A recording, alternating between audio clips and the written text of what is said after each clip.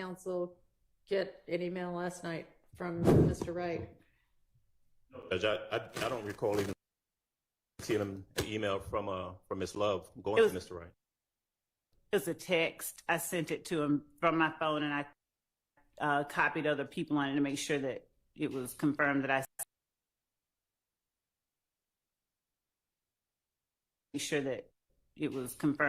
sent it. But what I asked him to do was, oh God, I forgot that the court reporter was here. That is my fault. She told me that. Okay, let's start over. Ms. Love, I had asked if you had emails that you had found any more from Mr. Wright, and you were, and as well as whether there were any from the other attorneys for defendants who have already pled that you want to either share or have reviewed in camera. I have not yet located other, and to be fully candid, I only inquired as to Mr. Wright. Okay. I thought that I would be able to look at the others after we finished with Mr. Wright. I wanted to make sure I had all of those, but my email to him asked him to forward any correspondence between the two of us regarding this case. Anything related to prior iterations need to be turned over or reviewed in camera by the court. I've provided what I need to ensure that the emails that I have make up the entirety of our correspondence via email or text. Would you please provide those to me tonight? He said he did.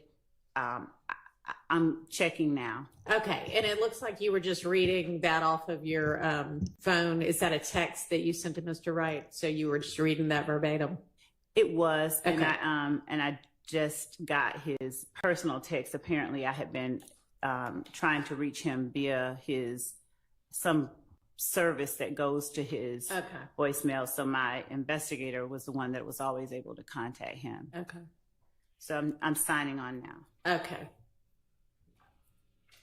And so he had said that he sent something out to everybody last night, but nobody seems to have received it. Just me. Just to you. He said his words were sent. That's what he said. Okay. Sent. But so I'm going to wait to see if there's any response, but because my understanding was that the court's instructions were that either Ms. Love or one of us was to email and copy everyone on that email so we could all be apprised of the conversations that's going on back and forth. That hasn't happened. That's correct. Judge, that Mr. Adams is correct. I do apologize for the informality. I am not 100%, and I was just trying to make sure that I got what the court requested. So I'll delegate to another person on another occasion to, do that. But I had my phone in my hand, and I was there, and I wanted to make sure that it got sent. And I'm looking at a Gmail thread that I'm going to try and send to everybody. It looks like this is something that Mr. Wright sent that I can't open in terms of the attachments. I'm just going to forward it. Okay. And then maybe you could write an email to Mr. Wright and copy everybody. Okay. And ask the same thing and ask him to respond to everybody? Yes, I sure will. Thank you. Which I think is what I asked be done yesterday. It is. Yes. Otherwise, I could have sent the email. As correct. Yes, I assumed it would be done the way that I instructed. Let me, while I'm thinking about it, Judge, let me say this also. There was reference made to whether or not Mr. Wright or anyone else responded with anything that would be right for an in-camera inspection. So it just occurs to me that on last week is when Mr. Wright was identified by the state as a potential witness. That's when they indicated they subpoenaed him. Right. At the time that he became a witness, any correspondences relevant, germane to his testimony would have needed to have been turned over. That would have been their obligation. And so we shouldn't have had to ask for what we asked for yesterday. They should have turned that over automatically once he became a known witness to them. They hadn't done that. And so, I don't know what. Okay, what I so can ask for to do was at this it point. was it Friday that he was identified as, that you put him under subpoena? Or Thursday, I can't remember. Truthfully, I can't remember. I did tell the court and him, I think on the same day, but I can't remember which day it was. But And then it was yesterday that you forwarded all of your correspondence to him. And then yesterday evening that we sorted out the idea that maybe his correspondence back to you should also be included. And I don't think there's anything that I needed to review in camera for Mr. Wright. I think you were just going to share everything, right? right, I am. That's all. That's what I'm doing. Okay. Please. With regard to the attorneys for the other defendants who have pled, co-defendants who have pled, as far as I know, those attorneys are not under subpoena or planning to be called by the state at this point, correct? No. Okay. No. So we're sort of in a different situation with regard to them. Yet I still believe, Your Honor, that we are entitled to get those emails if there's any Which is exculpatory why material. Miss Love can either share them fully or I can do an in-camera inspection. And Your Honor, for reasons that may or may not be apparent, I would prefer the in-camera inspection in terms of, I don't think that there is any circumstance that anybody said. Okay, we'll just get them Yes. gathered together and get them forwarded to the court, please. Thank you. Yes, Your Honor. And I'll make them a part of the record regardless. Yes, Your Honor. Yes, Your Honor. And once you send that email, I need everybody to approach for a matter that I want to discuss as a bench matter.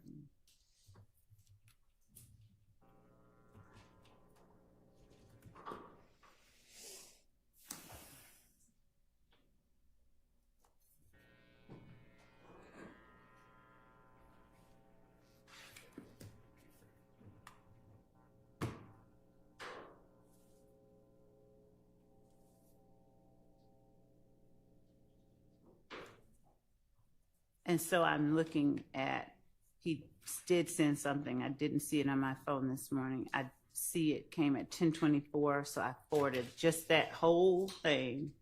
I haven't opened it. I don't know what's in it. And then he said, he also sent, here is an ancient one from 2015, not related to this, just showing I'm checking my entire email, and one I sent over the weekend.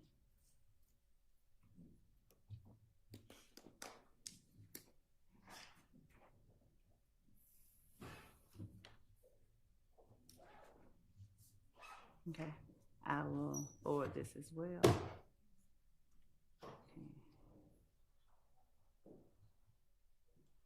Okay. All right, so I guess when you all get that, you can take a look and see whether you still want Miss Love to do everything by email as well, or whether whatever Mr. Wright sent back will suffice. And then next time, I really would like for you to follow the instructions that I give you, please. Okay.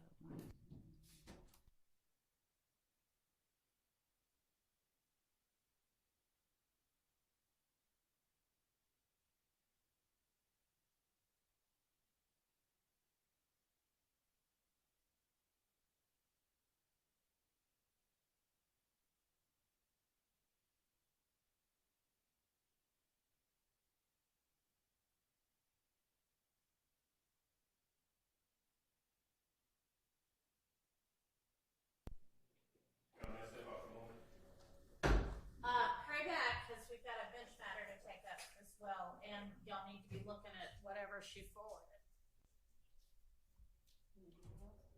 Good. Thanks.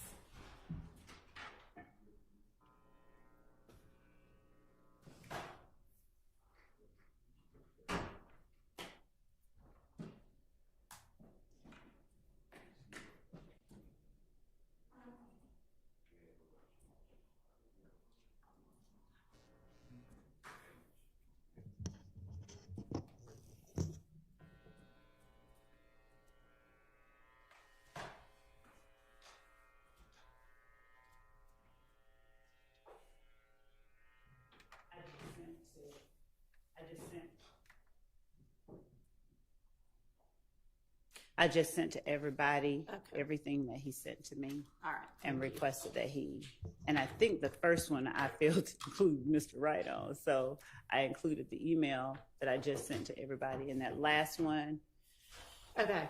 and when the court instructs, I will approach. All right. Well, I'll give everybody a few minutes to take a look at what just got forwarded.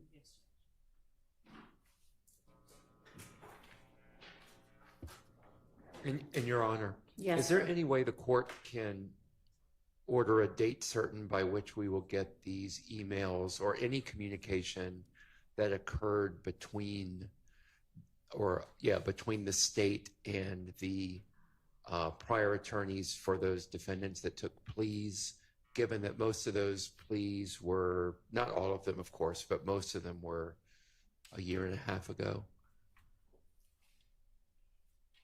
I'm not saying the end of this week, but if we could just get a date, Your Honor. Well, I don't know that you're going to get any of them. I mean, I'm going to take a look, and if there's anything, I don't have confidence that we're going to get any of them either, but if any exist that we should be provided with, if we could just have some type of a deadline, Your Honor. how long do you need to go through and find correspondence with the other attorneys? Since we're going to be in court tomorrow, I think I can go. What? We're going to be in court tomorrow. We're just not going to have the I see. jury tomorrow. That's what I said. Okay. Since we're going to be in court tomorrow, I apologize. I'm still not quite loud as I should be, but I'll give them to the court if the court will allow me till tomorrow at noon so that I can get them all to the court. That'll be fine. Thanks.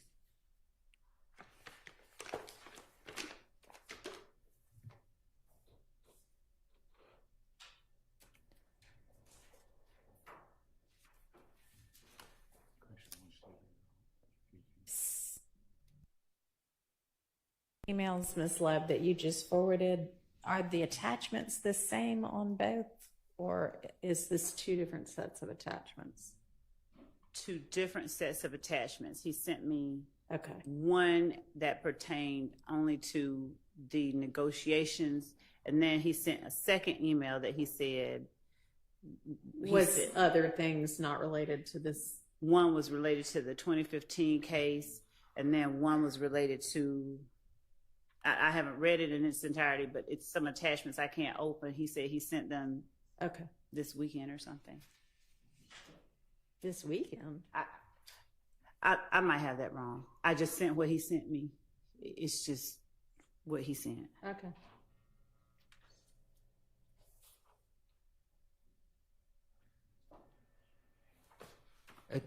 Your Honor, Mr. Wright appears to have sent some, well, I don't really know, but based on what's been forwarded, Mr. Wright appears to have sent perhaps a PDF that's more an image of the email, and which does not actually contain the attachments themselves.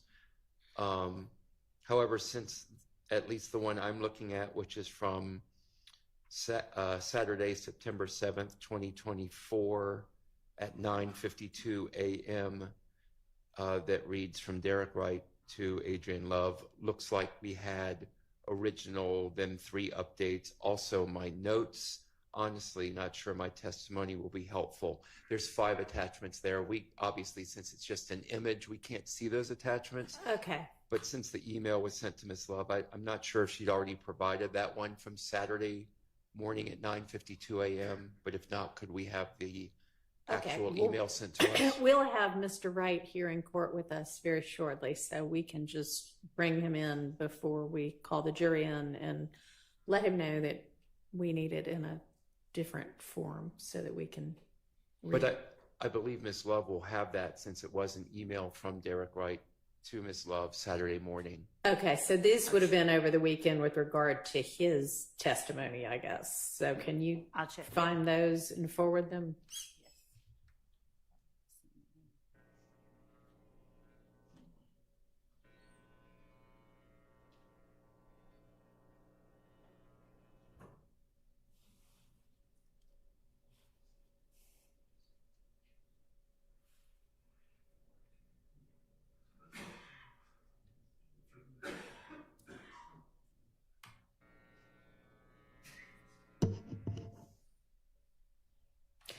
Yeah, so I see the email that you're talking about. It says, looks like we had original, then 3 updates. Also my notes, honestly, not sure my testimony will be helpful. Given that the attachments are sledge agreement updated, sledge agreement updated 2, and sledge agreement updated 3, I suspect that those are contained within what Ms. Love has already forwarded. Obviously, we don't have the notes yet, but I suspect you may be correct, but I would just like to confirm that by getting that original received I email. understand. Thank you, Your Honor.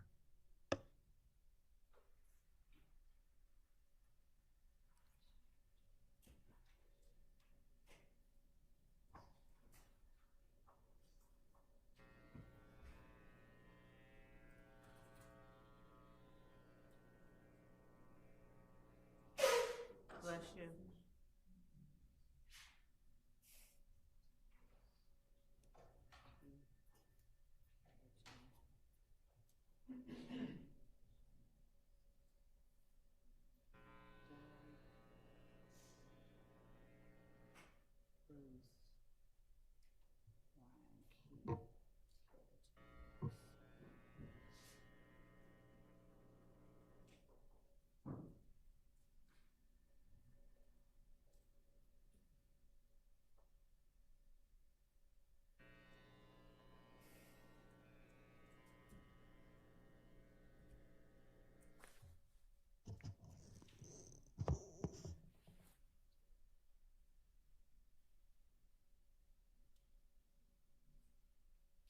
I just forwarded the one that he sent Saturday at some point at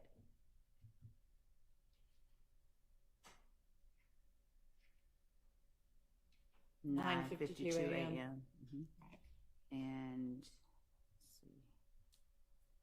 Thank you.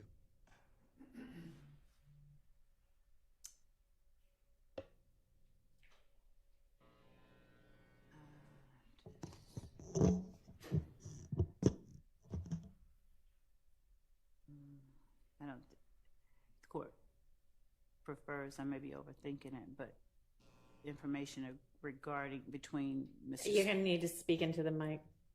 This court wish that I sent all communication, including that includes getting his client here. Everything, or just the stuff that relates to this? Why don't you just send everything? Yes.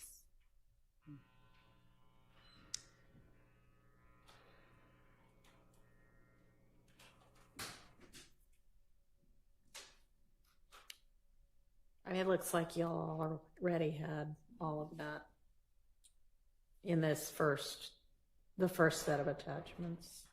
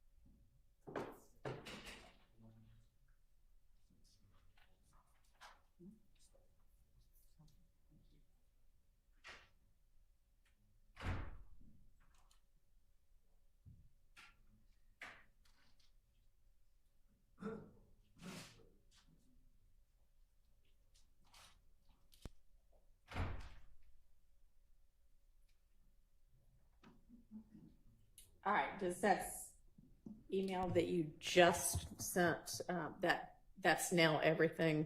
And those are basically just two conflict letters that Mr. Wright had forwarded. Will that be everything? I think so. I'm checking. Okay. I'm just checking.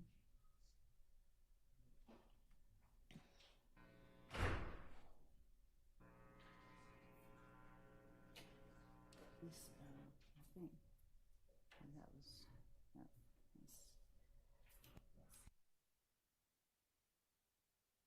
That was 2022 at 8:43 p.m. Right. I'm just looking at all of them. December 22, 22nd. That's 12/27, 22, 8:43 p.m. So I'm gonna need you to help me out here. So I'm gonna need you to help me out. Okay, I just need you to confirm.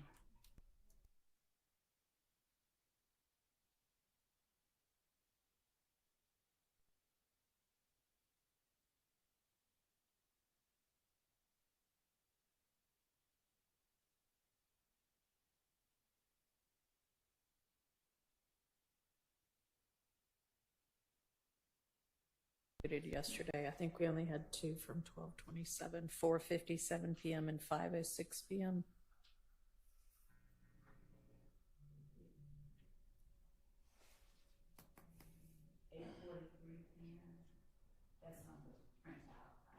Eight. Okay. Oh, okay. The ones that are the paper copy? Okay. Sorry. All right, then that ought to be everything. Can y'all approach for a moment?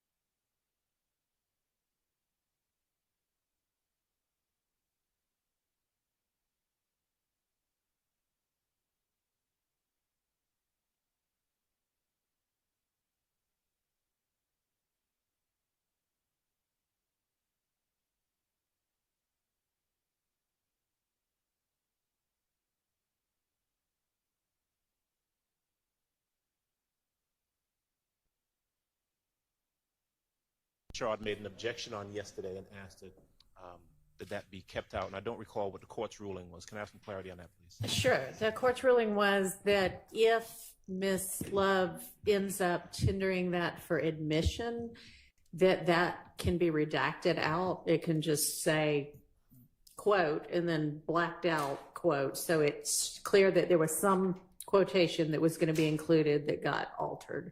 And asked if there were any other portions that y'all would like similarly redacted, and that was the only one I heard. But All right, thank you. you know, we'll, if you notice when they're being tendered, just let me know that, and we can handle that as well. Will do. Thank you. All right. So,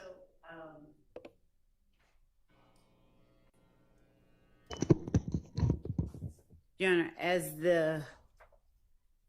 it relates to the correspondence to and from Mr. Wright and the state, I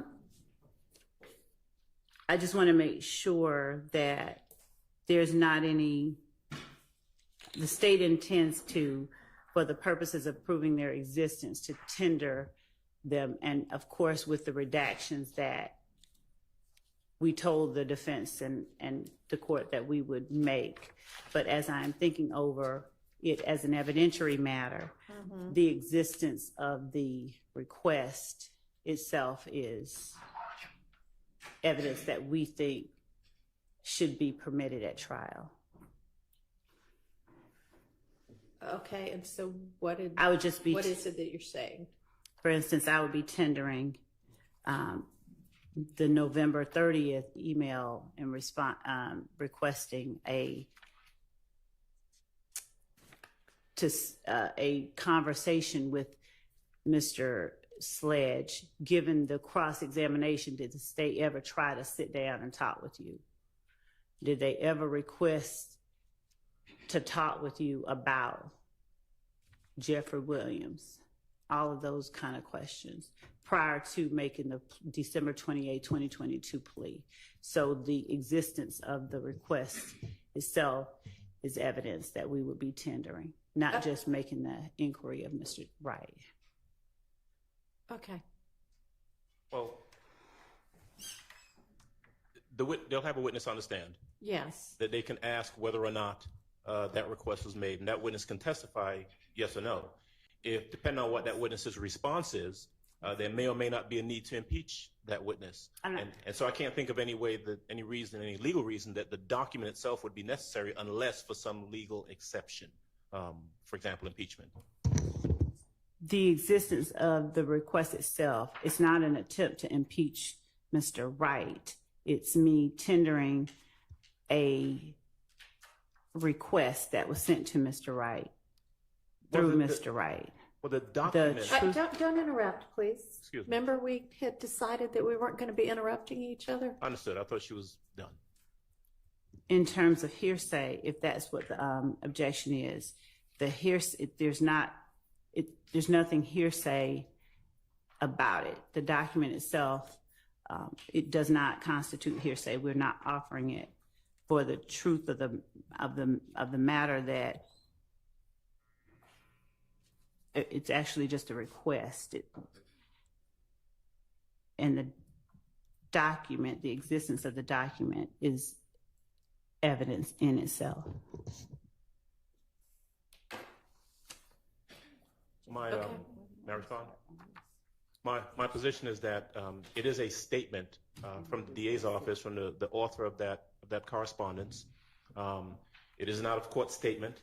It would be hearsay, but more importantly, it would not be necessary. The evidence that they're seeking to introduce is the fact that there was a request made or not for a meeting with the defendant. And if the witness can testify to that fact and it testifies affirmatively, then there is no need for the introduction of the actual document itself. Okay, but there's no evidentiary rule that says that if you can get the information in through the witness, you can't also offer a document that shows the same thing. But then what would be the purpose of them offering the document if they have the testimony? Further proof.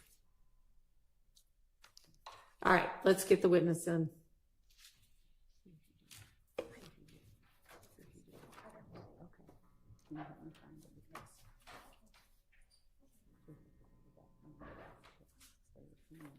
Over here. Jasmine. Over here. JB.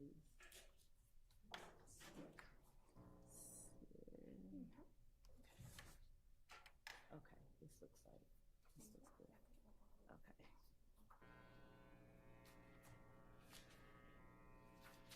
This is perfect. Okay, so we'll call. Okay. What is it? Oh.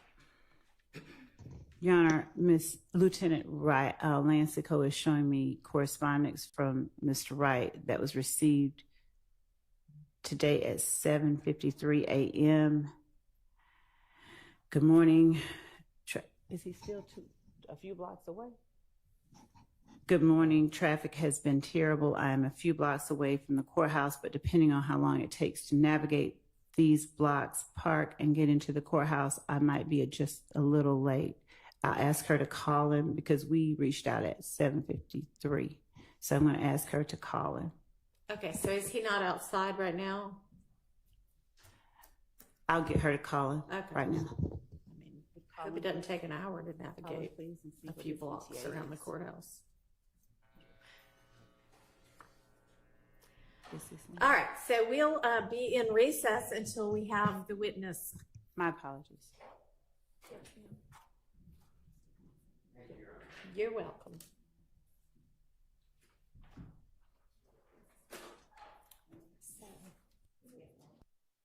He's here.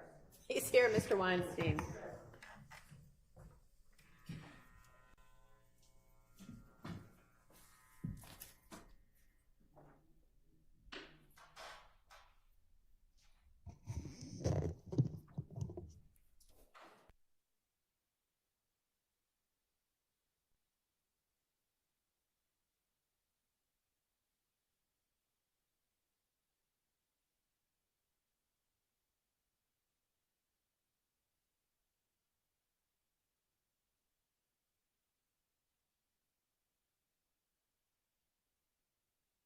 We're ready for the jury.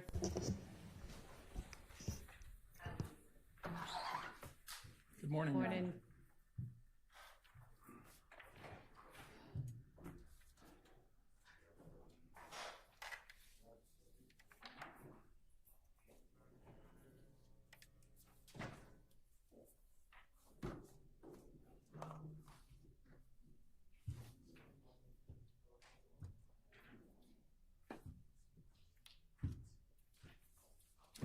I apologize for being a little late.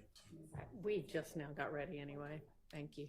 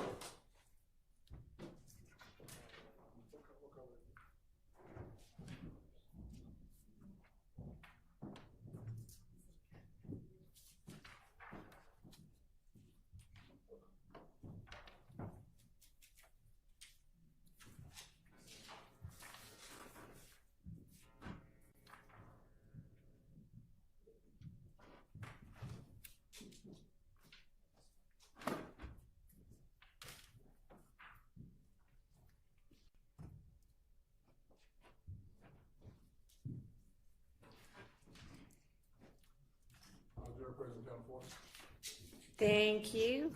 All right, everybody can be seated. And before we pick back up with Mr. Wright, let me just, while I'm thinking about it, I know there had been a couple of inquiries, I think maybe from the jury and from attorneys about what our plans were going to be for Election Day, November 5th. And My plan is to have court that day, and I'm going to have my assistant forward the list of early voting locations and times. It appears that Fulton County has early voting starting October 15th and running all the way through November 1st, and that includes Monday through Friday, Saturday and Sunday hours, and almost 45 different locations. And during early voting, you can vote at any of the early voting locations. It doesn't have to be your precinct. So anybody who wants to vote certainly is going to have plenty of opportunity to early vote. We will probably adjourn court a little bit early, maybe a few hours early on November 5th, but we're not going to take that entire day off. All right. Okay, Ms. Lev, go ahead and continue with your examination. Thank you, Your Honor. And good morning again, Mr. Wright. How are you? Good morning.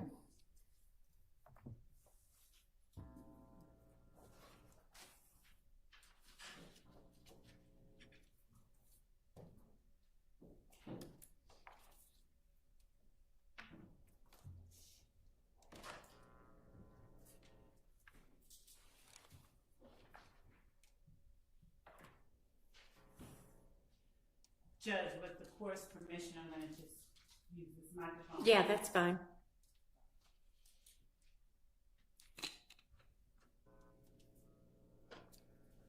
Mr. Wright. Never mind.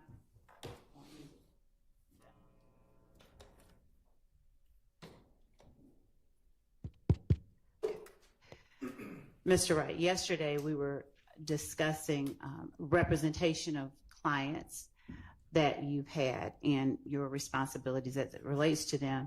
Would you tell the jury what it means to make an entry of appearance when you begin to represent a client in Fulton County Superior Court?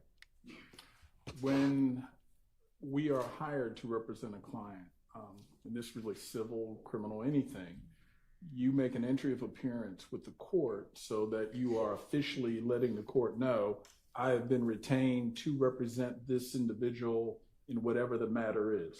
That entry will generally... I'm sorry, Mr. Wright. That's all right. I'm trying to get you some- That, I'll just sit back. That entry of appearance will identify the court, identify yourself, identify the client, and basically shows your role that you are officially in that case. Is it required that you make an entry of appearance anytime that you begin to represent a person in a criminal matter in Fulton County Superior Court? Yes. Okay. And once you make an entry of appearance, does that announce to the court, the state, and any other attorneys that are interested that you solely, along with whomever you designate, are the person that is representing that person? Essentially, yes. All right. And once you make an entry of appearance, are you bound to that person until you yourself just... Better question. Yeah. Once you make an entry of appearance, can you unilaterally decide, I'm tired of you, I'm gone, and do nothing else? Let me answer it in two ways. In terms of the court seeing you as the official representative or the authorized representative of that person, until you're released by the court, you remain that person's attorney as far as the court's concerned. Sometimes there may be a falling out or just a parting of ways between attorneys and clients prior to that. But until you get the court's approval on a motion to withdraw or substitution of counsel, but until you're released by the court, you remain that person's attorney. Would you tell the jury the steps that a criminal case, for instance, when you send in an entry of appearance or file an entry of appearance, is it always at the same place in a criminal proceeding, at the very beginning, middle, end? It really depends on when you're retained by the client or the client's family. Sometimes you can come in the very beginning, before a case is indicted. That's when you hear words like prelim or first appearance or things of that nature. Or much later on at indictment, where you have arraignments and other initial proceedings for indicted cases. Or sometimes you're hired much later in the process. The case may be on the trial calendar already. So it really varies with each case. When do you actually come on board? Do you recall the stage of trial or the stage of the criminal process for case 22 SC 183572, this particular case you're testifying in, or the predecessor indictment that this superseded? Do you recall the point at which you filed an entry of appearance for Antonio Sledge, the point in this case, not necessarily the date, just where the case had gotten to? I don't remember the exact date that I filed an entry of appearance, but I was involved in the case before it was indicted, meaning he was affected by this case long before indictment. So we had some initial things, a preliminary hearing, and things of that nature that we had to deal with. So I can't give you a date, but very early on, even well before the case was indicted, I was involved in the case. Okay. And when you say you were involved in the case, are you specifically referring to what ultimately turned out to be this indictment? Yes. All right.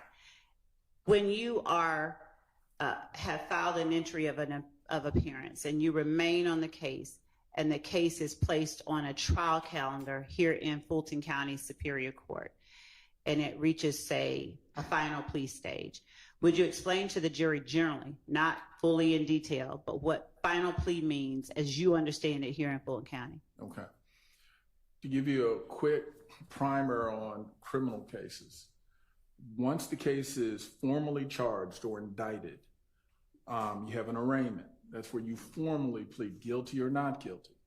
Then you have what we call sort of discovery. That's where the state provides what their evidence is. The defense, we file motions to suppress, motions for more discovery, motions for experts. I mean, a variety of stuff, but we're sort of developing the case to make sure we're getting everything out and sort of on the table. Then after that process has sufficiently occurred, where discovery is exchanged, certain motions may be filed, may be heard, eventually the court puts it on a final plea, which says, hey, all this stuff has been done. Have you come to a decision on what you're going to do? Do you want to proceed with trial, or do you want to resolve the case? And a final plea date is significant because there's generally two kinds of pleas. There's non-negotiated and negotiated.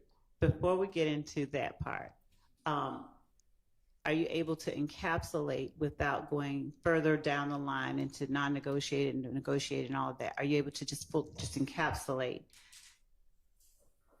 what that date is? In terms of what a final plea date? Yes. Well, final plea is your fish or cut bait date. All right. Okay. And on that fish or cut bait date, are your only options to enter a plea, go to trial, or do you also have the opportunity or ability to request something different than either going to trial or entering a plea? I would add a third. Take a plea, go to trial, or beg for a continuance. So sometimes you can get it, kick the can down a little bit and say, hey, we need more time. So one of those three, and it still brings you back to final plea date as either At a later time, though. Yeah, at possibly a later time. It's, are you going to take a plea or do you want to go to trial? All right. And are there any particular reasons that might guarantee you a continuance? Any particular of any sort? If there's a major issue with discovery, something that either hasn't been disclosed, sometimes a medical condition of the attorney, the client, something extraordinary generally. Some courts are a little stricter on holding that final plea date and holding our feet to the fire, and other courts are a little more flexible.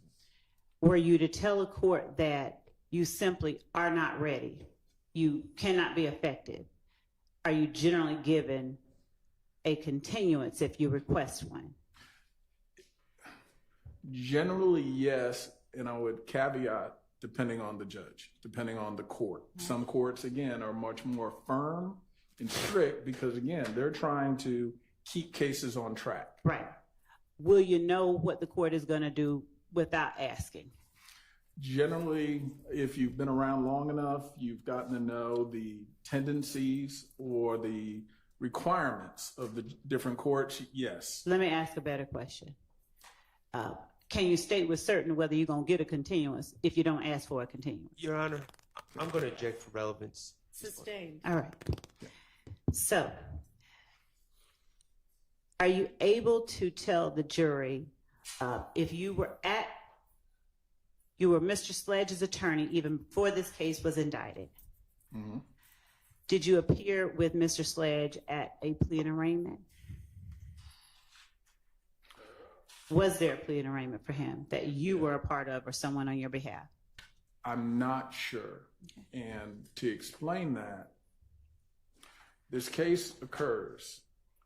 I have a heart attack in March of, 22. So from that March 22 and then heart surgery, I'm off the grid, out of practice essentially until December. So of 22. Okay. So I'm out of pocket for about 9 months.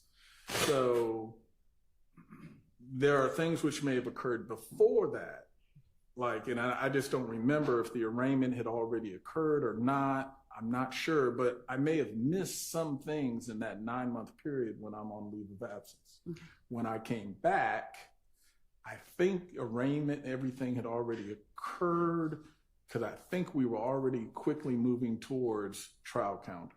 And were you already in conversation with the state during the time, even before you appeared back in court regarding this case and your client? Before December 28, 2022. I believe the sequence was in November. The state sent sort of a inquiry email, and I then contacted my client to firm up, hey, am I still your guy? Am I still your attorney? And are we going to be moving forward? And I think they also had to know, are you ready to come back? And who do you mean? Well, my client. And I also had to make sure that, hey, I've passed all the tests, I've done everything necessary to be able to resume my practice. Everything fell into place. I did come back, and by December, I think, was when I started to communicate that, yes, I'm still his attorney, and we started to move forward with different things. I'm showing you what has been marked as State's Exhibit 450 Yankee. Would you take a look at that? And Your Honor, it's the 450 Yankee you've identified previously. Thank you. Without reading it out loud, rather, would you please look at it and tell me if you recognize the document that I have placed before you that is labeled 450 Yankee? I do. All right. How do you recognize it? This was an email that was sent to me, like I said, in November. And it was, when we receive a letter of this nature, it's sort of an inquiry. Without getting into all of the details, is that an email that I sent to you on November 30th? Yes. All right. Is there an attachment to the email that is also a part of State's Exhibit 450 Yankee? Yes. All right. And did that attachment also make its way to you in that email on November 30th? Yes. Is that a fair and accurate copy of both the email and the attachment that you received from the state on November 30th, 2022? Yes. Your Honor, the state tender states 450 Yankee is evidence. It's admitted. Mr. Wright, would you please read the body of the email itself? And by the body, I'm talking about, yes. Okay. Good afternoon, Attorney Wright. It's always good speaking with you. In the event that your client wishes to speak with the state in this case, I've attached a standard proffer letter for your consideration. Please let me know if you can provide any further assistance. Adrian.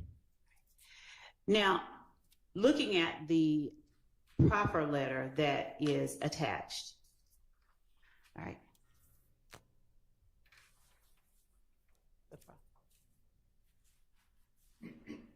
With the court's permission, I'd like to publish the proffer letter. It's a blank proffer letter, but it's a... You may. Thank you.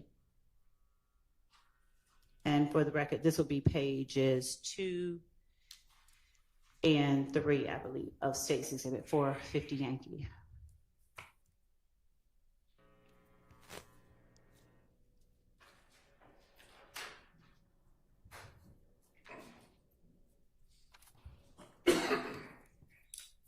Are we signing in to Zoom? Okay. Everybody has it. You should be now. Thank you. While we are pulling that up, with a simple yes or no, is a proffer letter the same thing as a plea agreement? No. All right. And is that distinction made within the proffer letter that you received? The general language distinguishes between, Scroll up to the first or paragraph. at least makes it clear that this is not in itself a plea agreement. This is really just an agreement to start having conversation between the state and the client.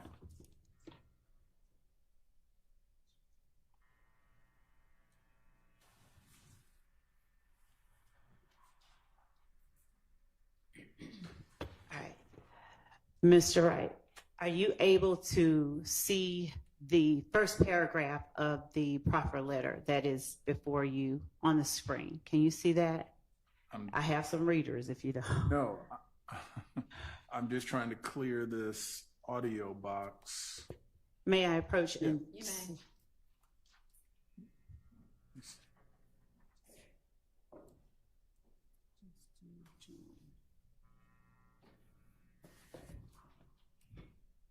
Okay. Is that better? Yeah, Okay. Are you now able to see it? I am. All right. I don't want you to read the entire document that's in evidence, but would you please read into the record just that first paragraph, starting with Dear Mr. Sledge? Okay. If I just read off the letter itself. That is fine. Okay. Dear Mr. Sledge, the Office of the Fulton County District Attorney, Atlanta Judicial Circuit, has been informed that you may wish to make a proffer for the purpose of providing information that you may have regarding the individual or individuals involved in the enterprise Young Slime Life hereinafter YSL, or otherwise have information regarding your own involvement. This is not a cooperation agreement or a plea agreement. The following terms will govern any proffer session with you. Okay. Now, without going into each of the terms, was a requirement of the proffer agreement, and starting with this particular one, that Mr. Sledge actually sit down and have a conversation with you present, along with an investigator with the district attorney's office and a prosecutor from the district attorney's office. Yes. All right. And based on the request made on November 30th, 2022 to you, was Mr. Sledge's complete truthfulness and candor material conditions required in this proffer? Yes. All right. Did the proffer letter inform Mr. Sledge that if he knowingly withheld material information or willfully made false or misleading statements during the proffer, any statement made or other information provided during the proffer could be used against him in a subsequent proceeding against him for perjury, obstruction of justice, or making false statements to law enforcement? The letter does give that notice. Okay.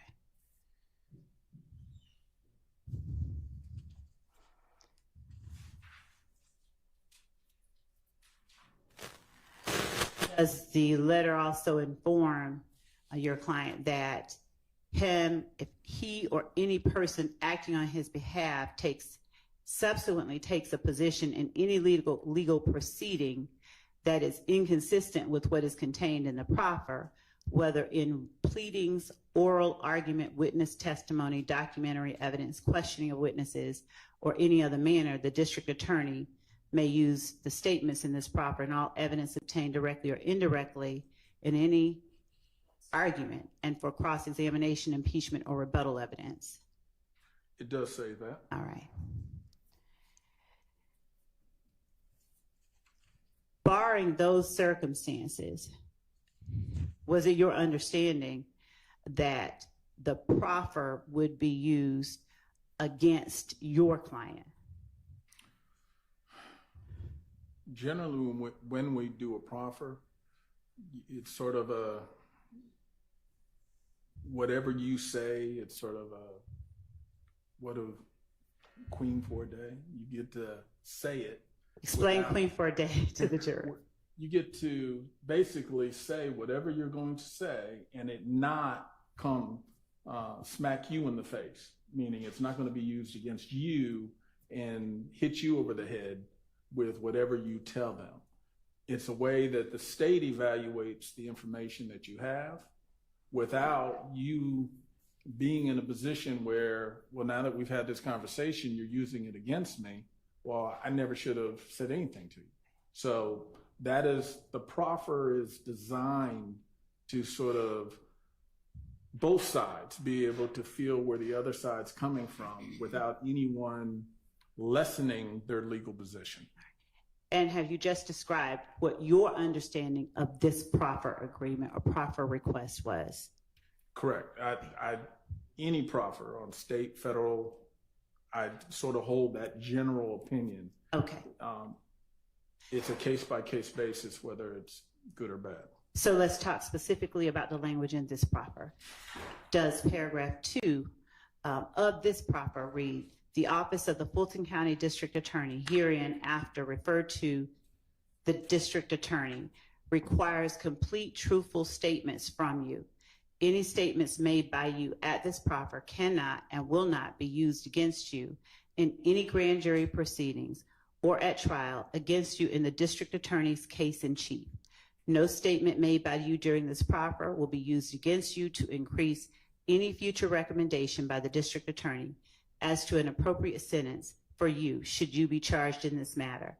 However, this agreement does not apply to any previous statements you made to law enforcement officers.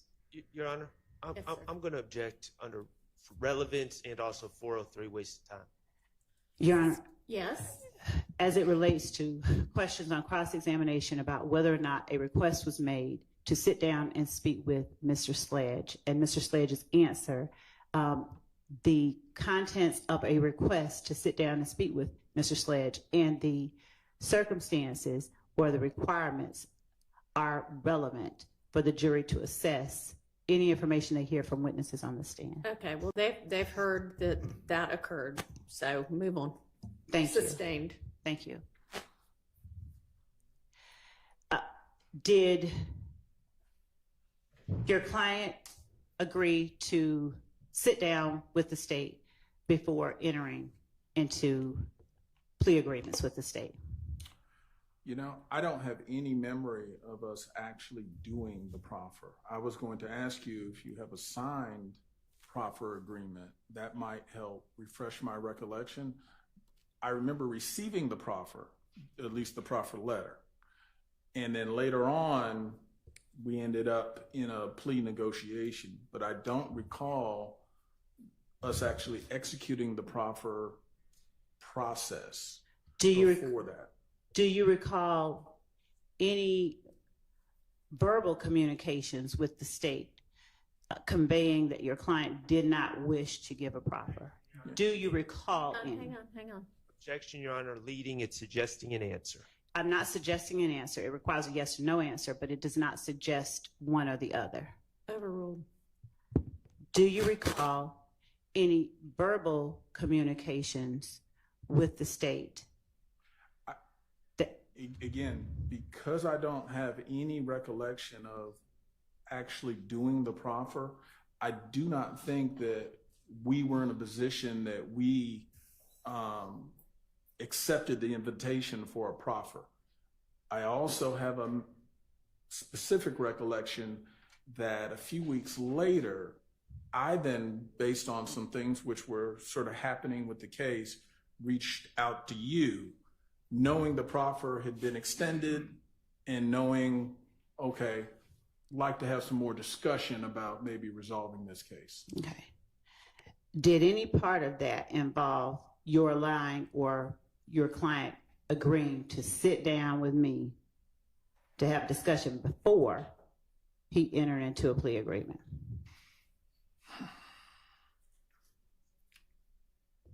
I just don't have a memory of having a conversation with you prior to the plea. So at this point, I would say I just don't recall that. If it did occur, if you can refresh my recollection, but I don't recall there being a meeting between y'all. If your client wanted to meet with the state, would you have arranged it? Well, yeah, we certainly, if my client had expressed an interest, then I would, of course, it'd be my duty to follow up on that. And would you have, based on your practice, would you have sent that via email? How would you have conveyed? It may have been a phone call, but more than likely I would have emailed, so I would have had something in writing to confirm it.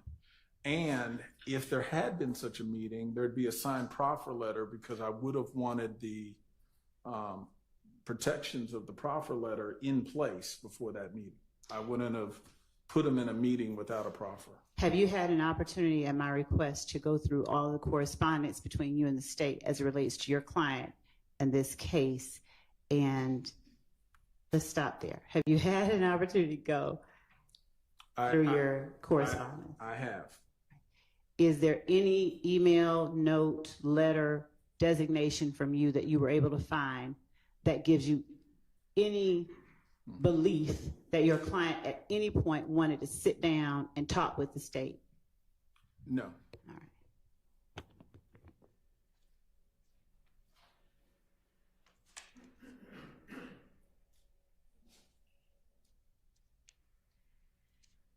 I'm going to show you what, in Your Honor, we will, pursuant to conversations outside the presence of the jury, modify 460 as necessary, but as I'm going to show defense counsel 460, I would like to approach the witness after they've had an opportunity to look at 460. Okay. Is 460Y? 460 Yankee. Thank you, Judge.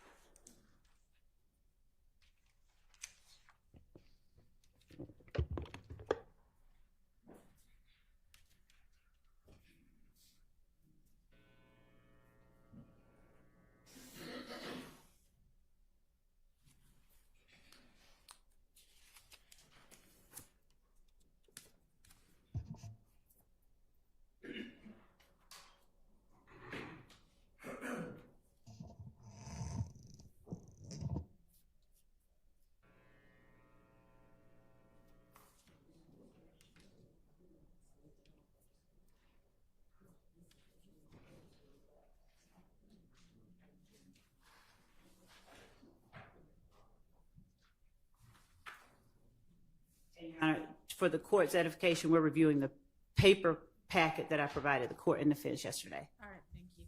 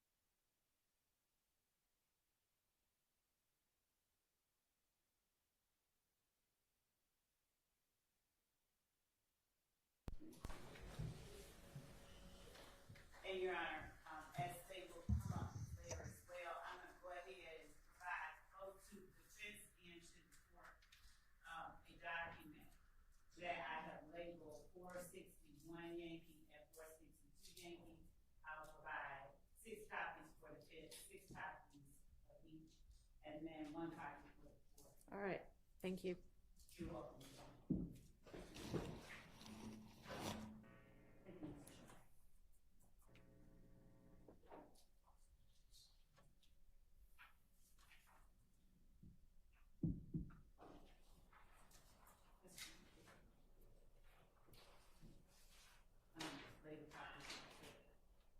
Thanks.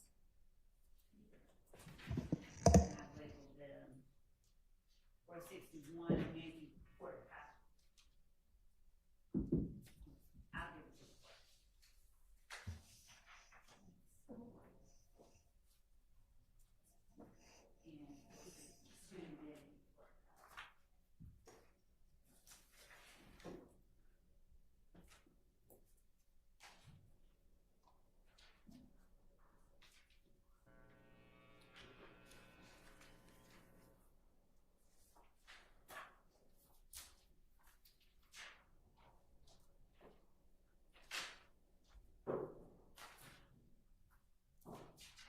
Permission to approach the witness with 460 Yankee. Without reading out loud anything that's on 460 Yankee, do you recognize correspondence from you to the state contained in 460 Yankee?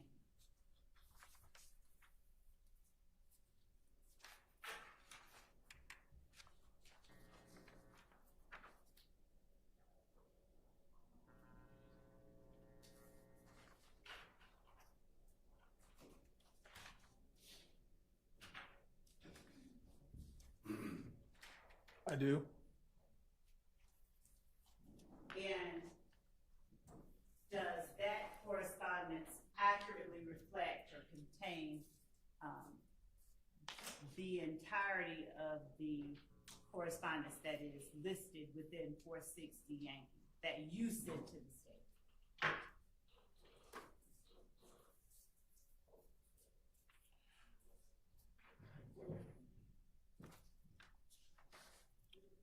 I believe so, yes.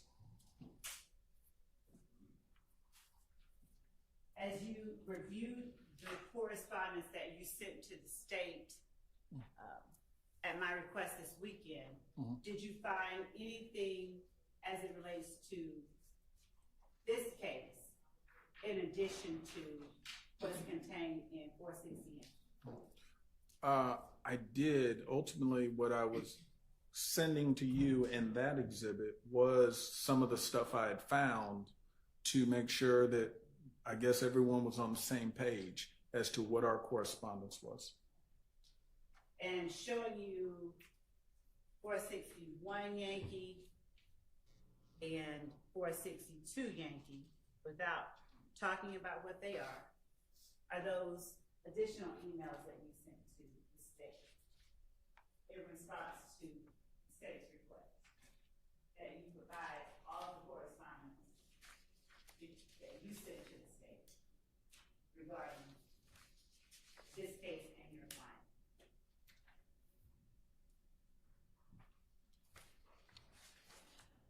Yes, this does look like an email that I sent, which was a compilation, same kind of thing, sending you old emails regarding this case.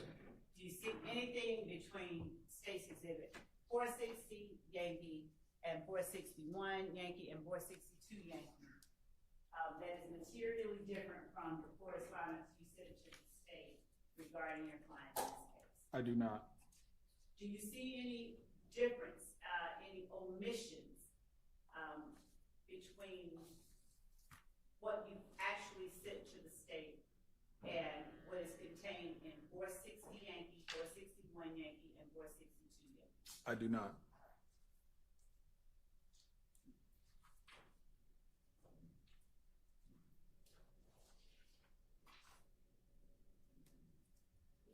Your Honor, I'm placing witness Winfrey 450, which has been admitted. I'm now going to ask you if you would take a look at 451 Yankee, Your Honor, and this has already been labeled in, provided to the court and to counsel for the defense. Would you just take a look at 451 Yankee?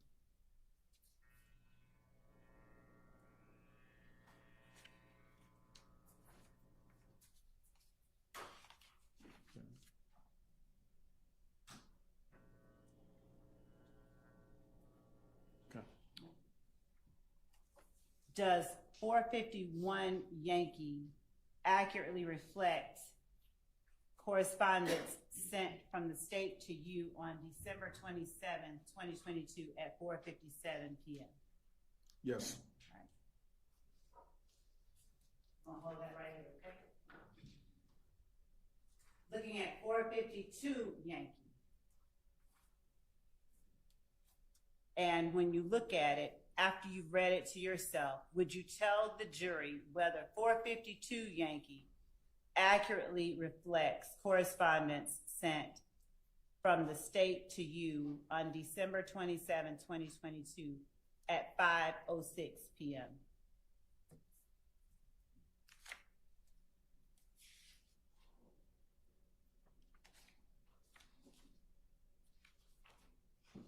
It does. You see any material alterations? I do not.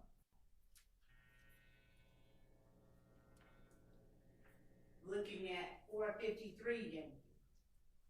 Does 453 Yankee accurately reflect correspondence sent from the state to you on December 28th, that's Wednesday, December 28th, 2022 at 1:45 p.m. and that's 453 Yankee?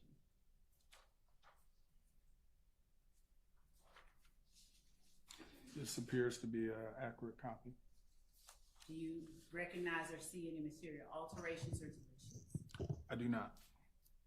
Showing you 454 Yankee. Does 454 Yankee accurately reflect correspondence sent from the state to you on Wednesday, December 28, 2022 at 1:46 p.m.?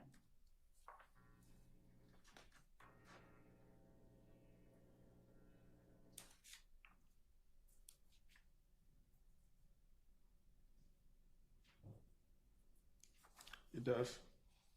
Showing you states 455 Yankee. Does 455 Yankee accurately reflect correspondence sent from the state to you Wednesday, December 28, 2022 at 1:54 p.m.?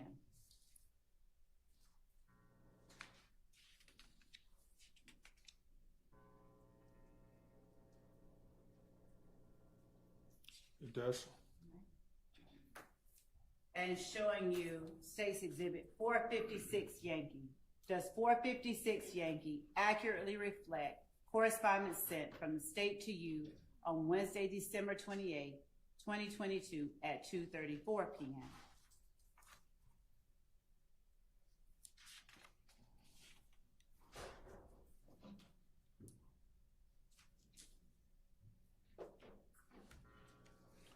It does.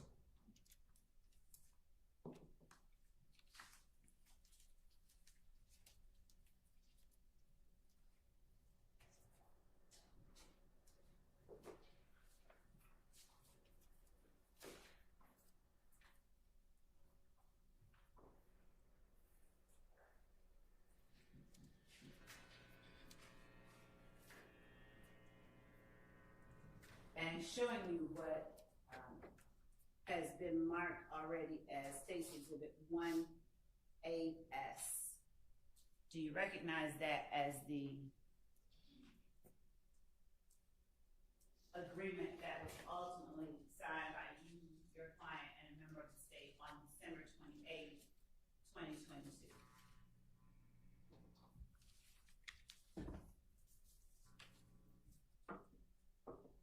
Yes. And looking at State's Exhibit 444 Yankee, is that an identical version of 1AS?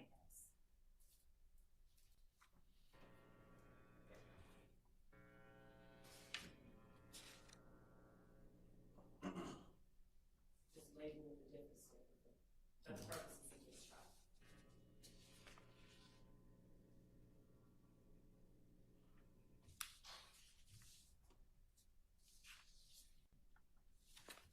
It appears so.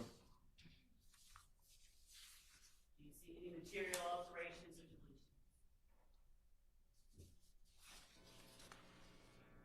No.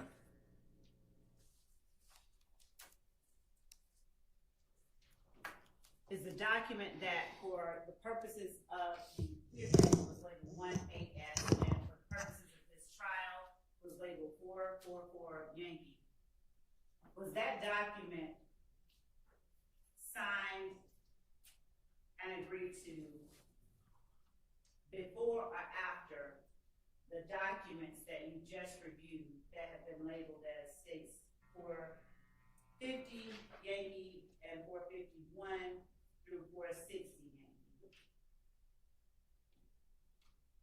I'm sort of lost. Your question is, were the last two signed No. after receiving the other ones? That's why I'm not sure of your question. Thank you for that. All right. Are you agreeing that the Yes. I'm gonna object 403, waste time, 401. Your Honor, I believe that. Overruled. Are we, your testimony is that 444 Yankee and 18S are the exact same document, so I can just use one? Correct. All right. So the document that is 18S, was that signed after State's Exhibit 450 Yankee was transmitted to you? Oh, let's not do them individually. Just ask the question again and maybe he'll understand it the next time. It's just a time Let's try sequence, right? It was. Okay. So, my question to you is, the document that is labeled 18S, was that signed and agreed to before or before any of these documents that you just reviewed were transmitted? That's my question. Okay. Let me answer it this way, because I want to make sure I'm on the same page. How about asking for the clarification you need? The How about let him answer and maybe he'll be able to Yeah. answer what it is that you're trying to get at anyway. The documents you've been showing me were all drafts of the plea agreement that were works in progress as we were proceeding. The first couple were the day before the plea. That's why they're in the evening. Then when we showed up to court that next day, while I think the format was y'all were in a conference room, I was in the back and shuffling back and forth, but you would email me and that way I would go over the different versions with my client. But what you just showed me were different versions which were evolving as we were getting closer to a plea agreement that we would execute and sign. The signed one, which is this 1AS, was the final version that ultimately got executed, that he signed, and you could see, I guess, with Judge Glanville when we did the plea, that was the one executed. Ultimately, I have some concerns, but I'm acknowledging this is what we signed. This is what we ultimately did for the plea agreement, and the other renditions or iterations were showing the progress going from point A where we had no agreement to expressing what our concerns were to getting an agreement hammered out. So all those were before this one. Thank you. That was the only question. Thank you. Okay.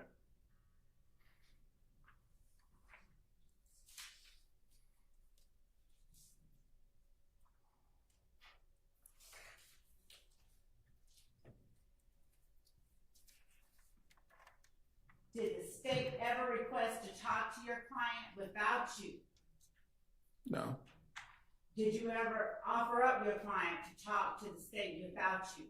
no, Was the only way that the state communicated with your client through you? correct. Either through me or with me present, but not by himself.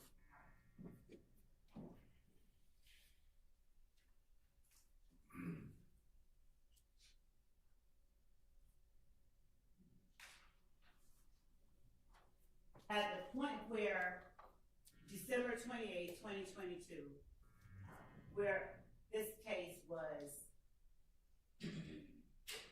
soon to begin trial, Were there options that you had in terms of going to trial, taking a plea, or asking for a continuance?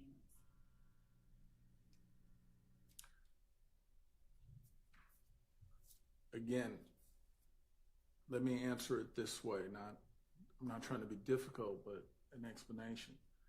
Legally, yes, we had options. We could go to trial or we could take a plea. Those things all in the very mundane, simplistic way, yes. But then as a practical way, my client didn't have the resources where he could hire me to conduct a year-plus trial. So those resources weren't there. So he also expressed other concerns he had unrelated to the trial. So you'd have to ask him as to what was going through his mind. But there are a lot of different factors that go into that. It's just not a simple yes, no. But yes, did we have different legal options he could choose? Yes. But why he made the choices he made, that's something you'd have to ask Mr. Sledge. All right. And were you, is it safe to say in here during the time that questions of those sorts were put upon Mr. Sledge? Yes. All right. And when you spoke about your client not having the resources to conduct a year-plus trial, did you ask to withdraw from the case at that point? I did not. Ultimately, whether or not I would ask to withdraw and remove myself so he could either try to get appointed counsel or get new counsel, that would come after he makes a decision of what choice does he make among his different choices. Because he chose to go forward with the plea, then we never reach the issue of that. And did you ask for a continuance at that point? We did not.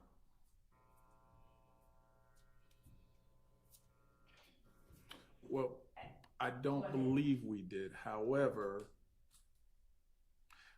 I think I had been fully cleared to conduct trials, but I just want to say it might have been, it was right around that time frame. In fact, I think I had just finished a jury trial. So I think I was already cleared. So no, let me go back. We did not ask for a continuance. And did you convey to the state certain things that your client simply would not, could not agree to as it relates to some versions of iterations of the plea agreement? Yes, we.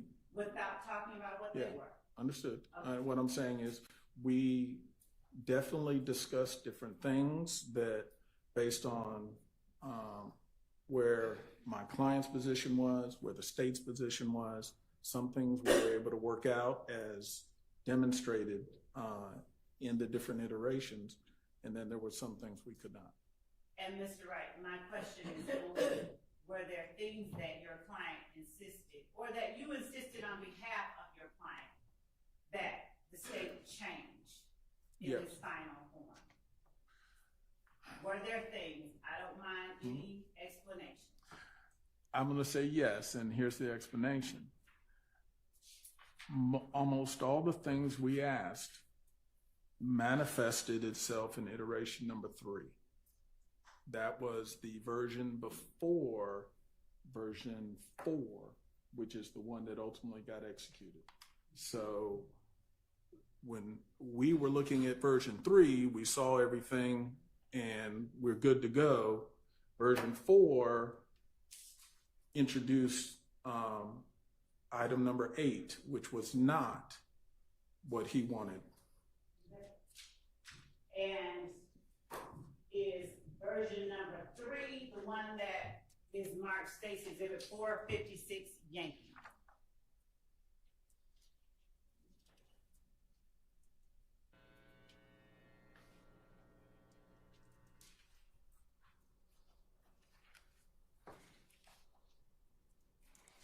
And Could you I? want AS.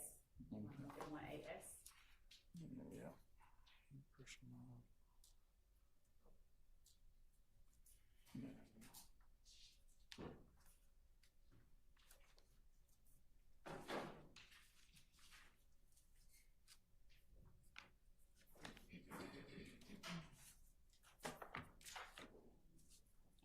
No, this is not.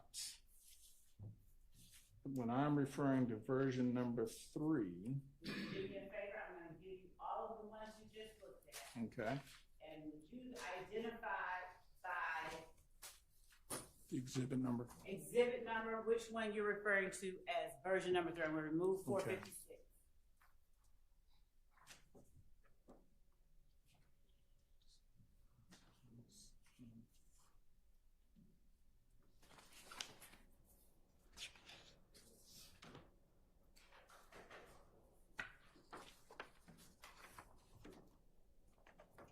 Your Honor, excuse me. Before the witness answers that question, do you mind if Mr. Shaw and I step up and take a look at the exhibits? We'll just now show that we have. Sure, that's fine. Which one would the court like for me to give to, give those to all? Your Honor, may I please remove them from Mr. Wright's possession? Let them confirm that these are the ones that they were given yesterday? Yes, and then give them back, yes. Thank you. And if they have the ones. I they think can it's compare. more which one is which. Okay. I did name them on the. I know, but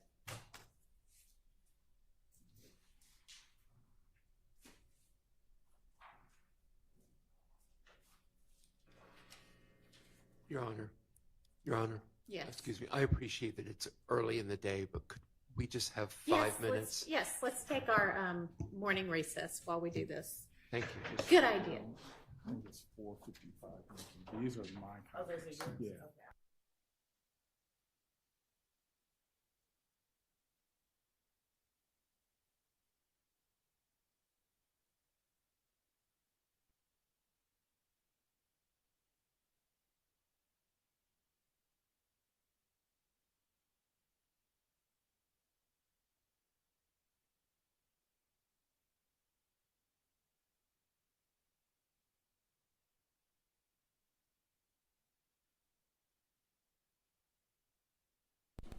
And Your Honor, just so that the records are clear, if anyone from counsel from the defense could just bring the ones that they had up from yesterday, they could compare it, because I gave the numbers.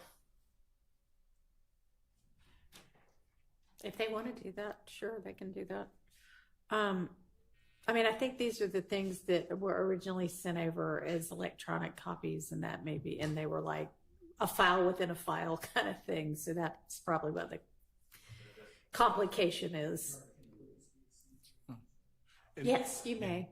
Your Honor. Yeah, and we're going to take a, yes. I was going to, because they're going through the documents, and I shared with counsel for the state when she came up, the document I believe I was looking for is 455 Yankee. Okay. But I'll confirm it when I get them back. But that's the one that I think is the one that I'm looking for. Okay, well, you'll get them back and we'll do that in front of the jury. Yes, Judge. I mean, you can certainly look through them, not in front of the jury, but we'll confirm whichever one it is once we've got the jury back. Okay, so we'll take like 15 minutes so that y'all can take a look and everybody who needs to can use the restroom. Yes, sir. Another issue that one of the lawyers indicated that they were going to be speaking about. May I ask if it pertains to these documents and this witness or something? I think it, up at the bench, I think it was not these documents necessarily. Oh, yes, it was. Got these documents, the business witness. Yeah. It should be somewhere within one of those documents. You are So are you going to tender those for admission, or are you just going to have the witness talk about them? At this point, not before I do the necessary redactions. I'm not going to tender anything. I'm going to ask him about these things right now. And as I said, I will not tender anything until I redact. Okay, but I think there's an issue with regard to what ought to be redacted. So we could, I don't mind. Why don't y'all just talk? And then if y'all come to agreement, great. If not, then we'll check it up. So, 10:30, I'll plan to come back. Okay. Okay. Thank you.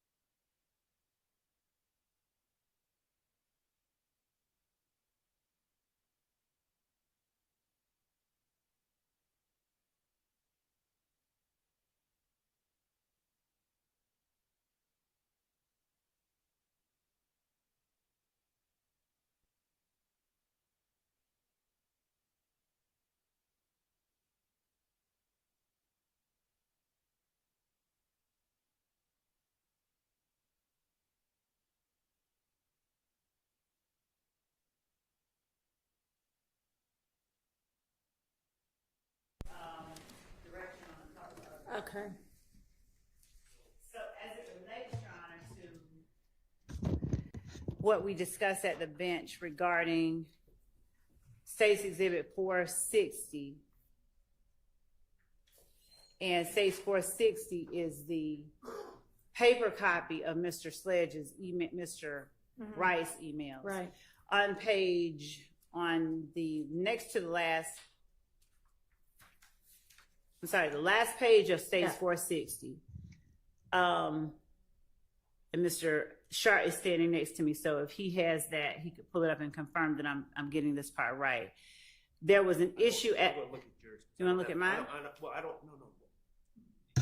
Continue. I was trying to interrupt. I don't have 460 printed out, so I'm just going to watch on. Okay, go ahead. Okay.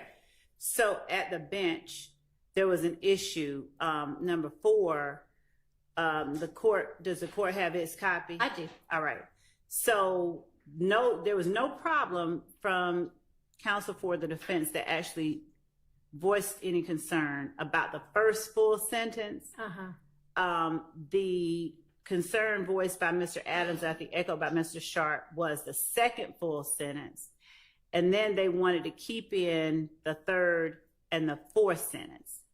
What I told them was that sentence, that number 4 was made in response to the email, and you can tell that from the time and date that it was sent. That was sent in response to the email that was sent to Mr. Wright, and that was dated December 27, 2022 at 5:06 p.m., which was State's 452 Yankee. The email that contains, and it may have been that we did include it twice. So Mr. Wright sent us an email on December 27, 2022 at 8:43 p.m. in response to the email that I sent to him that was subject Sledge Agreement Updated. And in that email, Mr. Wright enumerated 1 through 8 regarding factual acknowledgments. 452 is the email he was responding to that the state has sent. And number 4. Yeah. Yes. And so to the extent that the counsel for the defendants have all indicated during the break that they would like redacted from any prior iteration anything that was not included on the final State's 1AS, the final plea agreement, to the extent that number 4 on State's 452 Yankee gives context to that number 4 on State's 460, it would be necessary to be included to show that that was something that the state put on there that it believed to be true, that Mr. Sledge said no, and this was his response through his attorney. Okay, so I'm confused now. On the different iterations that lead up to the final agreement, I understand that one of them is this number 4 that the state was proposing that he say that he was saying that he, Sledge, had personal knowledge that YSL Associates were planning to murder Donovan Thomas Jr. And that is not ultimately what number 4 said. But are you saying that in response, are you saying that the defense wants redacted the earlier version of number 4? Yes. Your Honor. Yes. Okay. I think we're going way down a rabbit hole here. The state seems to me, we don't need anything redacted if it's not being admitted into evidence. Well, I think it is going to be admitted, or at least tendered for admission into evidence. And the reason that it is at issue is because Mr. Sledge said there were things that I absolutely wanted changed that didn't get changed. And this establishes that there were very material things that would have been beneficial to the state that got changed because Mr. Wright and Mr. Sledge requested that they be changed. So I understand why that is relevant. I mean, if these are going to come in, I would certainly think that we need an instruction that they're not to take any of this as factual because it's not in fact what he ended up agreeing to. I agree. Yes. Well, can I just Yeah. some things? Okay. Okay. First of all, I agree that Mr. Sledge said that. I also know that Mr. Wright and actually Mr. Sledge acknowledged that some things were changed, some things were not changed. Mhm. So no one is claiming that nothing was changed. Okay? That's first. But secondly, I want Your Honor to understand, and I sought clarity from the state because I don't work for the state. I was not communicating with Mr. Sledge back then. These initial factual acknowledgments were in no way based on anything Mr. Sledge ever said to the state. The state came up with these factual acknowledgments from a review of the discovery and proposed these. So Right. the genesis of these is purely divorced from anything Mr. Sledge stated. Okay? It's not, there's nothing that Mr. Sledge said, okay, this is my story, and then the state came up with these factual acknowledgments, and then Mr. Sledge was like, oh, well, you don't have that quite right. This is what the truth is. These were drafted by the state from looking at the discovery. Okay. So I would ask if we're going to let in basically incorrect information that Mr. Sledge has never agreed to, and we're going to expose the jury to this, I think we need to be a little stronger with the instructions and say these were drafted by the state and not based on anything Mr. Sledge said. Because I've been doing this for a while. All right. I get your point. I get your point. And y'all, this is why I had us come a half an hour early, is because 8:30 to 9 was when we were supposed to be figuring out what was coming in, etc. But so Miss Love, are you not in agreement with redacting things that didn't ultimately come into the final agreement? Correct, for the reasons that the court earlier alluded to, and also. All right, and you do realize that some of what might come in like this, if the version of number 4 comes in that is a proposal that YSL Associates were planning to murder Donovan Thomas Jr., that there are concerns with putting that type thing before the jury. Well, I do want to hear the court. I do want to understand fully the concerns that all of them that exist. And ordinarily, I would simply leave it at this. Yes, I know there are concerns, but in as much as Mr. Sharp has indicated that, well, his version of reality, mine differs slightly, and I would not go so far as to characterize. I'm not going to give an instruction that says this is not based on anything. Okay. Well, can I just respond to that though? But if you're not going to give an instruction, Judge, I am going to give an instruction I understand. But if this even comes in. this is the problem. If this comes in, I think the jury would want to know, well, where did the starting point come from? And the only way we could bring it to the jury, because I didn't really know until this morning, to be honest, where the starting point was. It's always been a question of mine. How did these even get the first version? Where did it come from?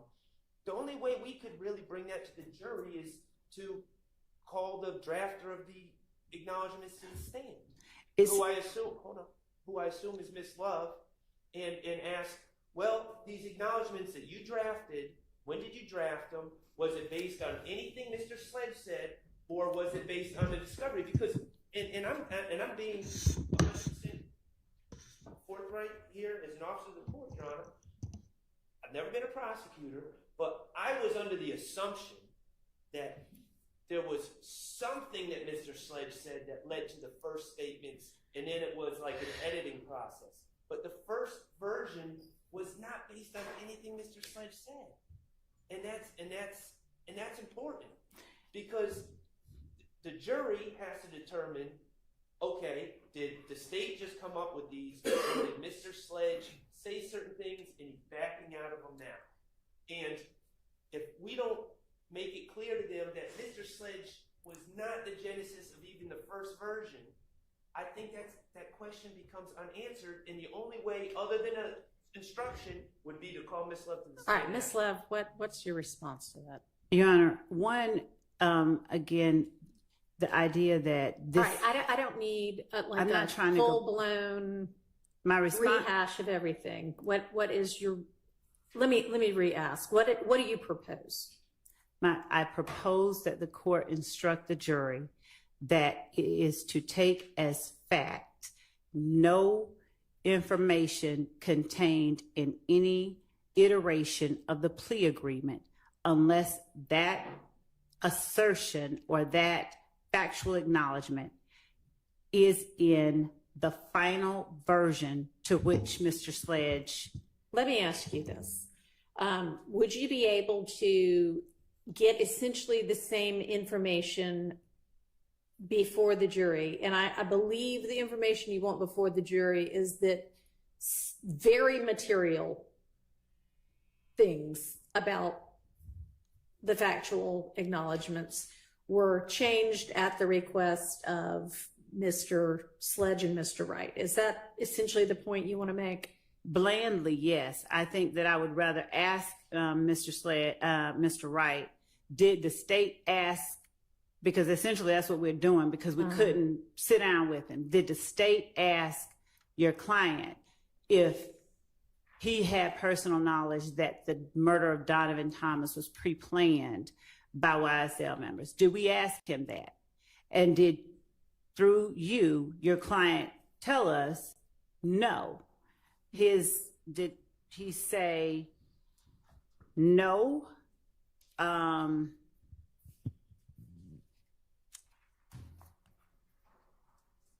He doesn't believe that the shooting was. He says he did not know. Right. He thinks it was not planned, but more impromptu, or at least very short or little planning. Right. So we don't need all of that. What's his basis for knowing that? I mean, that's part of their problem. That it was impromptu with little planning? Uh-huh. Well, because he was at the house with it. If we're talking state's theory, because Mr. Sledge still has not met with us, but if we're talking what we believe, is that everybody was talking about it. They were at the house. We have more than one witness who says at Defendant Williams' condo, they met up. And After it was the fact. Yes, after the fact. And they talked about it. They talked about catching. Okay. They could have talked about it and it never come out whether it was planned or not. And based on the conversations, this is what I have gathered, based on the conversations that Mr. Sledge was privy to, his understanding was that it was not pre-planned. And that is the reason when he says what he does, that he says it. So we're not trying to get into what he thinks. We'd be sufficient with, did we ask him that? Did he tell us no? Did we at first have something Okay, to that so I think effect that's a in lot that? safer way to go about it is, did we ask him that and did he say no? And did he And leave it at that and not follow up on, here's what he thought instead. I Okay. completely agree. But Okay, the well, part that's that not I what you think said a is minute ago. okay. So The part that go ahead.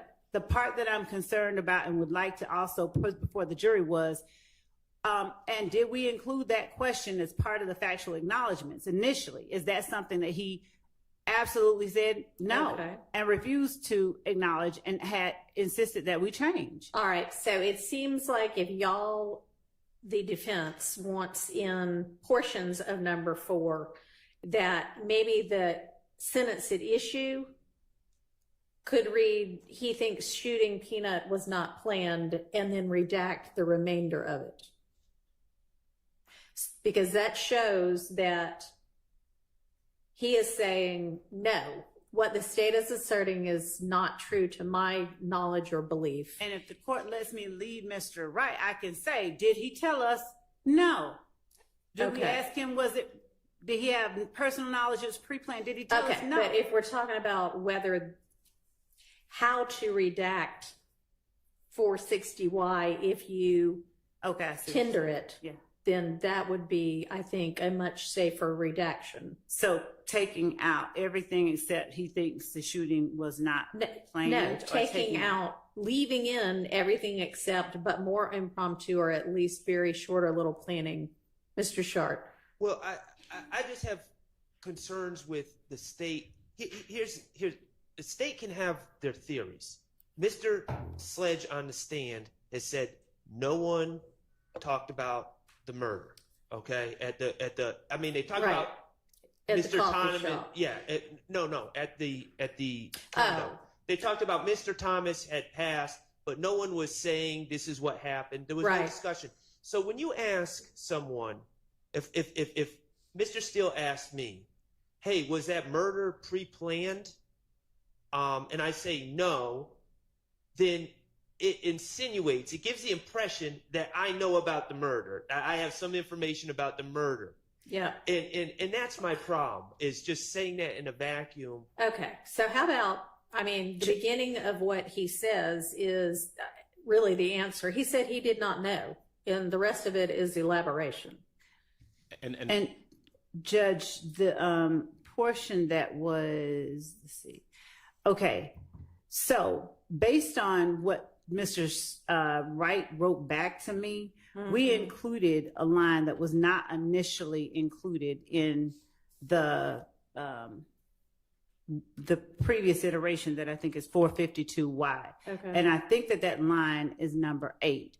And we drew the same exact conclusion number 8 of 1AS, number 8 of the document that did get admitted, which is that defendant personally knows that one or more YSL associates committed the murder on behalf of YSL. So based on the response that we got from Mr. Wright, from Mr. Sledge, that was what we concluded too. And that is why we put in here number 8, which is different, and it may not be in the prior iterations, but as we went back and forth, Okay. So, I mean, Judge. I think that it would be safer in terms of what gets put before the jury if you do this through question and answer with Mr. Wright. Would you be, I mean, you let me know whether you're going to insist on tendering, but. I'm certainly not going to do anything the court says don't do. Well, I'm not telling anybody how to and I know. try your case. That's not my job to do. Understood. I'm not going to tender it before the lunchtime hour, at which point, if there is an issue that we need to hash out or I need to say. Okay. But at this point, I am very much intending to handle this verbally with Mr. Wright on the stand, because I think it's something that I can do clean. All right. Is that going to be true with regard to also not tendering the different versions, just talking about them? Right now, yes. Okay. Yes, sir. Let me just point out that in regard, and just very briefly, because I don't want to, go back over everything we just discussed, but number 8, that's referenced by. You're going to have to give me some in number 8 on which. 1AS, the final iteration. All right. I don't even have that in front of me, but I know it is. I just, there's a lot of evidence in this case. It is. And I only have 2 screens. So Is give the me one, a second. To right, I get can it. orient the court if it helps. Just, if you'll just give me a second. Okay, that works too. All right. Go ahead. So 1AS, section 8 Yes. is the portion that Ms. Love just referred to, where she says that we made changes to the document based on what Mr. Wright said back to us, and so we came up with 8. Right. Defendant personally knows. Well, if the court recalls, that is what they asked Mr. Sledge about when he was on the stand, and he specifically disavowed it. He said, no, that's not accurate. That's not true. And so if we go back to what we talked about earlier this morning at the bench, my simple request was just that, and I think we may have reached there. I kind of got lost a second ago. Is that in regards to them sending this iteration and Mr. Wright sending back the response that shows up in number 4, right? Number 4, where he says he said he did not know. That's the answer to the question. And I think that's where the court ended up. That's the only. No, where the court ended up, and we talked about that yesterday, was the he said he did not know was to the version that the state had proposed that said this was planned beforehand. And the answer was he doesn't know that. Right, but what we discussed at the bench earlier, and the reason we asked for this portion, for that sentence, the sentences reads, he thinks shooting Peanut was not planned but more impromptu or at least very short or little planning, is because that is speculation. That's his opinion. The fact, and you agreed earlier that yes, part should come with out. regard to whether it was planned or not, that's a separate issue from whether he knows personally that it was done by a member of YSL. But maybe I'm just not understanding, because I took the court's previous ruling and I thought that they were going to redact. As a matter of fact, they agreed that they were going to redact that particular sentence. That's the only thing that we objected to, because that our position was simply opinion. It was speculation. The fact that it came from Mr. Wright doesn't make it any less speculation as to him trying to explain why his client thinks that. But we asked that be kept out. The court agreed, and we thought that that part was not going to be read to the jury or presented to the jury. I don't think that part has changed. It was the email, but that's what we discussed, because we were discussing whether or not these correspondences, including the emails, were going to be presented as evidence. The state said, well, we don't know, we might, we may, and our position was that, well, if this gets presented, we don't want that line should be redacted, just like the other line where they proposed the line about What he had said. Right. Yeah.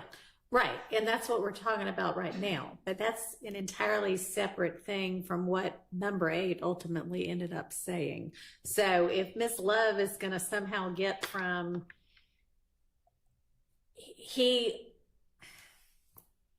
whatever it was he said, hang on. Number 4, Ms. Rice email. If she thinks she can get from it was pre-planned, no, he didn't know that, he couldn't say that, to somehow that answer being the basis for putting in he personally knew somebody did it. I mean, I don't know how she's going to get from one to the other, but obviously that is what they ultimately decided was okay to sign, and y'all can cross-examine Mr. Wright on that. Your Honor, I'd also point out that how we got where with any of these assertions is not relevant or pertinent to whether or not the defendant, it does not make more or less likely whether the defendants did or did not do anything here. So how we got to any of these, in my opinion, is not relevant. Well, Ms. Love, you're the one that's putting them all into issue right now. I'm putting them into issue to impeach what Mr. Sledge said regarding his regarding whether his. Okay, so I think that you can ask a few more questions that establish that, yeah, there were very material alterations made from what it started to what it ended up with. And they were made at the request of Mr. Sledge. But frankly, you even have Mr. Wright on the stand saying, but there were other things that the state wouldn't change. So how you deal with that is up to you. But since I want him to put in front of the jury everything that he recalls as being true, I don't care about the truth getting in front of the jury. I am talking about this idea that the state. Well, the easiest way to do that is, so what was it that you wanted changed that didn't get changed? Right. And then why is it that well, that would be speculative, but I just said I wasn't going to tell y'all how to try your case, but okay.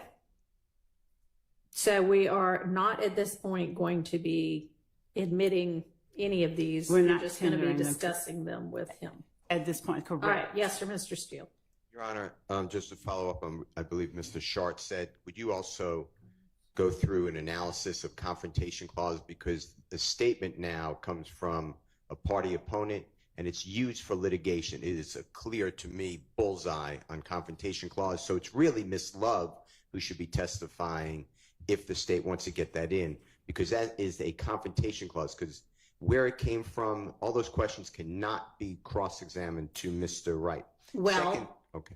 okay, I'm sorry, I thought you were No. finished. Second part, and I apologize, I'll be very brief. Second part is a 403 analysis. You know, it's like saying, Ms. Love saying to Mr. Adams, who represents me, did Brian Steele destroy the murder weapon in your presence or in the presence of Mr. Harvey? And then Mr. Adams responds, no. You know, that's really bad for a jury. That is really bad. And that's really what's going on here. So I would ask you to just limit it. The point is what you said. Did the state give ample opportunity to Mr. Sledge through his counsel to make amendments? Answer, yes or no. Mm-hmm. Did the state make those changes? Yes or no? And he might say some not. And we may have to go into a portion by portion, but otherwise, I think that it's a wrong witness because of the confrontation clause, and I think it's very prejudicial under 403. Okay. Your Honor, we've had the witness on the stand that made the statements, that signed them. We've inquired of him. He's Yeah, I made think that some. does take care of the confrontation clause issue. And with regard to 403, I mean, I agree. We've spent the whole morning on this, and let's target the questions to get to the cogent issue, which is, were they able to make material alterations upon request? All right. Yes, Judge. Okay. So we ready to get the witness back in and the jury back in? Yes.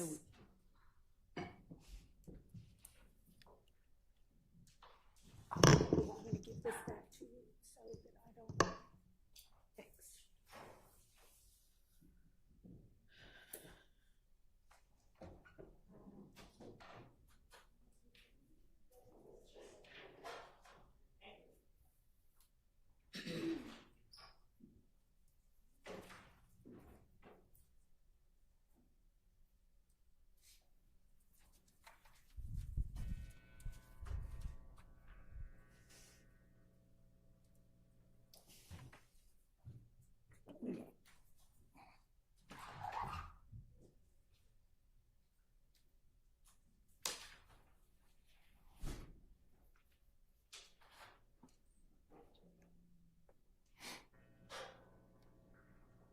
It is cold in here.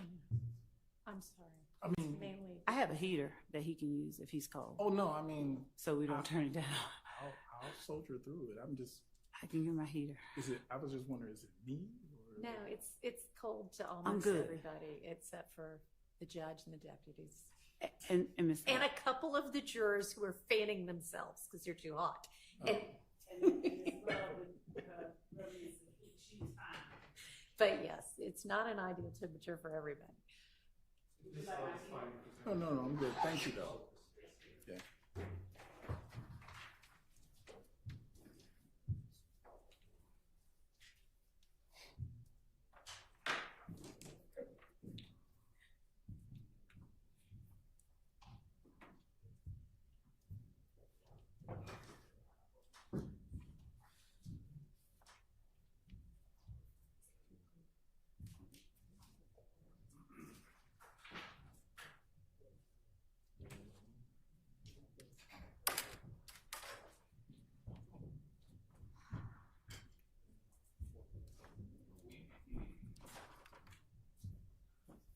Observer President Counsel.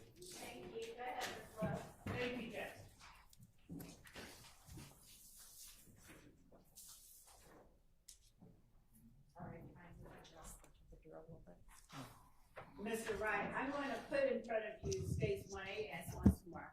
Okay. And I'm also going to put in front of you states 452 Yankee. Are you able to discern, are you able to tell whether, and I'm putting in front of you states 460 Yankee, which has been admitted as evidence. Okay. And are you able to determine if 460 Yankee was sent in response to 452? I don't know that that's been admitted.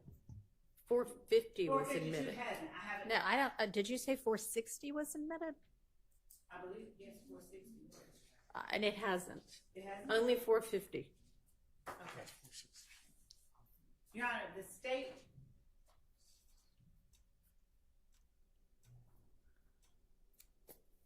because it's okay.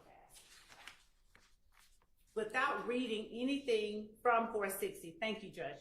Without reading anything from 460, are you able to tell if 460, the last 2 pages, were sent in response to 452 Yankee?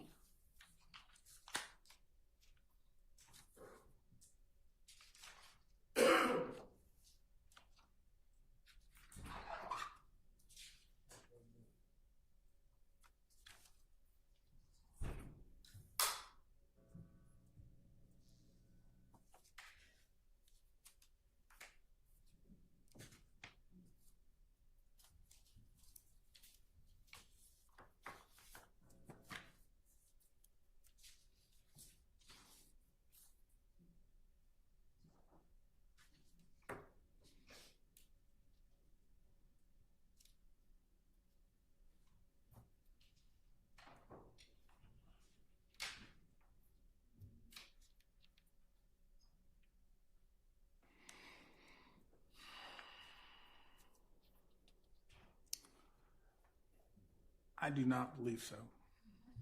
Is there one or anything that you have a record of that occurred between when 452 Yankee was sent to you and 460 Yankee was sent from you? Okay. Without saying what it is, because we haven't entered anything as Okay. evidence, do you have a record of any correspondence that occurred in the middle? The record would be in reviewing my emails and without going into the contents, there's what I saw and had on the 27th of December, and then what we were interfacing back and forth on the 28th when we were in court. Do you, looking at 452 Yankee, is 452 Yankee, did you say earlier that that accurately reflects an email sent to you on December 27th? I did. But I'm looking and thinking there were at least 4 versions, but there might have actually been a little bit more. But when I'm looking at what I thought was the first version, which is what I thought my response was to, it looks like this may have been an updated first version, meaning I'm just seeing some slight differences. That's why I'm hesitant to just say, yes, that this is it. I can't say, is this iteration that was in that process of getting us to the end? Yes. All right. Are you able to say if there is any material change from the number 1 under the factual acknowledgement section from 452 to whatever version you're looking at that you think you might have been responding to? To jump just number 1 under factual acknowledgments. Number 1. okay. Number ones are Don't one say is what it is. one is the same. Okay. My only question relates to number 1. Okay. All right. And so as it relates to number 1 on the factual acknowledgments that you were responding to when you said 460Y, Is that number 1 the same as in 452Y? Yes. Is that the same in the document that has been admitted as 1AS in a prior hearing? Let me just to.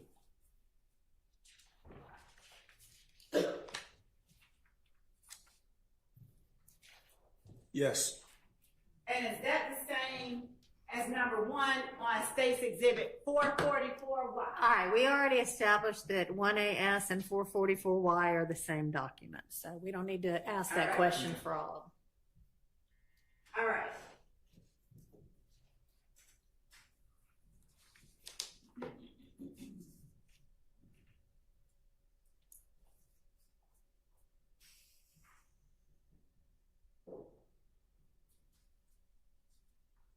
Did you convey in 460 Yankee that I have in my hand that you did have? Did you convey in an email to the state on December 27, 2022 at 8:43 p.m. that is a part of 460 Yankee? Did you convey changes that needed to be made to the plea agreement in the form that you were looking at, whichever one it is? Yes. Were those changes reflected in the document that is 1AS? And I don't need you to read it. Yeah. No, I was going to say all except all the changes were ultimately incorporated. The only issue with the document 1AS is number 8. Okay. So are there any changes that you saw need to request that you do not see reflected in 1AS?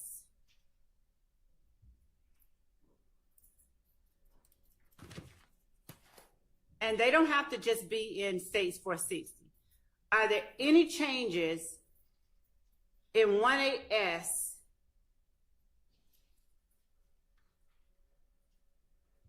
Are there any changes that you asked to be made that aren't made in 1AS?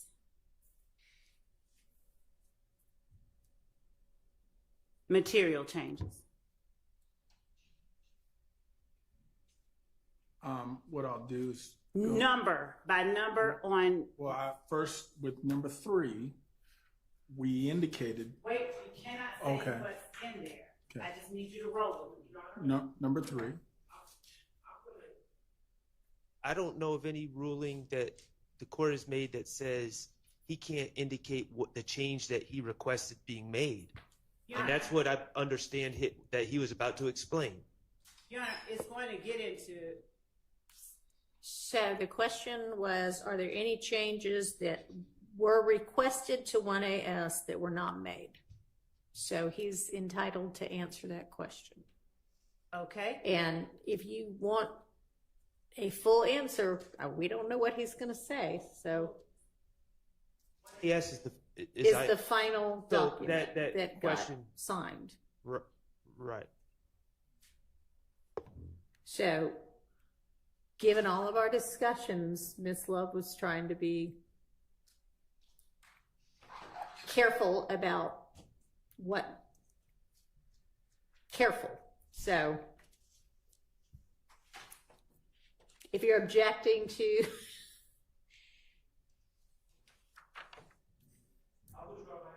okay. So, Mr. Wright, would you just follow along with me and let's do this exercise using only the numbers under the factual acknowledgement section in document 1AS. May we do that? Yes. All right. So can I make a suggestion?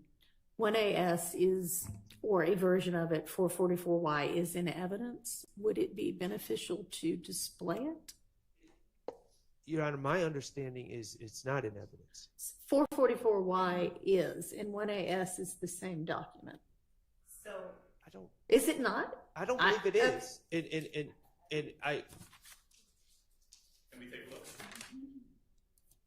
Please do. And Your Honor, if we can approach, I can explain. We already discussed this at the bench.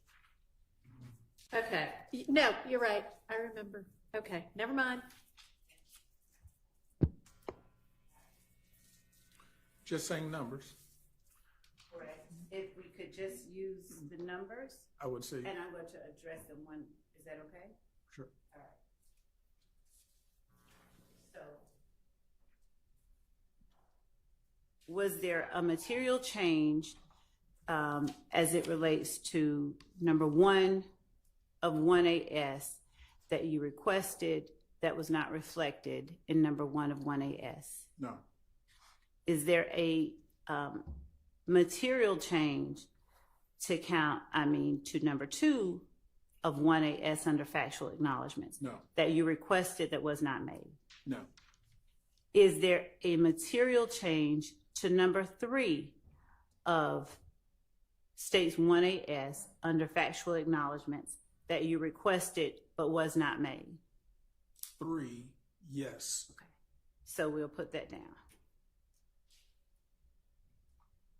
And we'll come back to it. Mhm.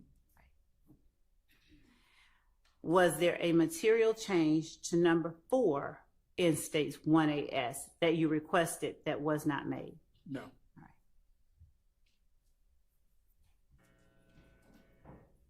Was there a material change to number 5 in states 1AS under factual acknowledgments that you requested that was not made? No. That Mr. Sledge requested that was not made?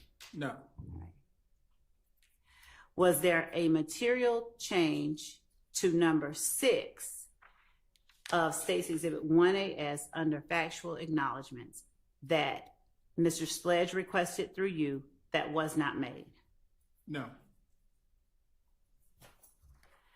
Was there a material change to number 7 under factual acknowledgments as reflected in States 1AS that Mr. Sledge requested that were not reflected in number 7 on 1AS? No.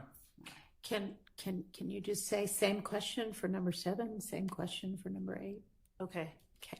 Same question for number 8, and if I think number 8 Yes. wasn't on a prior, And yes, but and again, it wasn't on a prior edition, but it was on the added to last this one. edition. So, but So the I can't. subject matter was one of the things we said. Okay. So, Your Honor, I can't ask the same question for, okay. All right. Number 9, was there a material change regarding number 9 that was requested by Mr. Sledge through you that is not reflected in number 9 under factual acknowledgments of states 1AS? No. Is there a material change to number 10 on states 1AS under factual acknowledgments requested by Mr. Sledge that was not made on the final document? No. Same question for number 11. No. Same question for number 12. No. Same question for number 13. No. Same question for number 14. No. Number 15, same question. No. Number 16, same question. No. All right.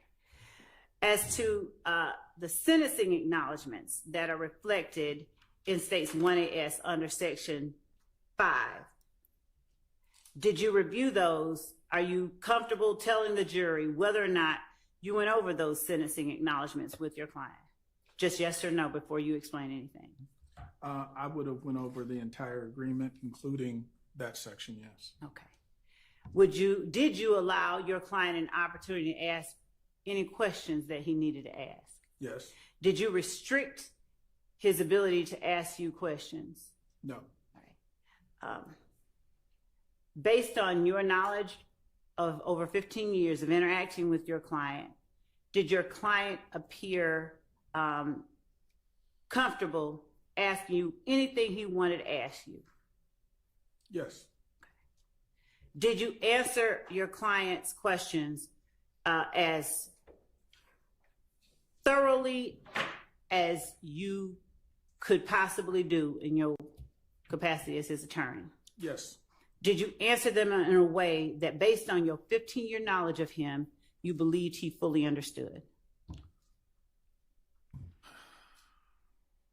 I hesitate. My answer would be yes, but again, I'm not a mind reader. So other than perceiving his responses to me and that he seemed comfortable, I can't purport to say what all is going through his mind.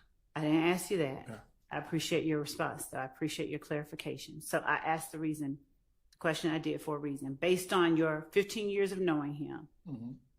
did he give you any indication that he did not understand any one or more of the provisions under number 5, sentencing acknowledgments, which are in 1AS? No. And when you said yesterday that you had represented Mr. Sledge in 2 cases over the last 15 years that were felonies and one that was a misdemeanor,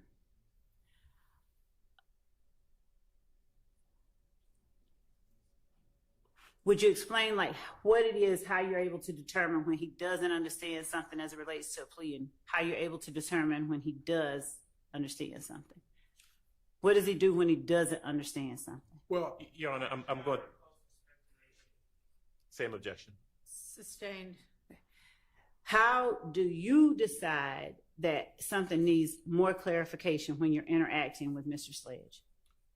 with Mr. Sledge or any other client, I just need Mr. Sledge. Well, the point is, I'm going to state what's, I guess, in front of us in terms of what any particular paper is going to say. Make sure that it appears to me that he understands it. Give him an opportunity to ask any questions if he doesn't understand it.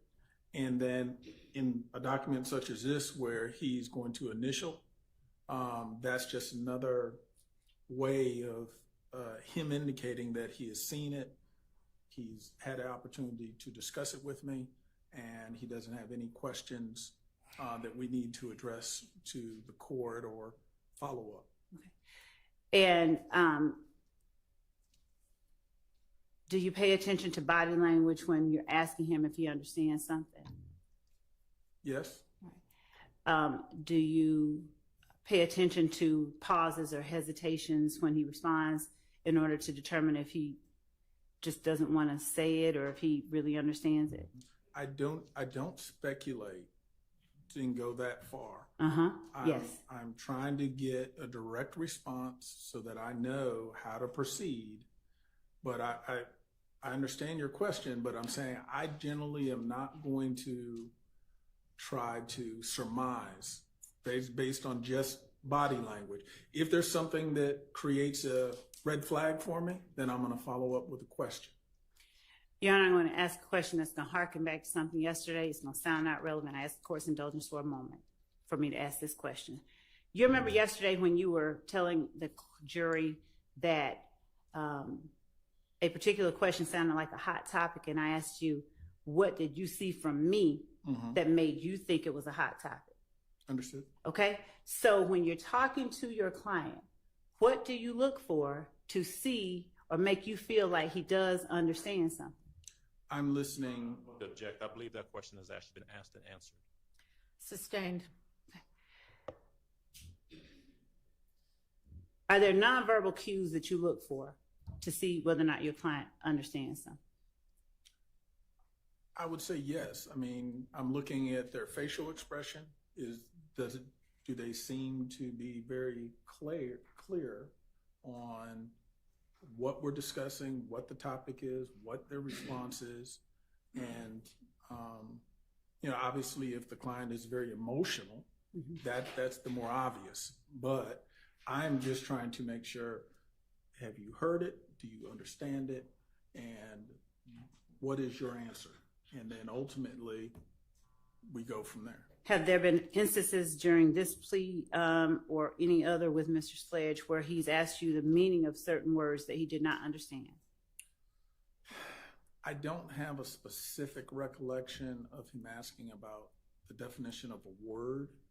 However, any anytime he had a question about the content of a statement or what that means, he did not hesitate to ask me. Okay. Did you take care to explain what you would consider legalese or legal terms to Mr. Sledge that you thought he may have a problem understanding?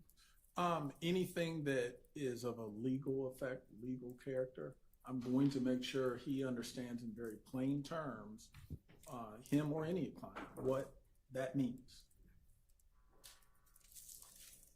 Did you go over each one of the 6 sentencing acknowledgments, both before and at the time that Mr. Sledge signed or initialed the 6 sentencing acknowledgments in States 1AS? Yes. And what about the last paragraph underneath that 6th sentencing acknowledgement? Did you go over that with him before and at the time that Mr. Sledge signed the document that is labeled 1AS? Yes. All right. Is there anything you haven't talked about that you now can think of that makes you feel in any way there was something he didn't understand? Objection calls for speculation. Sustained. All right, let's go past that. Thank you, Judge. When you signed States 1AS, was it at the same time that Mr. Sledge put his signature above yours? It would have been immediately after, yes. All right. And on the same date that it was signed by the DA? By the assistant district attorney that is indicated? Usually he'll sign it, I'll sign it, then I'll present it to you and then get your signature. Okay. Was there any material addition that you asked to be included in State's Exhibit 1AS that the state refused to include? There was no addition, no.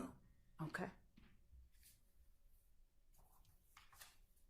Or rather, let me say it this way, no addition that we asked Okay. that was not included. Okay.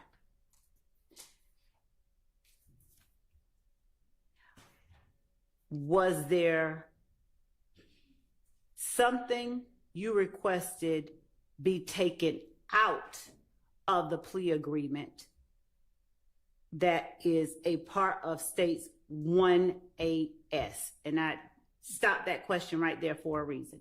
Is there something you requested be taken out? Yes. And is it contained within a number? Number 8. Okay. And at what point did you request that number 8 be taken out? Even in the very beginning in my initial email, we were given an indication that he did not have information. Wait a minute, you're getting into it. I'm asking you about a time frame, just the time frame, because of. From the very beginning. Okay. That was one of the things that was an issue for us. Was number 8 included in any previous iteration I would have, before States 4?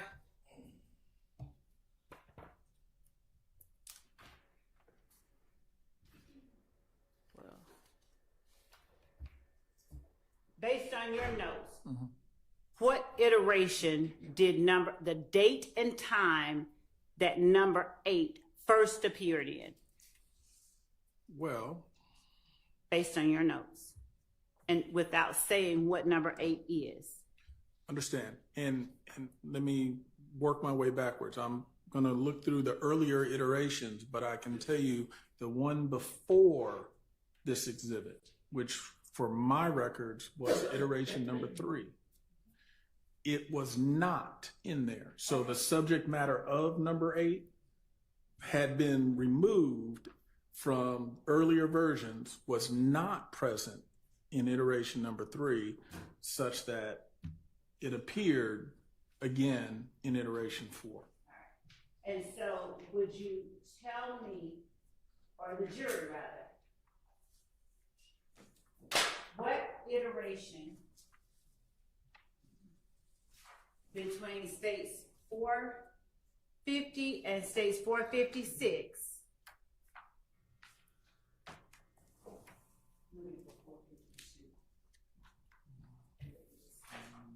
And including states 452. What iteration of that agreement did number 8 first appear in? Just by date and time and exhibit number.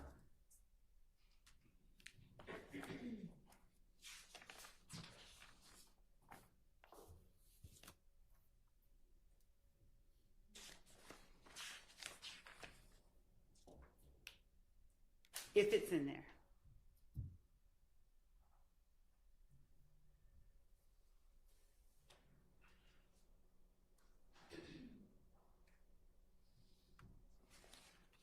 Okay. It was not in 451Y. Do you understand the question I'm asking? Well, no, I am. I'm sorry. I'm answering in a way where So iteration by iteration, I'll be able to say if it appears at all. I do not believe it appeared in any prior iteration in that form, but I'm looking to just make sure the subject matter, if it did, I can answer your question and say it appeared in this. if you find it, then point it out, but otherwise, just read to yourself. Okay.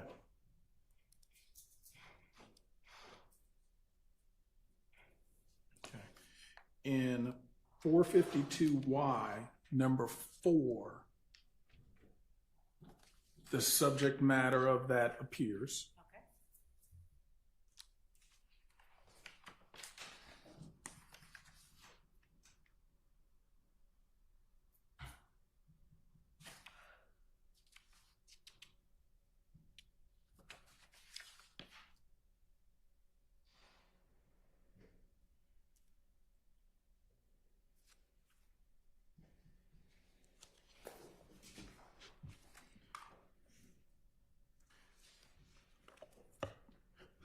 It does not appear in 454Y. Just if you see it.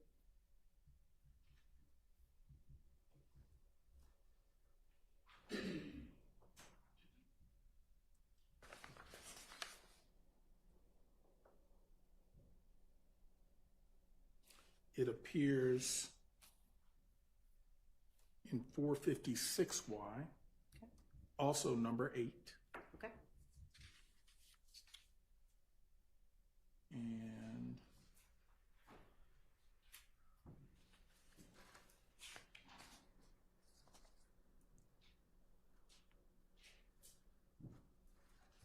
And I've skipped over 455Y, but it does not appear in 455Y.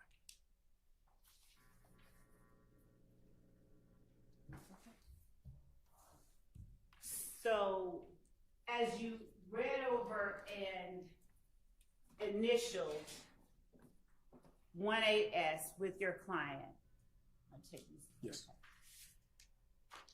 Did you ever speak to the state about number 8? To the best of your recollection, did you request that number 8 be removed? No, I did not.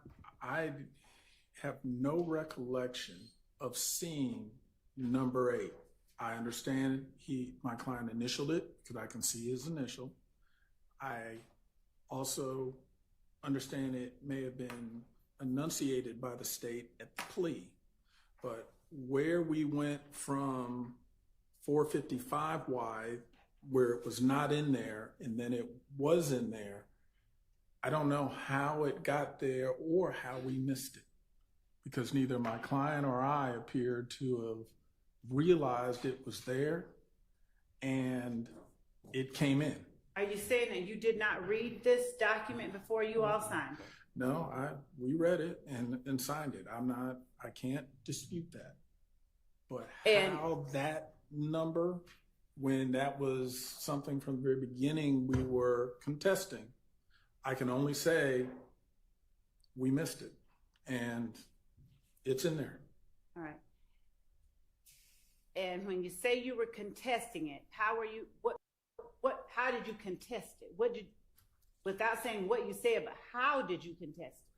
Well, by telling the state that that information, that's the subject matter of that, is not something that he has knowledge of or information on. So I'm sort of hamstrung to answer Okay. your question. All right, we'll come back. And so at the time that this document was being read into the record, were you paying attention? I was paying attention, but I missed it. So apparently not good enough. Just as when I went over it with my client, which I did. I'm not saying I didn't, but that is something that to this, I mean, it sort of was a surprise of this trial for me, was that was in there. And how did we miss it? And when you speak of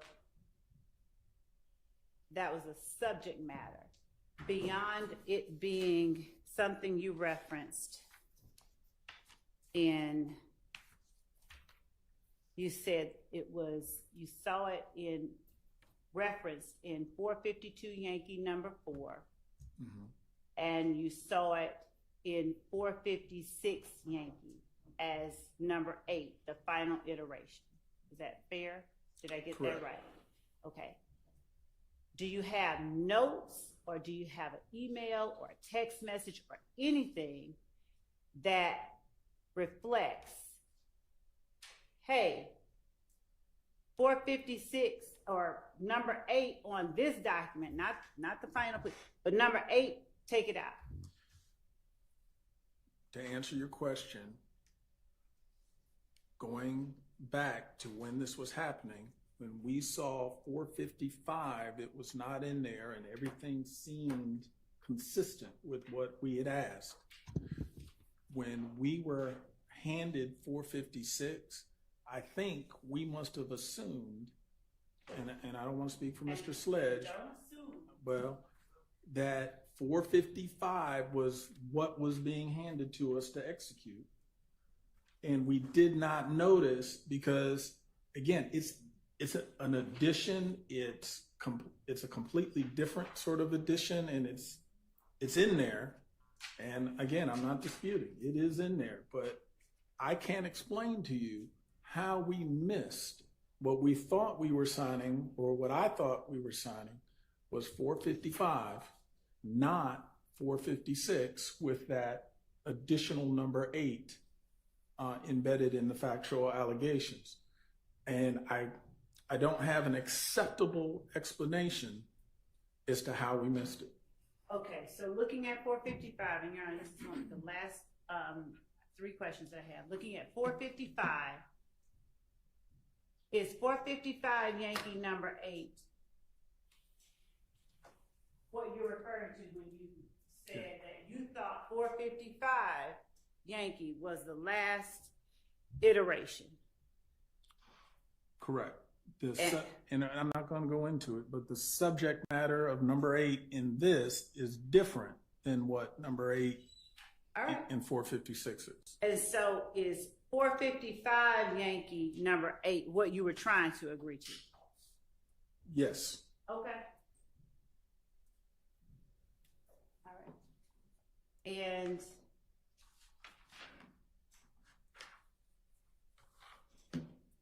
does 455 Yankee have 13?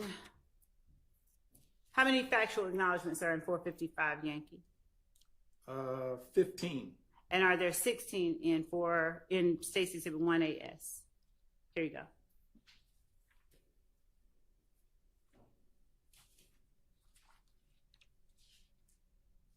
Yes, there's 16 in 1AS. And beyond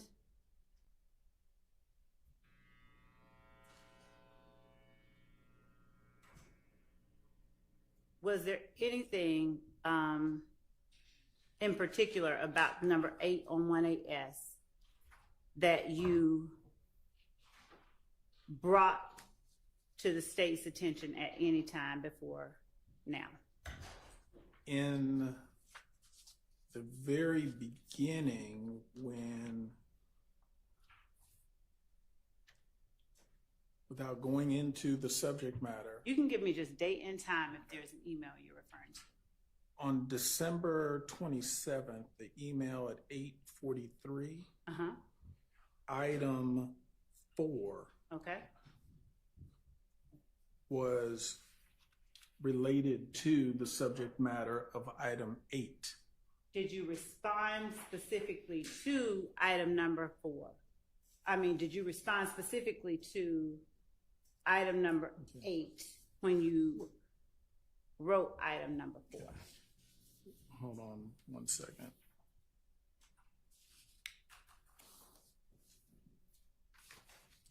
I'm looking for the iteration I had when we sent those responses. It may be.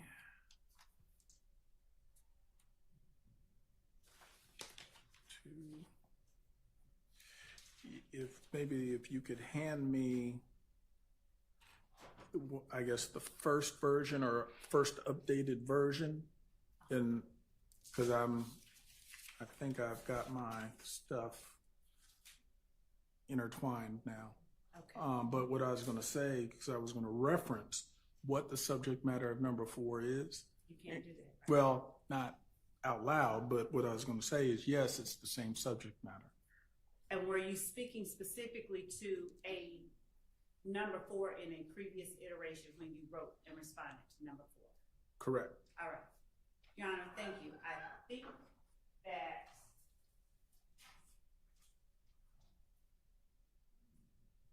that's all that I have for the witness right now. All right, cross-examination.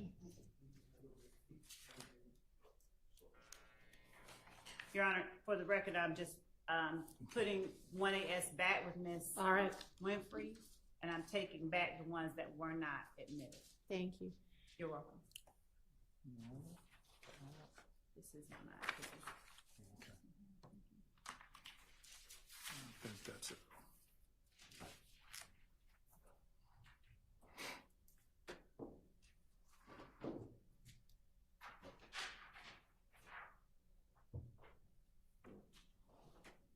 No, you're all good.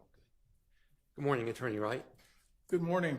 I believe we met briefly to introduce myself yesterday or the day before, but again, I'm Doug Weinstein and I am Diamante Kendrick's attorney. Yes, sir. If I speak to you in a normal speaking voice, can you hear me okay? Absolutely. I don't need to yell or shout. You do not. Okay. We talked about proffer sessions, and a proffer session, again, I believe you said, is when a defendant meets with the state, correct? Correct. So to avoid legalese, I'm just going to talk about meeting with the state instead of using that word proffer. Okay? Yes, sir. All right. So if there would have been a meeting between Mr. Sledge and the state, you would have been there, correct? Yes. Was there a meeting between Mr. Sledge and Attorney Love before December 27th? No, not that I have any recollection of. And I was, I never want to give an incorrect answer, so I was cautious. But I don't believe we ever actually sat down for a proffer. Was there a meeting between a meeting between Mr. Sledge and Attorney Hilton before December 27th? No. Was there a meeting between Mr. Sledge and any member of the district, any attorney in the district attorney's office before the 27th of December? Not that I'm aware of, no. What about an investigator with the attorney's office? No. I have a slight objection just as to clarification because I'd ask that the meeting part based on other interactions, just vague. Was there any The meeting? objection is vague. Okay, let me clarify. When I have used the word meeting, what I mean is a proffer session. So to all of those questions, if I had used the word proffer session, were there proffer sessions? I'm not aware of any proffer session that was ever conducted or even a more informal interview with anyone from the DA's office or law enforcement as it relates to this case. So there being no proffer sessions, I believe you received the first proposed plea agreement on December the 27th with a series of factual acknowledgments, correct? Yes. So how in the world, to your knowledge, did the state come up with those factual acknowledgments for your client to agree to without having met with your client? Your Honor, I'm going to object based on relevance and speculation as it pertains to how the state did something or came up with something. Overruled. I believe the state was trying to surmise through its overall Well, investigation. now, he asked your personal knowledge, so if you could answer that, please. I don't have any personal knowledge how the state came up with these factual problems. So you don't know how the state put those words in your client's mouth? I do. As to the characterization of Sustained. Okay. How many plea negotiations have you conducted in your career? Definitely over 1,000, maybe 1 to 2 or 1 to 3,000 over 30 years. Okay. And these plea negotiations are like any other negotiation that takes place between parties, correct? Absolutely.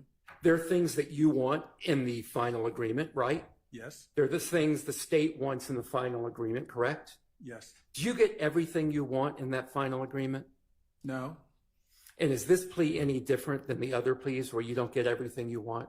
No, it's not. I have no further questions. All right. Does anybody else have questions from the defense? for Your Honor, I this have witness? a motion as to part of that, but I'll ask it at the time that we break. Okay. Mr. Adams?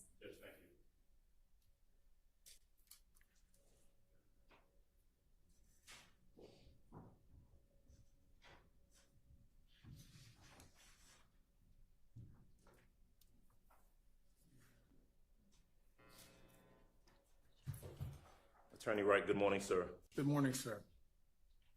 Like Mr. Weinstein, you and I have known each other a long time, haven't we? Yes, sir. All right. Got a number of questions for you, and I want to break them down into separate parts, okay? Okay. And same ground rules. If you can't hear me, you don't understand the question, just ask me to repeat myself, clarify, whatever you need, and I'll be happy to do that. Understood. All right. Let me kind of start where Mr. Weinstein left off. Proffer session. It's been a reference, which is a meeting between your side, you and your client, and the district attorney's office. Never happened. True? Correct. Sustained. All right. You did receive, as we've seen previously, that email with the proffer agreement attached. Is that right? Objection, asked and answered. I did. Sustained. You have never seen, never received, and there is no signed proffer agreement. Objection, asked and anywhere, answered. is there? Sustained. And your interest in representing Mr. Sledge would have been to try and gain whatever the best situation was for him. Isn't that true? Objection, vague and relevance. Overruled. Absolutely. In anything, the best interest of my client, that is tantamount. That is the absolute goal. I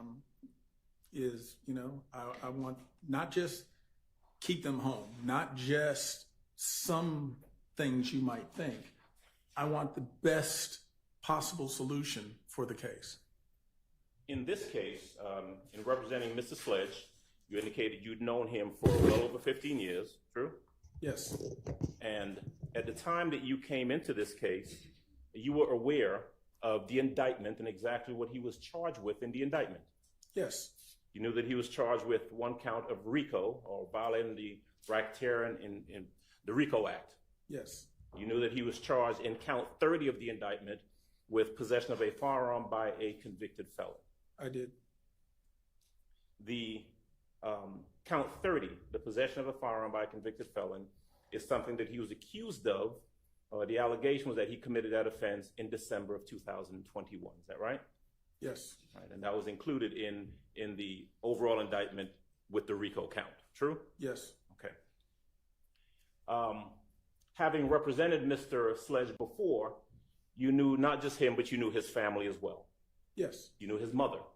Yes. And so when you were in court over the course of the last number of days, and you heard testimony and questions about him wanting to get home to his sick mother, is it in fact true that his mother was ill?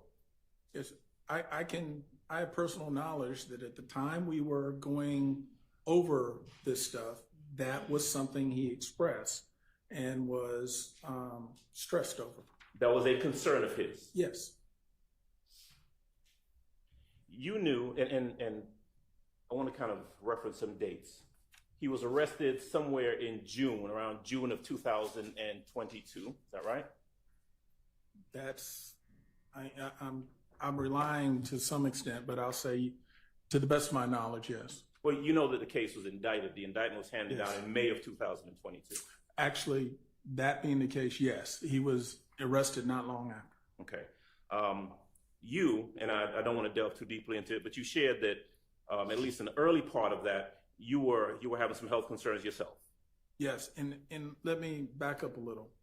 The reason I paused on my answer was, remember, there was sort of an earlier part where he at some point had charges related to this. Those charges ultimately went away. Then much later on, there was an indictment and then an arrest. That's why I sort of paused, because that earlier date is not immediately known to me. But as to once this case was indicted, then the arrest, even though I was not back to my practice yet, I was aware of it and was sort of watching from the sidelines. Okay. You were in court and heard when he was testifying about that previous matter you're referencing. In other words, his arrest and where he was charged with the murder of Donovan Thomas. Correct. And so at the time that you come into this in 2022, you have knowledge that detectives with the Atlanta Police Department had previously charged him with Donovan Thomas's murder and then ended up dismissing it or dismissing the charges, right? Objection relevance. Goes to his Overruled. Yes, that's the point. I was aware from before, so when this occurred, it wasn't necessarily something new to me. I was already aware that there was some history. Okay. You mentioned a couple of dates when you were testifying earlier. We talked about you getting into the case somewhere around October or November of 2022. Is that about right? And when I say get into the case, when you were healthy enough, right, Correct. to kind of resume your practice and get into Mr. Sledge's case. Yes, sir. Okay.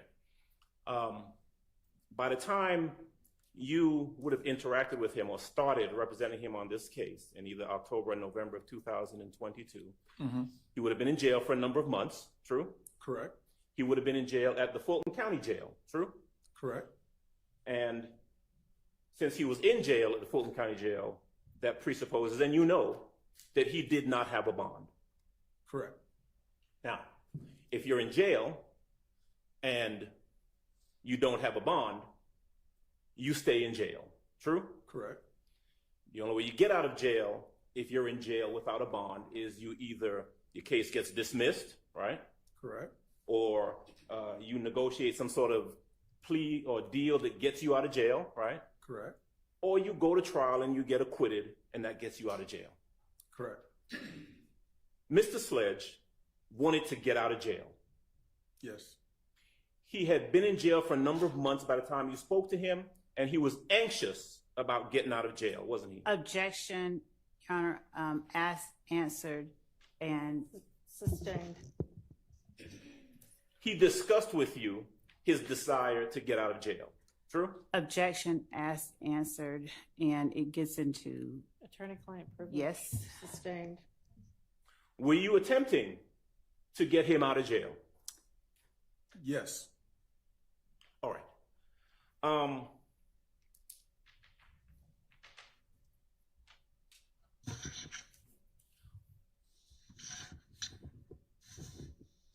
Now, Mr.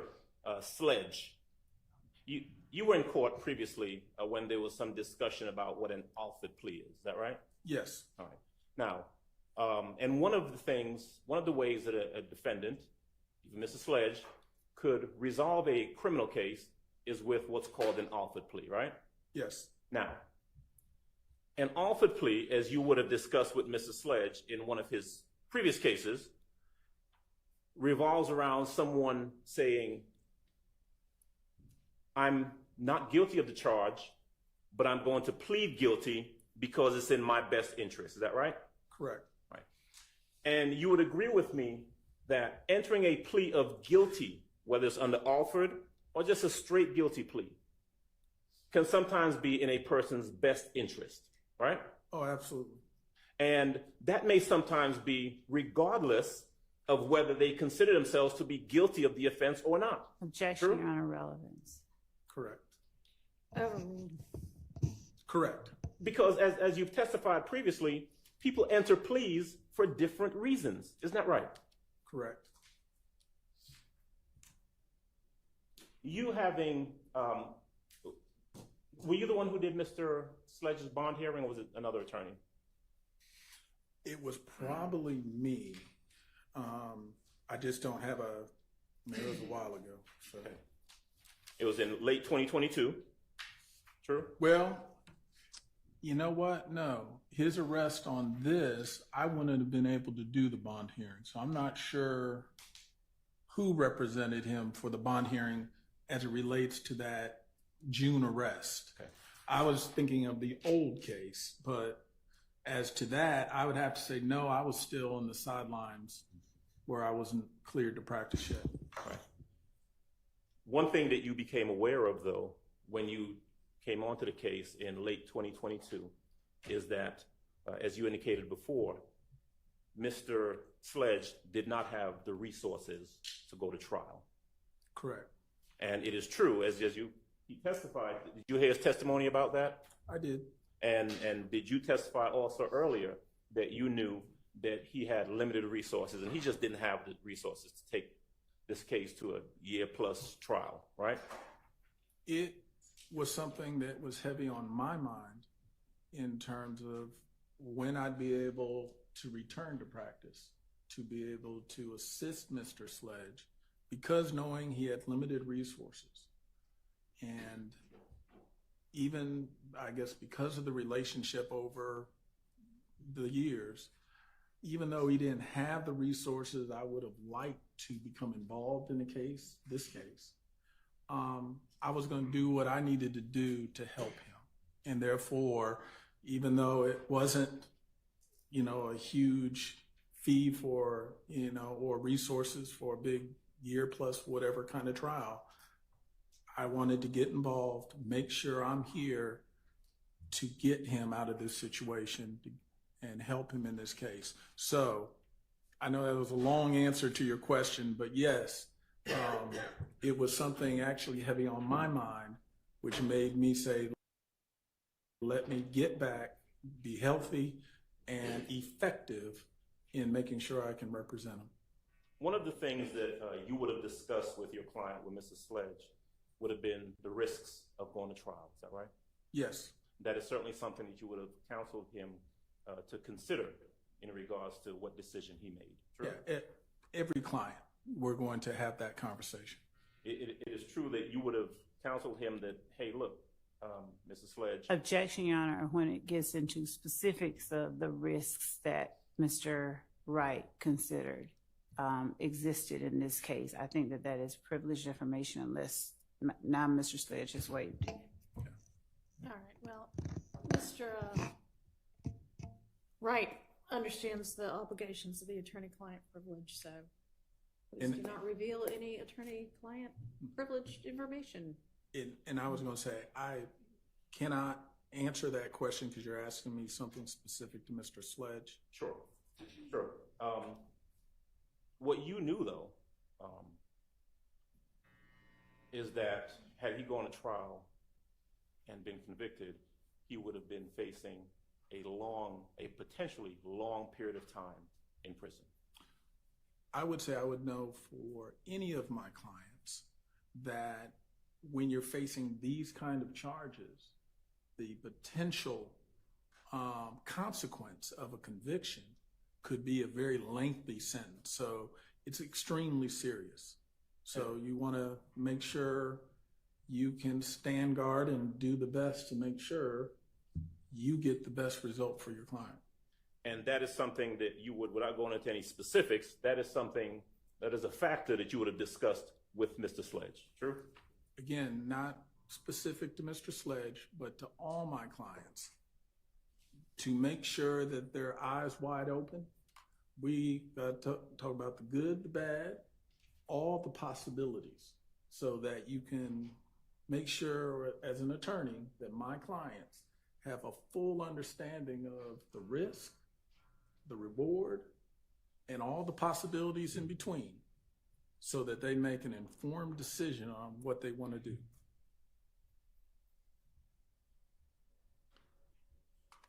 You were aware, were you not, that the state, the district attorney's office, was interested in whether or not your client would testify, would take a plea and testify?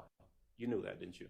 Yes, as of, I think the first email was sometime in November, when sort of the first communication that sort of gave us an idea that they would like to talk to him. Were you ever present in court where any representations were made by an assistant DA that we're looking to make deals? I first appeared in court in middle of December. That's sort of when I came back, but I also appeared on behalf of Mr. Sledge.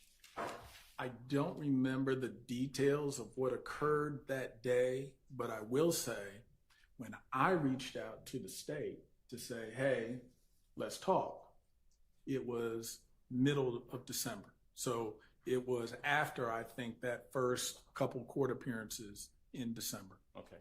It would have been after, also, there was that November 30th correspondence between you and the state. True? Correct. I had not yet responded to them, but it was in middle December that I essentially was now responding to them and saying, okay, well, let's talk.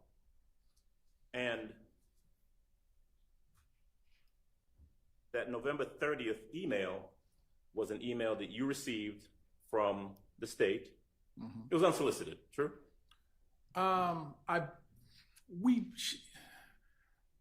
It's easy when you have emails to say, I remember this. It may have been a phone call where it is customary that even though you may see us in court, everyone seems to be one side or the other arguing. Professionals, we call each other, we talk, we communicate about different cases we may have going on. So it was not unusual for Ms. Love or someone from her office to just reach out, call me, as sort of that first step. And I think there might have been a phone call followed by that email. But again, I just don't have a recollection of a phone call or what the conversation is, but it wouldn't have been unusual. I've known Ms. Love probably 10, 12, also maybe 15 years. Okay. So as one professional to another, it would not be unusual for her to reach out to me to basically see, is my client interested in something? Now, during that period of time, from November 30th to whenever it was you reached out to the DA's office, I had some conversations with them, you would have been talking to your client about what he wanted to do in regards to resolving the case, true? Back towards the mic, if you don't mind. Yeah, with all my clients, I'm going to communicate to them, hey, here are communications or statements or developments, anything about their case. So again, not talking specific with Mr. Sledge conversations, it is my norm and usual that if the state reached out to me, I would have made sure to reach out to him and more often than not, I don't like jail phones. So I don't want to be listened to. So I will try to go see my clients Sure. and have that conversation At the jail. at the jail. I want to backtrack a little bit and ask you, you testified just a moment ago that you weren't sure as to whether or not you represented Mr. Sledge at the bond hearing in regards to this case. Is that true? Yeah, I just don't have a memory. I may have, but I may not have. I just don't want to misstate something. Would it help to refresh your recollection about whether or not you represented him at the bond hearing if I were to show you a document? Absolutely. Can I first witness, Your Honor? Yeah. Yes, please. I'm going to show you for purposes of the record what I've marked as defendants Williams Exhibit 257A and 257B respectively. I'm going to go ahead and put those to you, let you take a look at them, Mr. Wright, and once you're done, you just tell me whether or not that helps to refresh your recollection as to whether, as to who represented Mr. Sledge at the bond hearing in this case. Yeah. Okay. Seeing this, it does refresh my recollection. Okay. So tell me if you would, whether or not you did in fact represent Mr. Sledge at the bond hearing in this case. I definitely filed for bond, and I either represented him myself or I had someone stand in for me if there was an actual hearing, because I'm not sure in that time frame that I had filed for it whether I had been cleared. So I can at least state I filed for it and I either was there and represented him or I had an attorney stand in my place. When the bond was denied. So it's still on me. Yes. Okay. All right. So let's jump back to December now, right? Okay. So we're in December, and if I heard you correctly, the state has sent you an email on November 30th, and so now you're talking to your client in mid-December to see what he wants to do in regards to the case. Okay. All right. At some point, you end up in court, and I'm focusing now on December 27th, December 28th. Okay. Because the plea was entered on December 28th, true? Correct. All right. The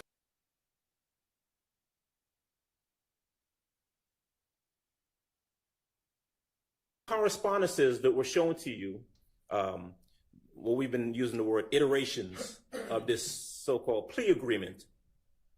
The first one came to you on December the 27th, isn't that right? Yes. And so the very first time that you and or Mr. Sledge would have had an occasion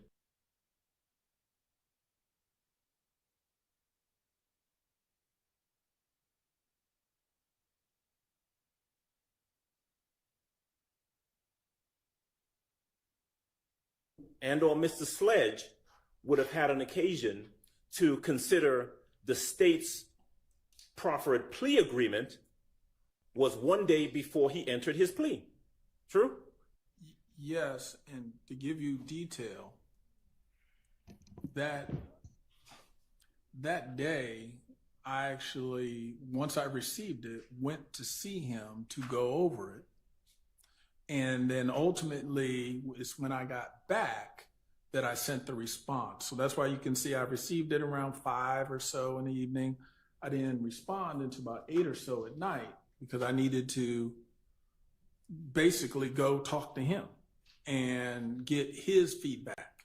And ultimately, I then sent feedback back to the state. All right. So we're talking now about maybe 4 or 5 o'clock p.m. on the evening of the 27th is when you first received from the state this plea agreement that they had drafted up, right? Correct. That the first one, yeah. Right. And again, this plea agreement that they sent to you with the different paragraphs and provisions was something created by them, not by Objection, Mr. Your Honor, Sledge. asked True? and answered. Sustained. And when you went to the jail to meet with Mr. Sledge on the 27th, this would have been the first time that he had any opportunity to look at anything called a plea agreement. True? Correct. You would have discussed this plea agreement with him, true? Well, again, not specific communications Sure. with Mr. Sledge, but with all my clients, I'm going to take the plea agreement and go over it with them. So any meeting where a plea is ultimately in the air and being discussed, that yes, I'm going to go get my client's feedback. So by the time you see him on the evening of December the 27th, 2022, you've got a plea agreement with you, and you're going to have a conversation with him about whether he wants to take this plea, right? Correct. Okay. There's still, of course, the option of him going to trial, true? That remains an option unless and until he takes the plea. But hanging in the air at that time, with the plea agreement on one side and potential trial on the other side, was his concern about getting out of jail to see about his sick mother, true? Objection Yes. answered. Sustained. Also hanging in the air was the possibility of him not having the resources to go to trial, right? Objection answered.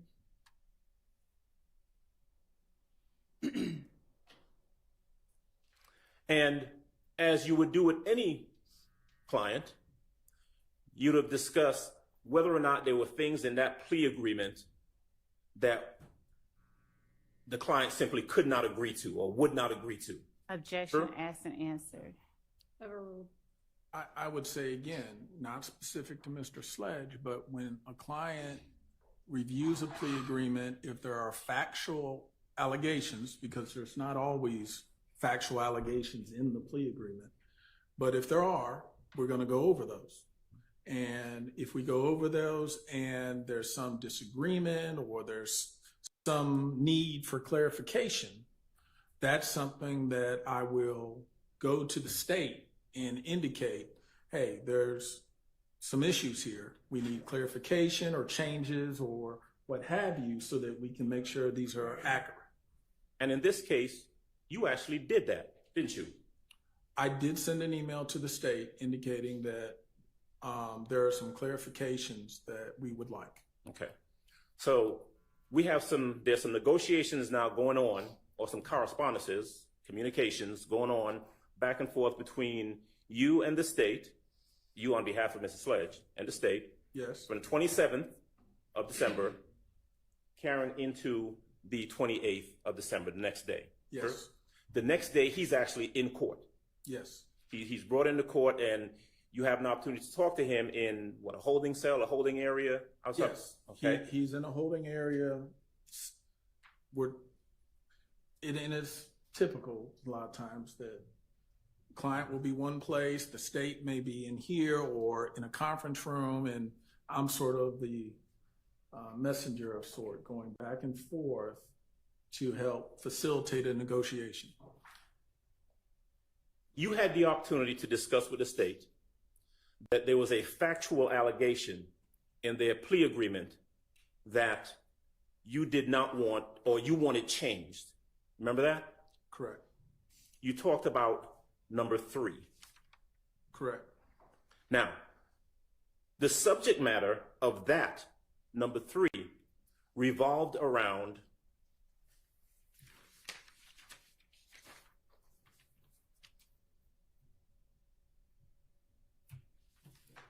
Your Honor, I object as to the characterization of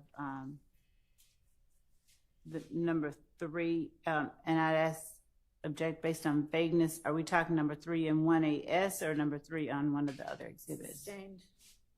all right. About the final version. Yes. Let's reference what ends up being the final version of the plea agreement. I believe that's states 1AS. Okay. Okay. Do you have those in front of you? I want you to be able to refer to them. I do not have that in front of me. No.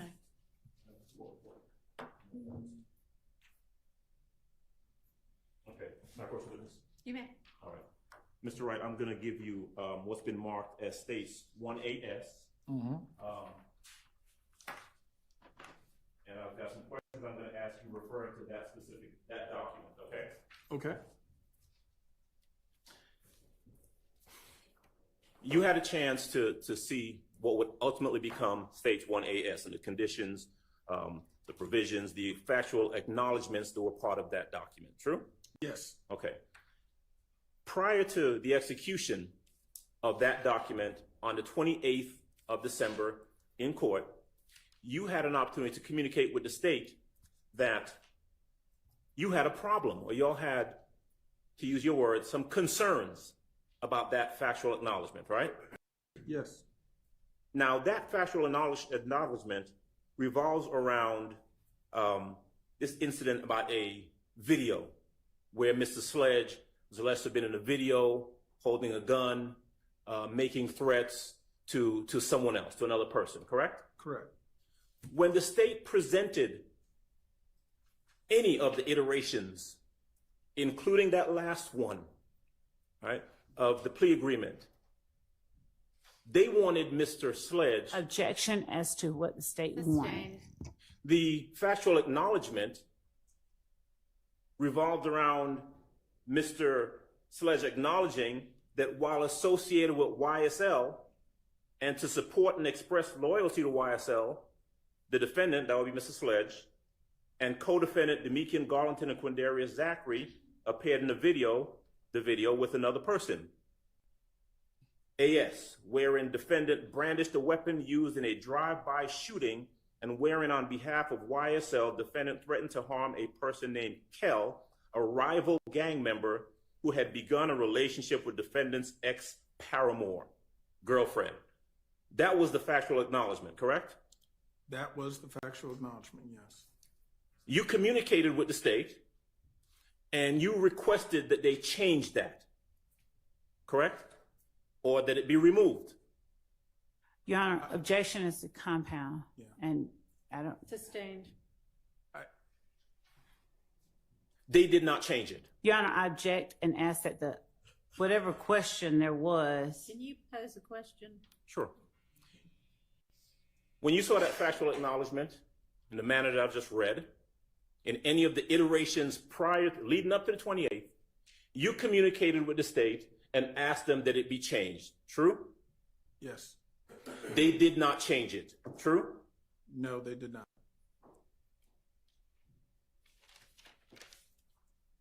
Mr. Sledge still initialed that, correct? Correct. And that's an example of sometimes, as other counsel has asked, you try to get everything you want in a negotiation. Some things you may have to live with. And ultimately, this was an item where someone could try to argue whether two things are true at the same time. That is this just a boy-girl and another boy issue, or is it a YSL issue? But a decision was ultimately made that if it wasn't getting changed, we either had to live with it or stop the process. And ultimately, that stayed. But the reason that you wanted it changed, hold on. when you spoke to the state, you told them that that information was not accurate. True? True. You told them that this wasn't the factual acknowledgement that referenced it being done on behalf of YSL, that was not true. This was about a girl. Your Honor, And not objection about- as to the compound nature of that question. Sustained. You told them that that incident was not about a gang-related incident. True? True. You told them that it was about a dispute over a girl. True? True. But they did not change it. Objection asked and answered. Sustained. Were you present? You were present in court when Mr. Sledge testified that he thought that he would have an opportunity to, notwithstanding his initials, explain his answers if put on the stand. Did you hear that testimony? I did. Did you, again, without going into any privilege and to your observation, well, actually strike that.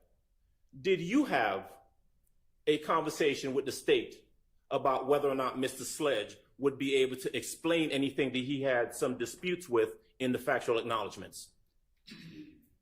The conversation was had back when we were doing the plea, and then even since then, it's always been broadcast or at least made clear by me, hey, if there are some differences in some of the content of some of these, my client will ultimately want to explain. If you put him on the stand and he testifies, he's going to want to explain what he means, as is when he acknowledged this, because something can be true, but also be true with other components to it. It's not always just one way that one person sees it as opposed to how another person sees it. And he wanted to be able to at least explain that. I think he often referred to it as his truth. And that was really him just wanting to explain. You discussed that with the state. Yes. Objection asked and answered. Overruled. You can answer. I would say yes. And again, sometimes the state would agree and they would make changes. Sometimes they would not agree. But it is incumbent on me to make sure, hey, eyes wide open, full disclosure, told you. So it was not going to be a surprise that, well, Mr. Sledge may have a difference of opinion. It was your observation that the state wanted this plea to go through as much as Mr. Sledge did. Is that true? Objection, Your Honor. Relevance as to, and speculation as to what the state wanted. That wasn't what he asked. Overruled. True. I had a belief. Okay. That's also not what was asked. Okay. Well, Maybe ask your question again. And relevance as to what the state wanted. Based upon your conversations with the state, your knowledge of the case, your communications back and forth with the state, your evaluation of the plea agreement, you formed or you observed that the state was just as interested in getting this plea done as Mr. Sledge was. Isn't that true? So objection. Go ahead. Objection. It calls for speculation about the state, and whatever his observation is or belief was is not to any material. Sustained. Okay. Was it your observation that the state wasn't really concerned with Mr. Sledge, they really wanted Mr. Williams? Same oh. Sustained. And I have a motion as it relates to that.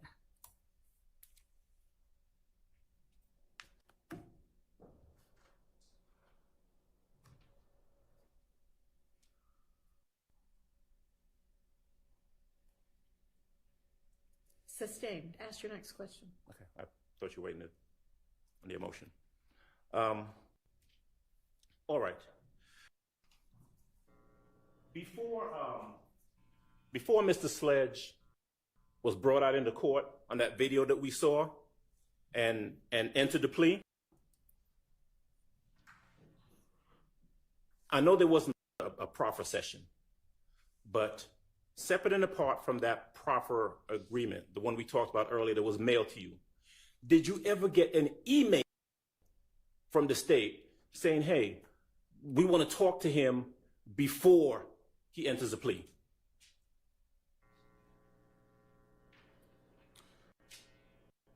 I'm not sure if they asked, but on the same token, my client never expressed an interest in talking to him. So I can't necessarily say it was the state or the defense that kept that conversation from happening.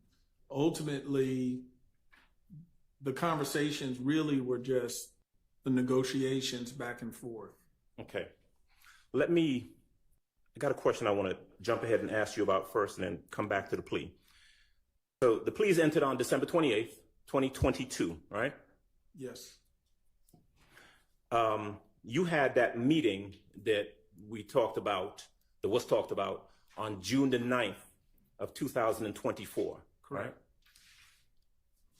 At any point between December 28th of 22 and June the 9th of 2024, did the state ask you to bring your client in for an interview?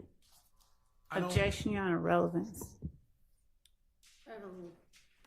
I don't believe so. I know we didn't meet with the state until we ultimately did in June of this year. But we always just sort of figured we were standing by, and it was always our hope we weren't going to have to testify. So we were hoping, hey, we're on the sidelines and we're no longer relevant in this. And then ultimately, it was this year that they said, we need to sit down with you, and yes, you will be testifying. In 2024? In 2024. In the middle of the trial? Objection, Sustained. Okay. How about this? Did the state ever send you any questions that they might want to ask your client? Objections, Your Honor. Relevance as to whether or not the state ever sent any questions. All right, so move on to your next question. You knew when the plea was entered in December of 2028 that Mr. Sledge was a potential witness to be called at trial. Is that right? Correct.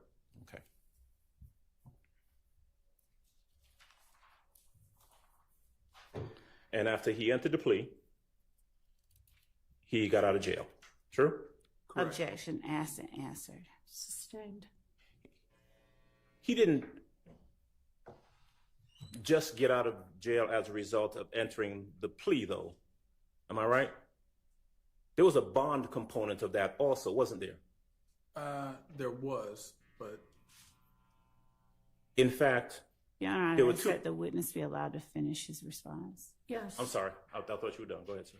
well, I was going to say, I think the bond, we worked that out as part of the plea as well, so that was not going to be an impediment to him getting released.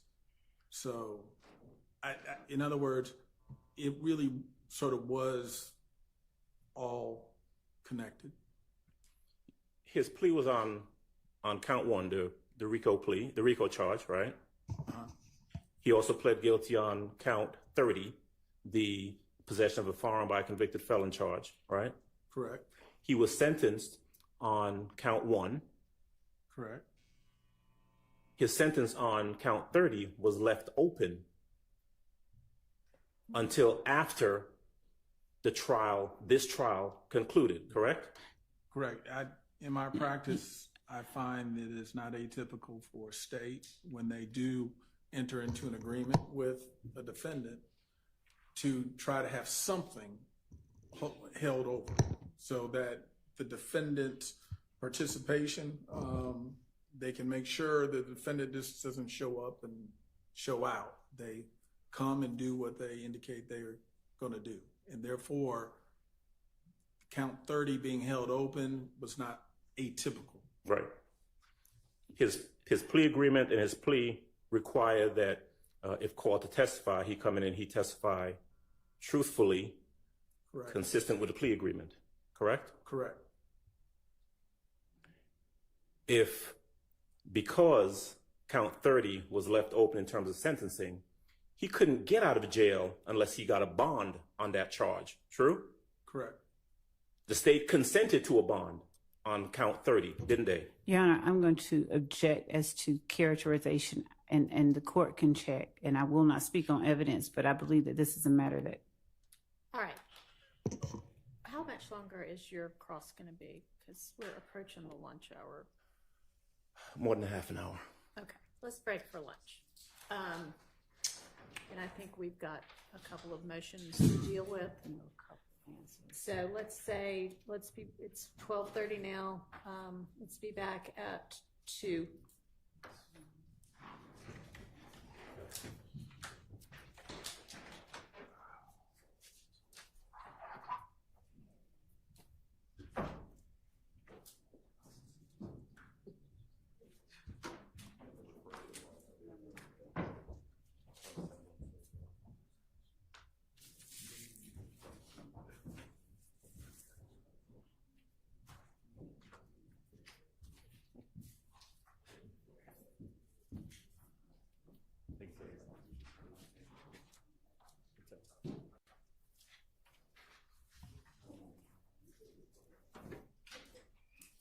What I may do, because I have a lunch meeting, is let's break now and let's just come back early. So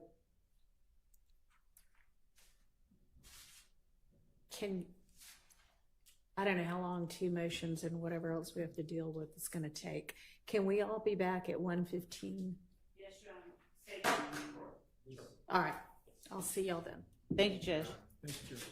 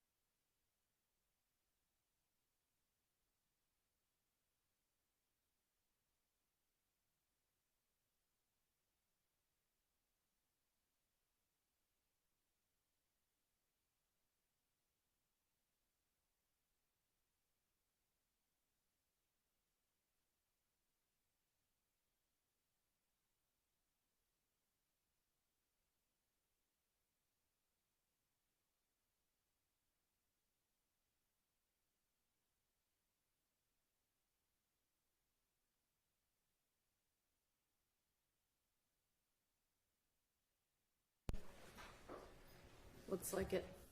All right, Ms. Love, you had two different motions. I do, Your Honor. And one of them relates to the comments by Mr. Weinstein during his cross-examination of Mr. Wright, specifically the comment was maybe about an hour and 19 minutes and 32 seconds from when we stopped. But specifically, the comment that Mr. Weinstein made, to which the state objected, was, you don't know how the state put those words in your client's mouth. And my objection that the court sustained, obviously, is that it was an improper comment, improper statement put before the jury. And even though the court sustained it, Mr. Weinstein and others' ongoing efforts have been to spin a narrative that the state has forced something on one of the witnesses or more of the witnesses. But those particular words, Your Honor, that you put this, you don't know how the state put those words in your client's mouth. It amounts to Mr. Weinstein making a statement, not asking a question, and him making an assertion that the state, in fact, did something that it did not do, which was put those words in your client's mouth. Everybody's heard the testimony and seen what happened. And inasmuch as that statement was an improper statement in front of the jury, and it could be construed by the jury as something, notwithstanding any court's instruction, that they could take as fact, we would ask that the court under 17-875 admonish and rebuke Mr. Weinstein's statements and admonish him to make no further efforts to put such improper statements before the jury. My second motion deals with Mr. Let's take them one at a time, all right? Can I respond, Your Honor? Yes. There was nothing improper about that question to the witness, Your Honor. I was inquiring about the facts. I'm sorry, I'm losing the word, but the facts that were put forward that the state created. The state doesn't deny that they put those together and gave them to Mr. Wright's client without any input from Mr. Wright. I think it was a proper characterization, and it was a question. So the witness could answer that, just as Attorney Love has said. All the evidence is out there. It's all before the jury. The jury can draw what they want from that evidence. So there was nothing improper about that. All right. And I actually, well, that's all I'll say. So I think it was a mischaracterization. It was in the form of a question, but I believe it was a mischaracterization, because if we had been talking about the final version that Mr. Sledge adopted, that might have been a fair statement to say, you know, they were put in his mouth, but these were not things that he ultimately adopted, so the state wasn't putting those words in his mouth. So I think it was a mischaracterization. Don't think it goes so far. I mean, you objected, I sustained it. It doesn't go so far as to warrant an admonishment before the jury. But let's try to be careful in our characterizations, even when we are asking questions, all right? Yes, Your Honor. Okay, what's your second motion? Mr. Adams' question to the same witness that the state objected to, but that the jury heard. Isn't it true, and I'm going to paraphrase, that you knew that the state didn't want your client, the state wanted Mr. Williams? Mm-hmm. That's been the lie that they've been, the narrative that has been promoted from the start. We don't agree with it or adopt it, and we certainly don't agree with the idea that we, do these things without a basis for them. So in as much as Mr. Adams made that assertion in front of the jury, we do believe that that merits an admonishment and rebuke under 17-875, and we would ask that the court give him one. All right, and yeah, that statement was essentially it followed upon another question that was not as objectionable in this way, but that had been sustained. And Mr. Adams, she pretty much doubled down on it and said something to the effect of the state wasn't interested in getting Sledge, they were interested in getting Williams. And that's inappropriate to have asked that witness, and I don't know why you thought that there was any basis for that being an appropriate question, because it would call for speculation anyway. So what's your response to the state's request that you be admonished with regard to that? Your Honor, it was not a question it was a question that I believed was an appropriate question given the context of both this witness's testimony and his client's testimony previously. What we'd heard in the narrative that has been put forth, and quite frankly, I believe the evidence has been that the state has been mostly interested in Mr. Williams as a defendant as opposed to the co-defendants, particularly as regards this witness and Mr. Sledge. What has come out and what's been of importance is this meeting that they had on June the 9th, where this statement is made that is beneficial to Mr. Williams. The part about him advising Mr. Copeland or Mr. Sledge to take Mr. Copeland to the police station. And that's left out of any questioning of Mr. Sledge. He is asked, or he is, however it comes out. There's no discussion about that. We're not going to ask you about that, whatever portion of it you choose to believe. And so there is this narrative that's out there that they appear to be interested in Mr. Williams, not so much in the co-defendants. And the fact that all of the co-defendants who took pleas were asked, made, or signed plea agreements where the bulk of the plea agreements, and the jury has heard at least 3 of them previously, the bulk of the plea agreements make specific reference to Mr. Williams as the head of YSL. Mr. Williams did this. There is this narrative out there that and everyone has gotten probation. All of the people that the jury has heard from has gotten probation after they were denied bond, and the state took a harsh position that they didn't need to be out on the street. But the minute they entered pleas, they implicated Mr. Williams in some form or fashion in their plea agreements, then they were released. And so that narrative is out there, and I think that was an appropriate question to ask of this witness who has some knowledge of that. How does this witness have any knowledge of the state's desires about who they most want to get with regard to the 19 or so defendants that are indicted in this case? Because he is a defense attorney representing one of the co-defendants who entered into assisted in entering into a plea agreement. He is familiar with the discovery. He made a statement in part of his testimony previously that he knew what the case was about. And he started going down the road of talking about Mr. Williams before there was an objection made, and the objection was sustained.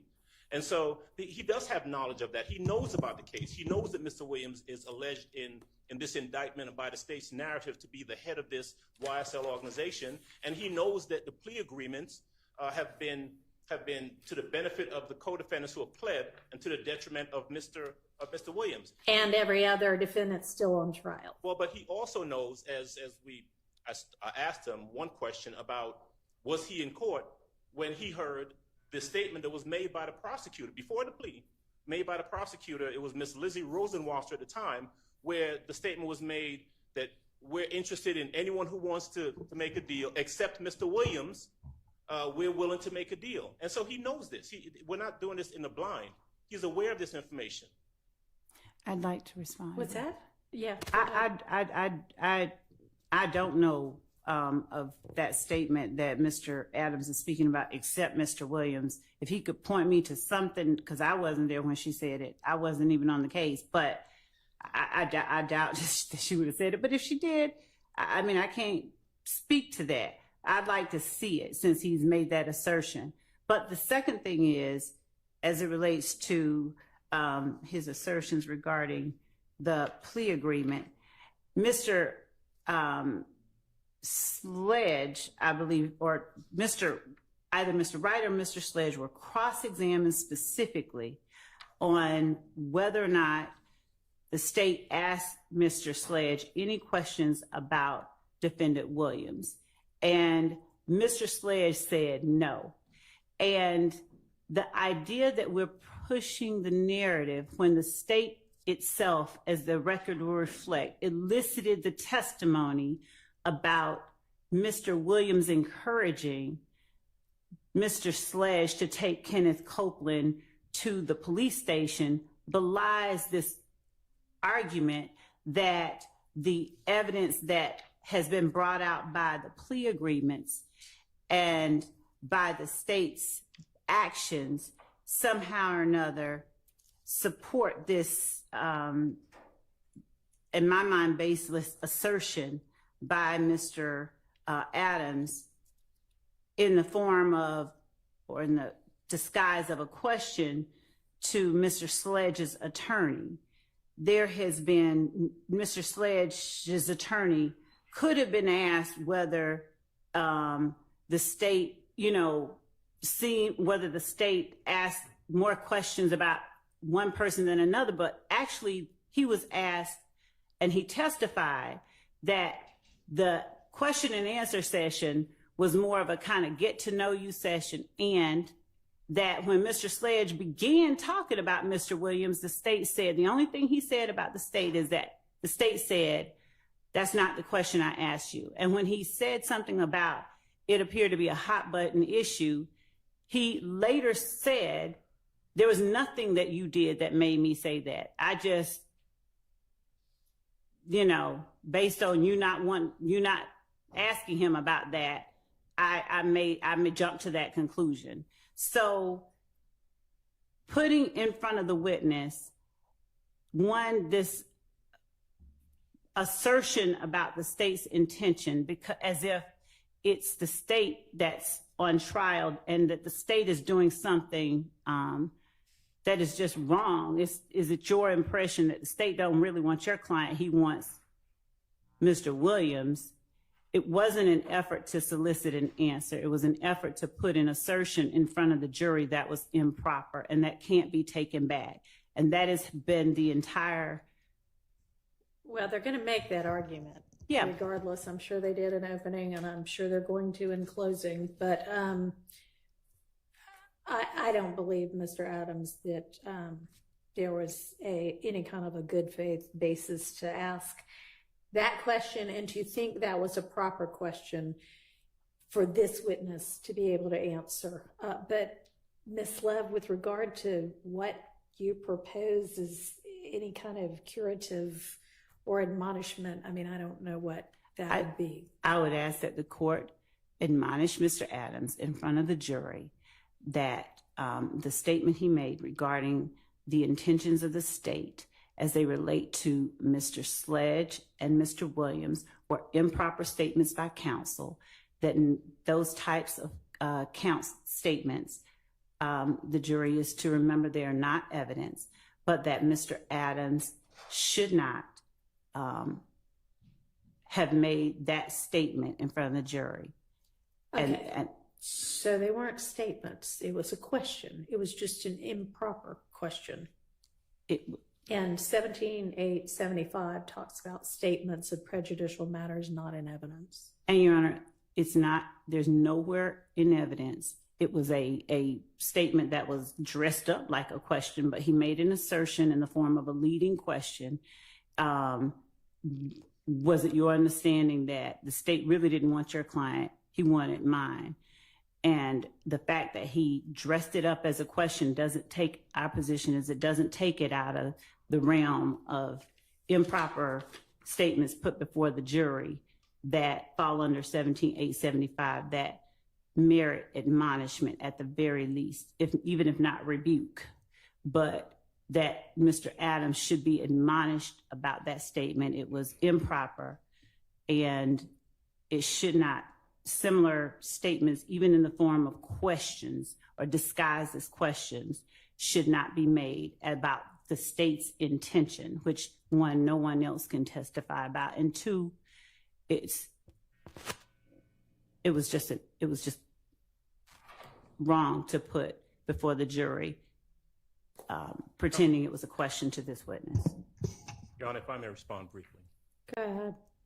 I have this witness on cross-examination, Yes. and I'm allowed to ask leading questions. I will defer to the court. If the court felt as though the question was an inappropriate question, there was an objection made, and the court sustained that objection, and I abided by the court's sustaining that objection.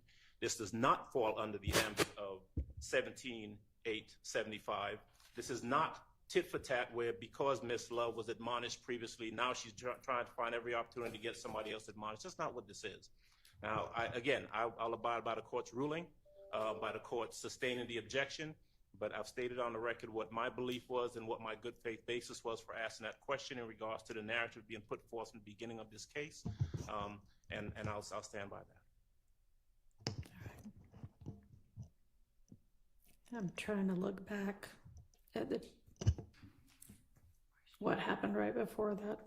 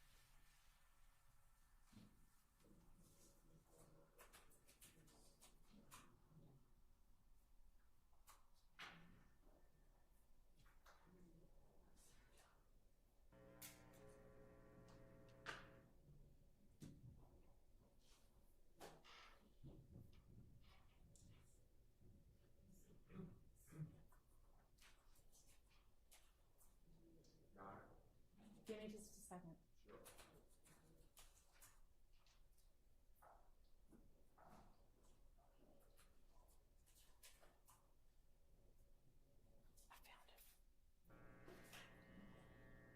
It's like page 112.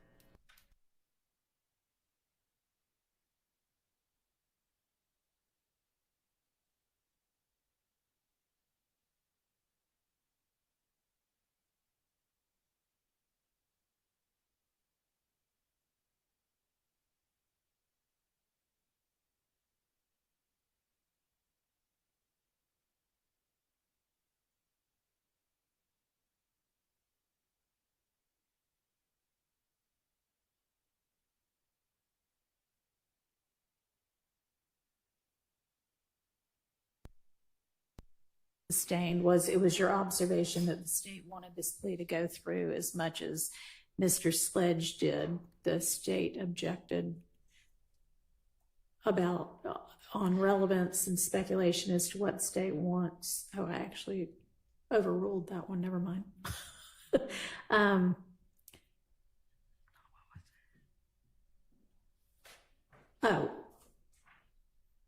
I made it a different kind of ruling, and I said re-ask your question.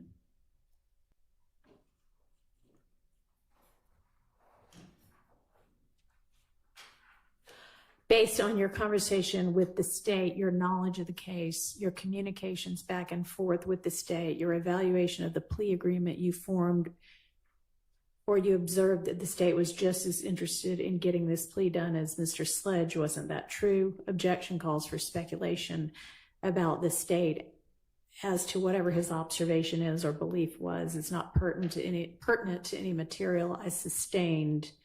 And then you followed that up with, was it your observation that the state wasn't really concerned with Mr. Sledge?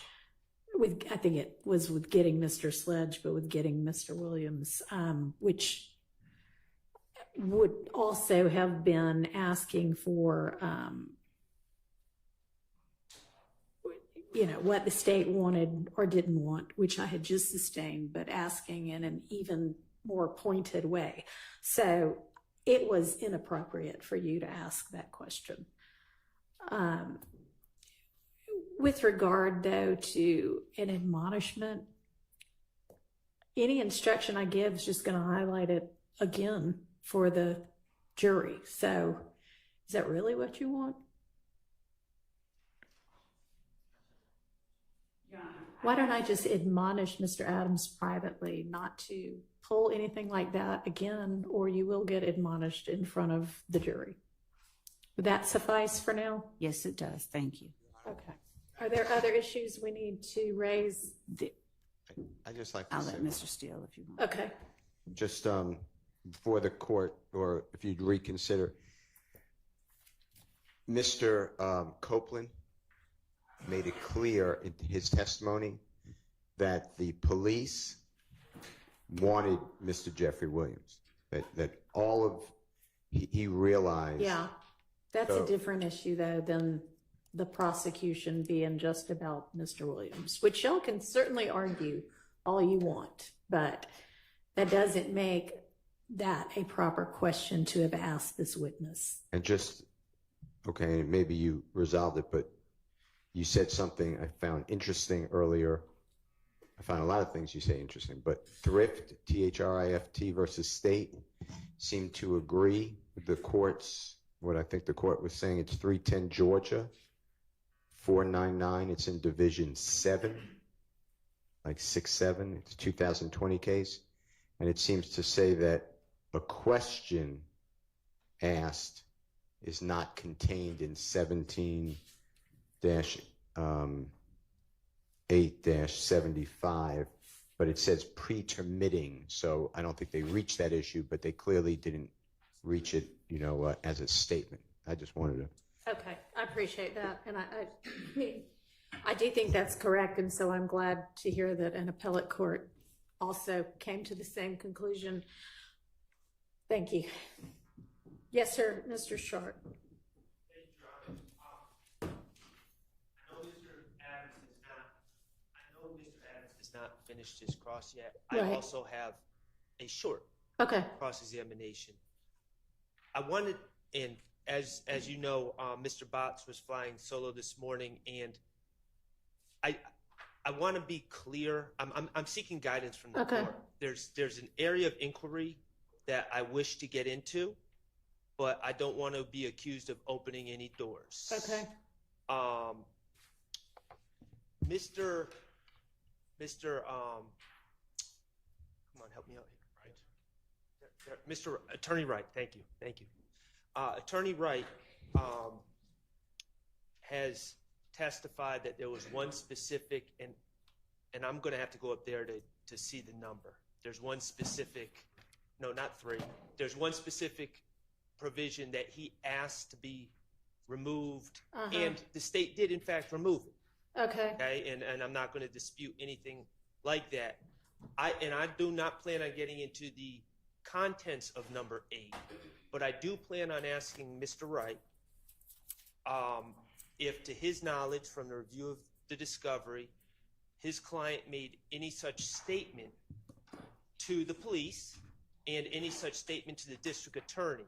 And the reason I'm asking that is, and then I'm going to conclude it, so this is not a situation where Mr. Sledge said one thing at one point and it was now disowning what he previously said, but rather it's just a situation where he's never said that. Okay. So And that's it, and I'm not going to get into contents of anything, but I just didn't want to be accused of opening a door to the contents.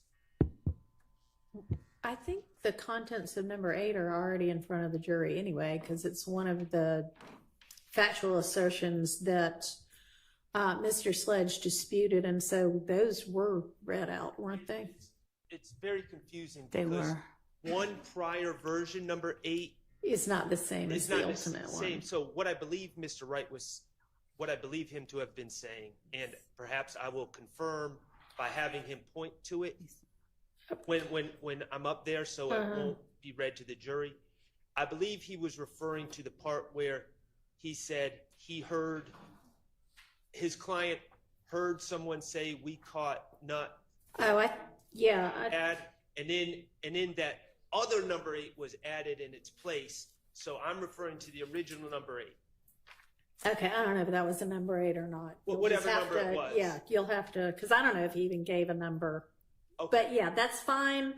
But I mean, I think that y'all know from, and that's a legitimate question, but I think y'all already know from maybe our discussions up at the bench that I believe Ms. Love made an argument that his knowledge was based on their post-Nutt's death discussions at the condo.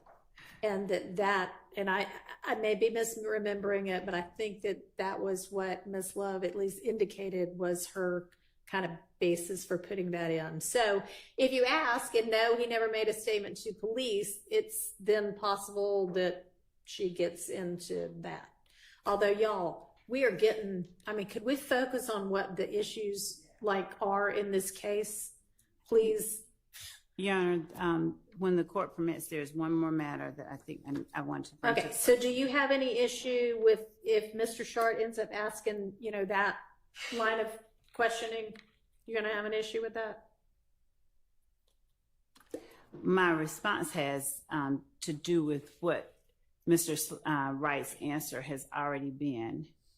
I actually didn't quite understand what he's asking. If it'll open the door, I'm not sure what he meant. So if he could clarify so that I can respond clearly. So Mr. Wright is being very clear, and I think the jury gets it, that his client disputed a fact and it was taken out by the state, which I appreciate.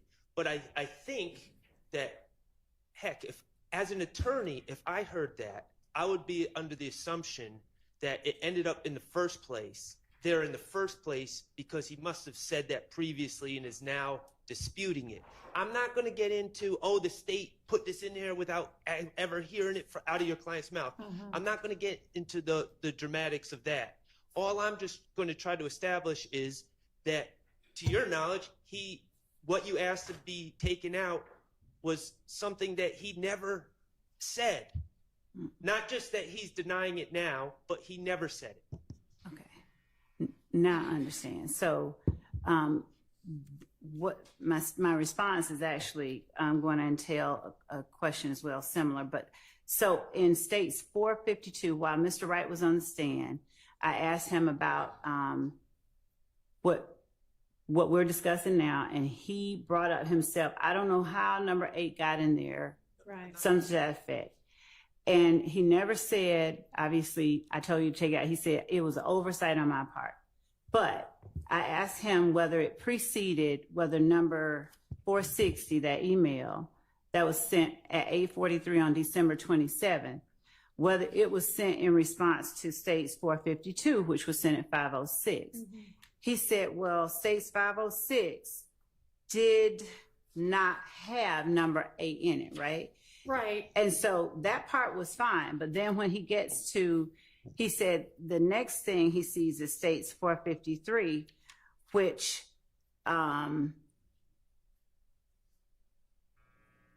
does have, it has a version of, it has a version of 8 in it. Right. But not that exact language. Right. As we went back and forth, and he told us what didn't apply and what did apply, what number 8 ended up being was a distillation of that original statement that it contained only the part that he wasn't disputing. So it wasn't a matter of, and Okay. that's a matter Well, for your argument. version is that's what he was saying. I think that could be interpreted more than one way. But what Mr. Short wants to ask is, to your knowledge from your review of the discovery and knowledge of the case, did Mr. Sledge ever say, I personally know that somebody from YSL killed Nutt, right? No. No? I'm, Okay. No. I'm getting everyone. I'm confusing Confused? everyone by All right. by Maybe. referring to numbers. Okay. I understood Mr. Wright to say, I asked, and this is what the state wanted out. I asked the state to remove something. Uh-huh. Okay, and forget about the numbers 8 or whatever. What he asked to remove was the statement that someone said We got him bad or we something. got Nutt down Okay. bad. All right. Okay, regardless of what the number is. Okay. And I'm not going to ask him what he wanted to get removed. I'm not going to get into the contents. I'm All just right. going to say what you asked to get removed. To your knowledge, your client never said it, and Oh, that. Okay. in the first place, Okay. and when you were representing him, he never told the state that, he never told the state investigators that. Okay. Just so it doesn't appear that it's something that he said at one point and is now. I understand. So then the question then is not going to be whether or not his client ever said that statement that is now factual acknowledgement number 8. Right. It's the quote that got taken out from some much earlier version that is, I don't know where it is because there's so many different versions, but we got that somebody said we got Nutt down bad or something to that effect. Right.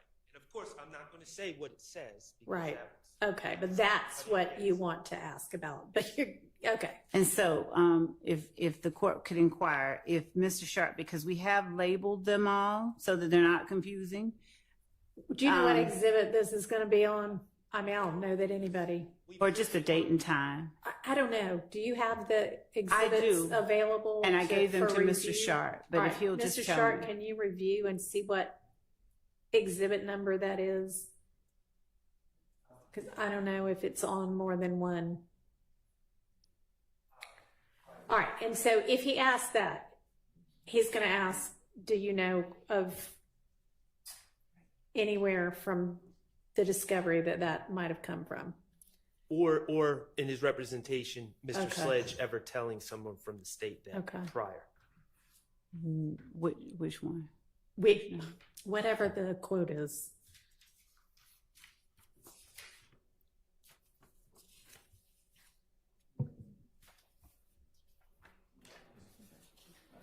Yes.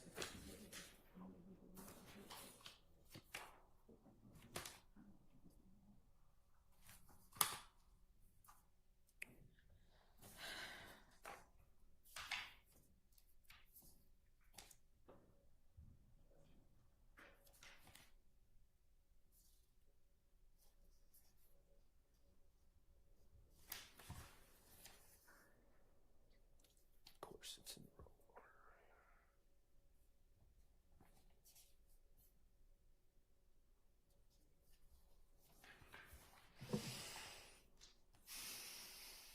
Okay. I know it's in Sledge Agreement Updated 2, sent 1:54 p.m. on Wednesday, December 28th. All right, that's going to be, I think, 455Y. That is correct. 455Y.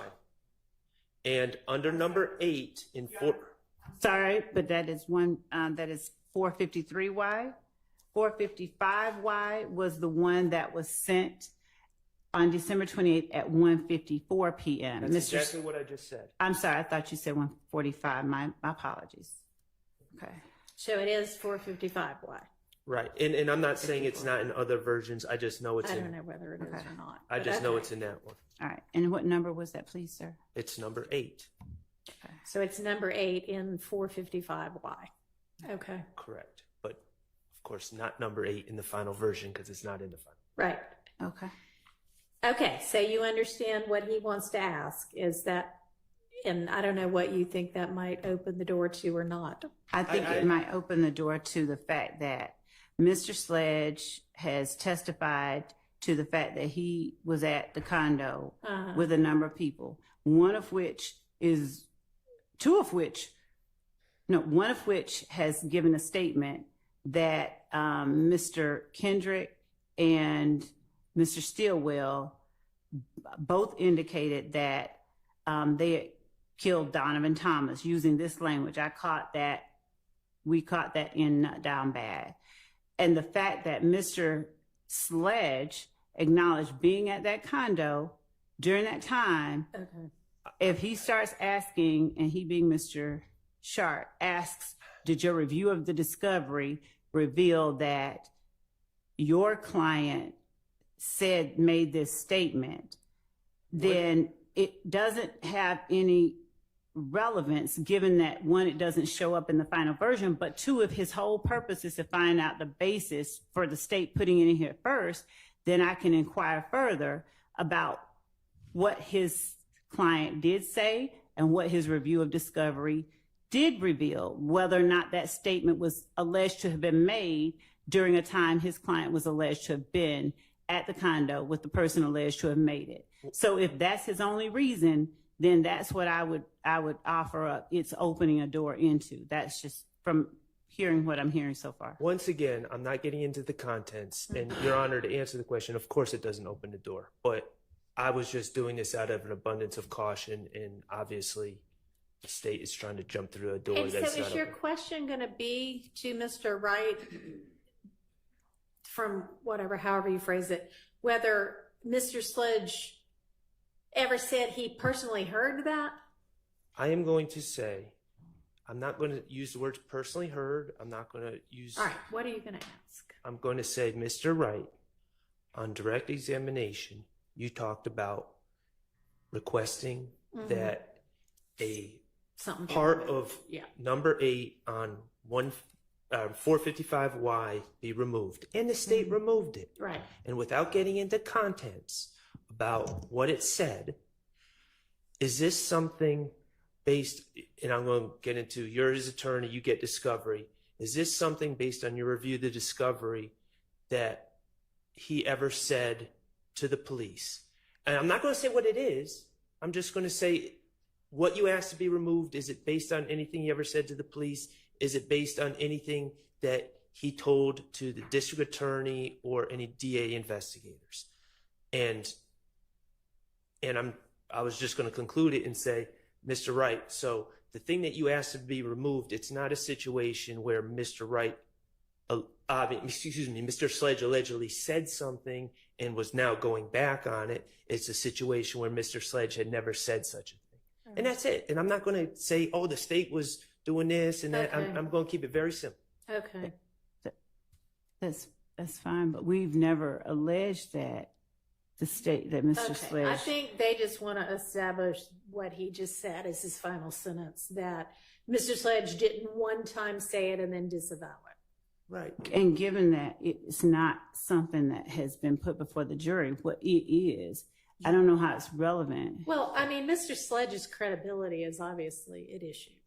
Right. And the state is putting it before the jury that Mr. Sledge has disavowed what's been put in front of him. And I'm just trying to clear it up in front of the jury that he's not.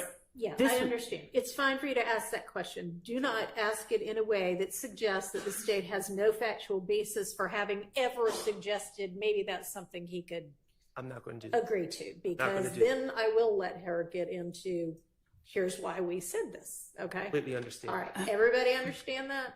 That's going to apply to anybody that might examine Mr. Wright. Okay. So, All right. What else? so Your Honor, once okay, I'm not going to follow up. I'll just redirect if necessary. But number 3, Mr. Wright made a particular statement on cross, I think, as it relates to number 3, or it may have been on direct, but I think it was number 3, and Mr. Adams followed up on it.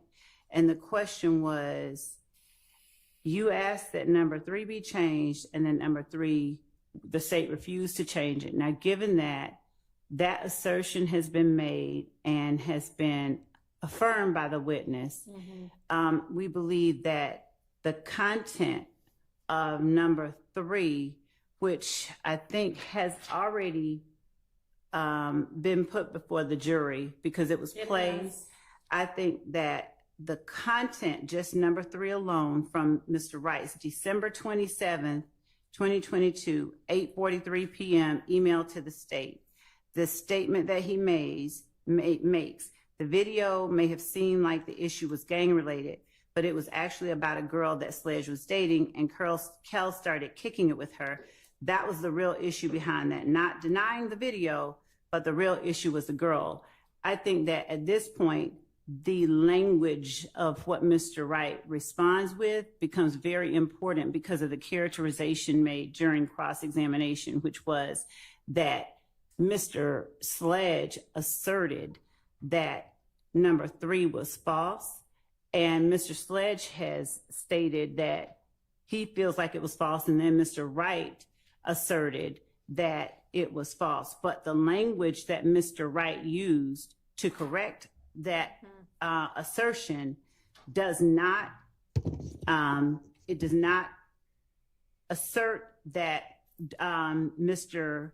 Watts was not a rival gang member. In other words, it does not dispute any material aspect of it. So the only part that we would be asking to Mr. Wright to tell the jury verbatim is what his response was to number 3, so that the jury can fully understand and appreciate what it is that everybody is saying the state refused to change. I can make this easy. I'll read that number 3 from Mr. Wright's email out loud to Mr. Wright on cross-examination, and the jury will get to hear it.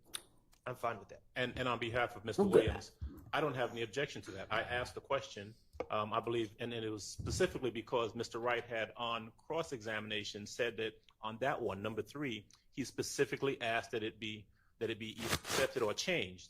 And so I don't have any objection to that. I think the subject matter of that language is appropriate. All right. Okay, good. Then that means I can get, okay. All right. Sounds good. Anything else? Okay.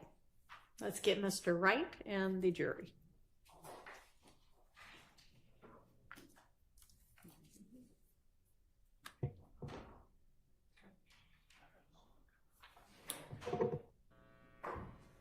And Mr. Adams, you Your Honor, can come on up too. Can we approach really quickly regarding a witness? Hang on. Yeah.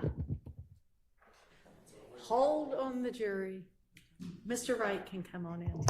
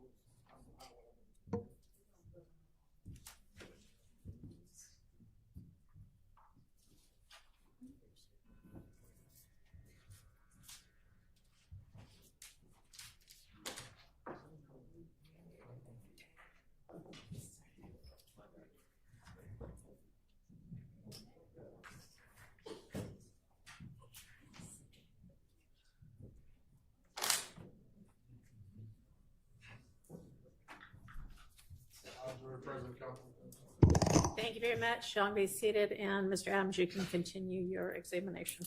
Thank you. All right, Mr. Wright, welcome back, sir. Thank you, sir.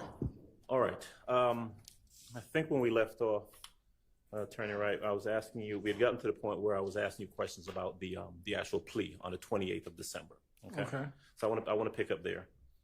All right.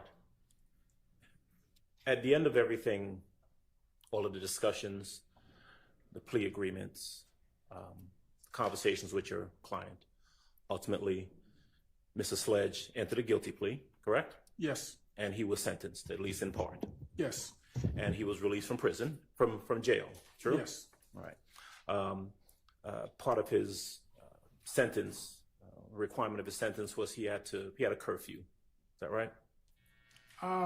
Maybe so. I'd have to refer to it, but that sounds Okay. reasonable. 10 to 6 sound like what you remember, if you remember that? Again, if the curfew was in place at the time he first got released, yeah. Okay. It's fair to say that even after he had entered his plea and had gotten out of jail, he had conditions on him pursuant to his plea and sentence, true? Correct. And it was always an unknown, is he going to have to appear, testify, and, go through this? But that was, of course, something that was, and I'll use the phrase hanging over his head. That was a condition that was upon him. Yes. The possibility of him testifying, true? Yes. And of course, the discussions that you would have had with the prosecutor and with your client, and again, I'm not asking you specifically what you told him, but subject matter is that if he were to testify, it would be expected that he would testify truthfully and consistent with that plea agreement, correct? Correct. All right. Now, it would be fair to say, and you tell me if I'm right or wrong, that you would, of course, make him available to speak to either the state and or the defense in preparation for his testimony. Correct. And previously with other clients, and I presume with Mr. Sledge, it would have been incumbent upon you, and you would have discussed with him the necessity of testifying if he were to be called in, testifying truthfully, correct? Correct. You've heard the phrase before. He's used the phrase, and it's been here in court, where he said he was of the impression that he would be able to get up and testify to, quote, his truth. You heard that? Correct. Okay. You knew and you understood, based on the discrepancies that you had with the plea agreement, that his truth might not necessarily agree with the verbatim reading of the plea agreement. Objection True? vague as it relates. Sustained. I'll rephrase the question. You knew that he did not agree with everything that was in the plea agreement, correct? I understood that he did have issues with some of the factual allegations that were contained in it, yes. Okay. And so moving forward then from that period of time, December of 2022, to when the state made contact with you about speaking to Mr. Sledge in June of 2024, you made him available at that time, true? Correct. Yes. And if I heard your testimony and the testimony properly, this was a meeting that took place at the Starbucks over in Fayetteville, correct? Yes. Would have been yourself, Mr. We've Sledge. gone through who it was. Asked and answered. Sustained. All right. You testified that the meeting that was had with Mr. Sledge at that time was approximately 40 minutes. Is that accurate? Objection asked and answered. Your Honor, I'm entitled to a thorough and sifting cross-examination. I'd like to be able to explore that because it has been made an issue by the state in their questioning. Okay, I don't know that the length of time of the meeting has been made an issue. Just go on to what it is that you want to get to with this witness and questions. Yes, Your Honor. All right. Did you describe in your previous testimony this meeting as a getting to know you sort of session? Yes, it didn't seem like a detailed question answer preparation kind of meeting. Is more of a feeling each other out, getting to know you kind of meeting, and giving you a general idea of, hey, you're going to be testifying, and therefore, I'll be asking you questions, and so we need to get a sense of each other. Was there a discussion from the state did they advise Mr. Sledge of what they would be asking him? No, there was general questions again, but it was not. Often when you think about witness prep, you think, hey, got 20 questions here. The 20 questions on it wasn't anything like that. It was really more of a introduction to each other, get to know you kind of meeting. It did not appear to you to be what you would consider a witness prep session. Correct. And that was on June the 9th of this year, correct? Objection answered. Mr. Adams, go ahead and just focus in on what it is that, we're all familiar with what he's already testified to. At any time after June the 9th of this year, and when Mr. Sledge was brought in to testify, did the state ever, in fact, conduct a prep session with him where they asked him or discussed questions they might ask him on the stand? Objection. No. Relevance. Overruled. No. That was, like I said, we met the one time, and then we've appeared for trial. And to be clear, we appeared to trial a couple times, but we weren't called. But they did not ask questions or anything. We just sort of waited. Mm-hmm.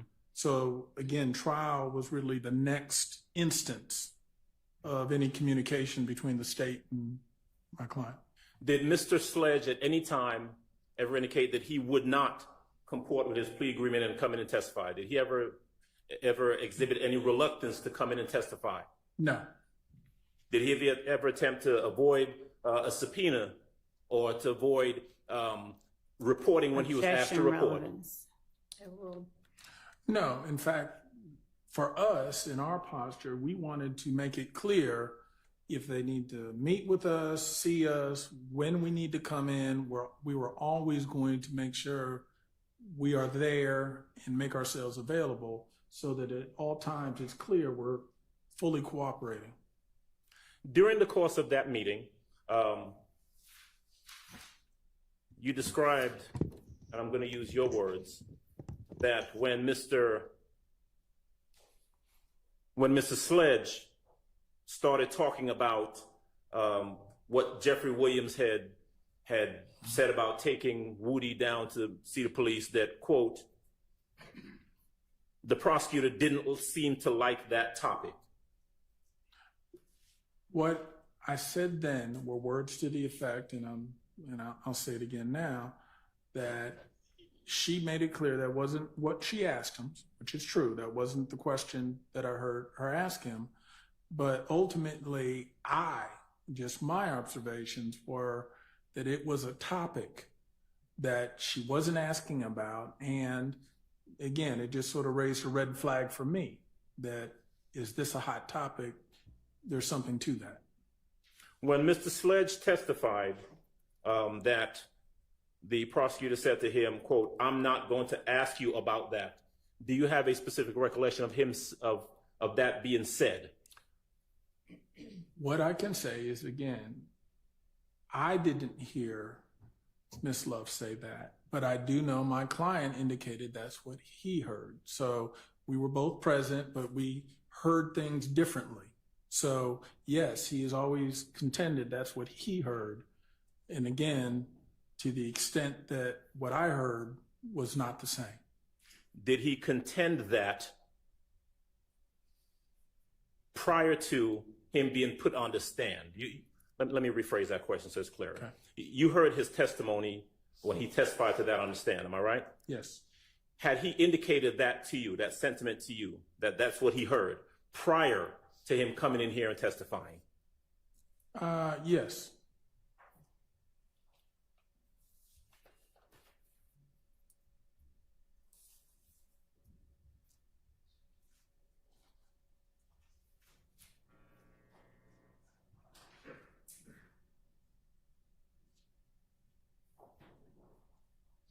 I want to Almost done. Just have one or two last questions for you, Mr. Wright. I want to jump back to early December of 2022, when you were having the back and forth with the state Okay. in regards to the plea agreement. And if I heard you correctly, that was between essentially the 27th and 28th. Is that right? Yes. Do you recall stressing to the state or sending them a message, specifically telling them that you were ready, he was good, Mr. Sledge, was good to take the plea, he didn't want any media, and that he just wanted to get back to his family? Do you remember expressing that sentiment to the state? I did. One moment, please.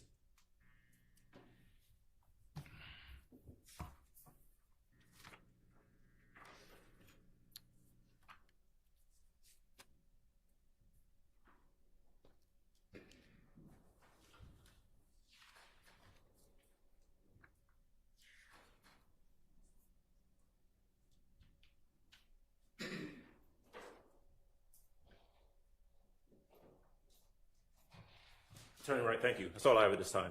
Thank you, sir. Thank you. Mr. Sharp?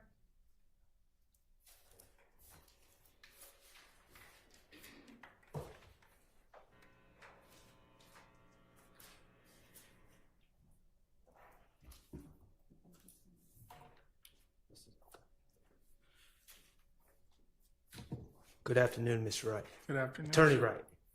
Good afternoon. May I approach to just see what the witness has in front of them? You may. This is 1AX, which was that final. These are just my own little notes.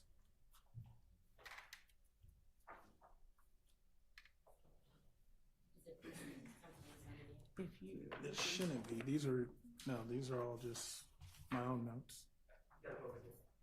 Okay. I'm just going to put these in front of you. Sure. So they're handy. Thank you, Your Honor. Okay. Attorney Wright,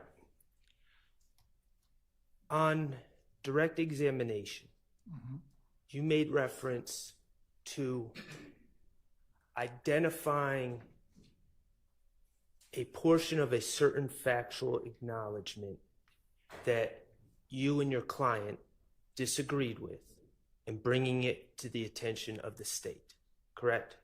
Yes. Well, you mentioned several, but there was one in particular that the state changed for you, correct? I need you to give me a little more info Okay. on which one. And I'm not going to get into the contents of it, but it's in what's been marked 455Y. Okay.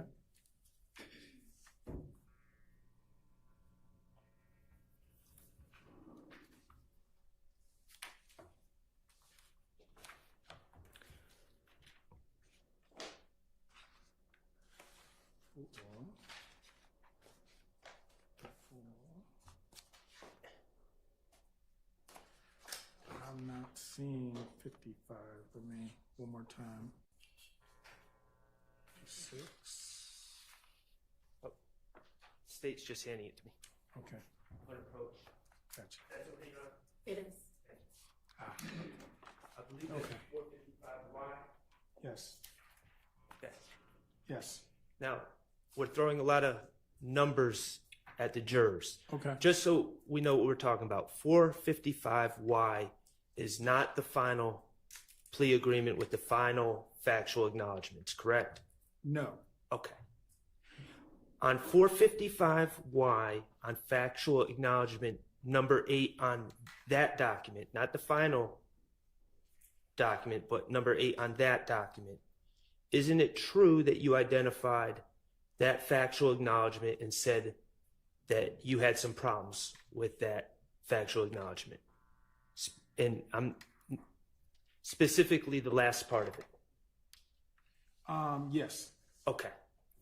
Now, as the attorney in this case for Mr. Sledge, you received discovery, correct? Yes. And you were able to see what your client may have said or did not say to any police officers. Correct. Okay, and certainly you were representing your client and are aware of what your client may have said or didn't say to any district attorneys. Okay. And you would be aware of what your client would have said to any district attorney investigators, correct? Yes. Okay. The part of factual acknowledgement number 8 that you asked to be removed, and the state removed it. Okay? You with me? Yes. The state removed it. We agree? Yes. Okay. That part that you asked to be removed, from your review of the discovery and from representing your client never said such a thing, correct? I can say that my client never said or adopted that statement, and that was one of the reasons he asked it to be removed. Okay, and I understand he didn't adopt it, but to your understanding, he never said it. Correct. Okay, and that's why I'm just trying to clarify. That portion that you asked to be removed is not something that your client once said and is now disowning or saying he's changed his mind. It's something that was never said. Objection asked and answered twice. That's correct. Okay, thank you. I just want to talk to you about the timeline of you receiving the plea offer and in actual pleading this case, okay? You received the first version of the factual acknowledgments, you would agree, at approximately 5:00 p.m. on December 27, 2022? Yes. Okay, and that was the day before the plea was entered. Correct. And as I understand, I'm not going to belabor the point, as I understand, you went to 901 Rice Street, the Fulton County Jail, to discuss the plea offer with your client. Yes. Okay. Mr. Sledge. And do you recall how long you met with him that day? Now that I don't know. It would have been long enough to make sure we're going over things for me to get a good idea of what his response would be to our conversation and the things I was going over with him. And then at some point I would leave, and then, of course, as I said, later prepare a response email to the state. And this meeting with your client, was this you were in the attorney booth at 901 Rice Street? Yes. Okay, and as an attorney, or when you met with Mr. Sledge, you were on one side of the booth, there's a glass. Objection, relevance is to. I'm discussing their ability to go over this document. Overruled. There's a thick glass barrier in between you and Mr. Sledge for this meeting. Correct. And he's on the other side of the thick glass, correct? Correct. And of course, you have to talk loud, but you can hear each other, correct? Correct. And let me, at least so you know, because this is some time ago, I'm assuming I was, again, because we are almost always in the attorney booth. We get a little key, we can unlock it, we can go in. We can also hand documents back and forth. Right. That is my recollection of how I met with him, which meant I would have been able to hand him a copy so he can read it, I can read it, at the same time, and go over whatever we need to go over. I'm sort of stating it because it's so long ago. Is it possible that I just saw him through one of the more window only kind of things where I could not have handed him stuff? Possible. I don't remember that. I remember being in the attorney booth. Okay. But I just wanted to point out that, yes, we can talk as well as hand stuff to each other to review. Well, let's let the jury know what we're talking about here. Yes. So if the attorney booth, if someone's in the attorney booth, if it's being used, if it's occupied, you can use a visitation booth, correct? Correct. And that also has thick glass in between you and the person you're speaking to, correct? Yes. And the main difference is there's no pass through in those Correct. booths. You can, all audible stuff's the same, but you just can't pass stuff back and forth. Okay. And of course, when you met with him on the 27th, met with Mr. Sledge on the evening of the 27th, you had whatever version of the plea agreement was in effect at that point, but not the final version. Correct. Okay. All right. Could you refer to 1AS Okay. for me? I have it, sir. Okay, thank you.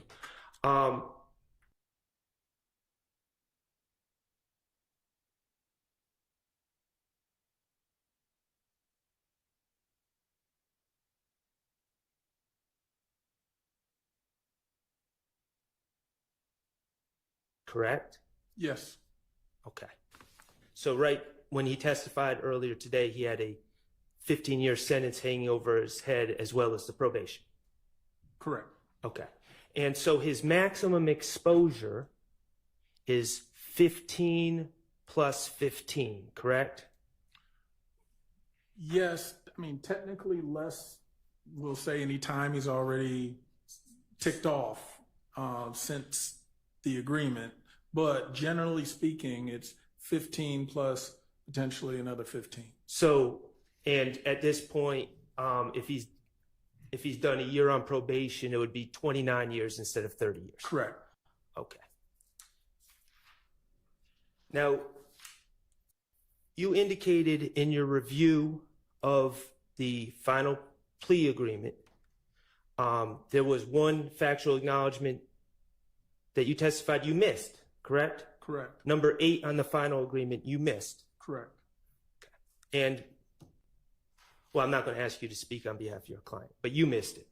Yes, I can only say that I missed it. And had I seen that, I would have immediately, because it was of a certain subject that from the very beginning we had sought to exclude from this. But ultimately, for whatever reason, we missed it. Okay. Can you, in sentencing acknowledgments number 5 on that final agreement, defendant's sentencing acknowledgments? Yes.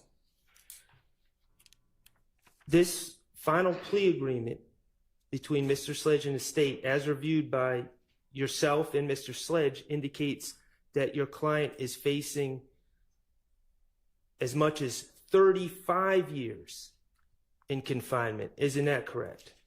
Correct. That's what the agreement says. Correct. Okay. In fact, he's facing 30, maybe 29. Correct. It would have been a max of 30. So 35 was incorrect. Okay.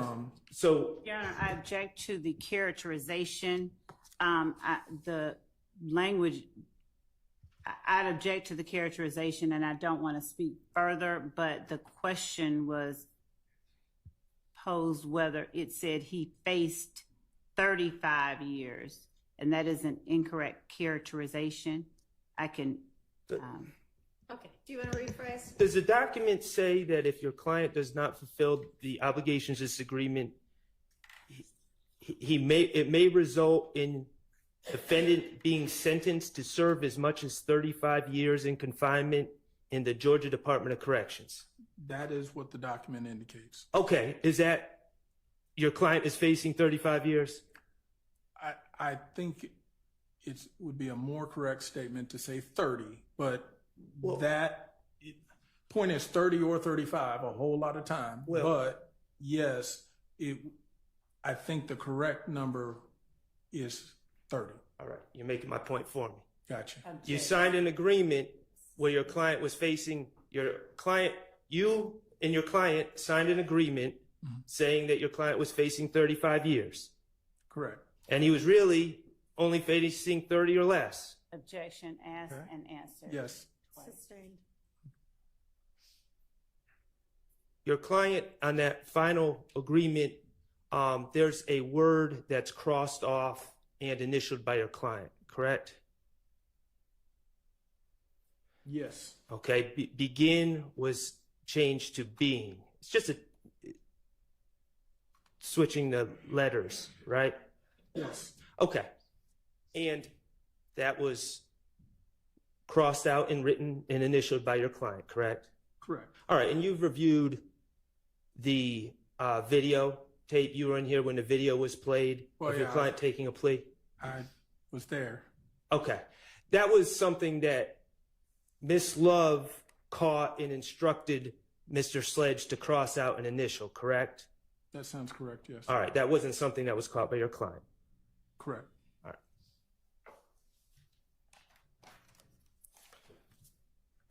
Okay. Mr. Wright, you, in addition to what I first asked you about number 8, the portion of number 8 that you pushed back on the state and they changed, you also pushed back to acknowledgement number 3 on the final plea agreement, correct? Correct. And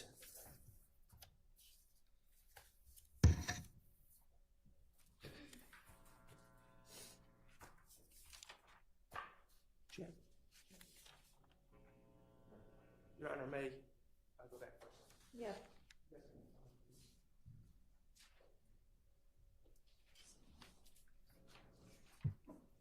Okay, and number 3, which you pushed back on, regarded the video that your client made with Quindarius Zachary, where he was, we'll say, threatening a gentleman by the name of Kelvin Watts, correct? Correct. Okay. And you're aware that the factual acknowledgement indicates that your client, while associated with YSL and to support and express loyalty to YSL, made this video. Correct. And it indicates, the acknowledgement indicates that the video was made on behalf of YSL, correct? Correct. Okay. Your Honor, I'm going to object to characterization. Sustained. I mean, if you read it carefully and then rephrase. On behalf of YSL, defendant threatened to harm a person named Kel. You can ask that. Okay. But the acknowledgement indicates that on behalf of YSL, defendant, that would be your client, Mr. Sledge, threatened to harm a person named Kel, correct? That's what the acknowledgement says. Yes. Okay, and you pushed back on that and you sent Ms. Love an email, correct? Correct. Actually, we began taking issue with that characterization from the very beginning. And this was, I think I testified an example of where we felt one way, the state felt another, and that was one of the examples where it was not changed. Right.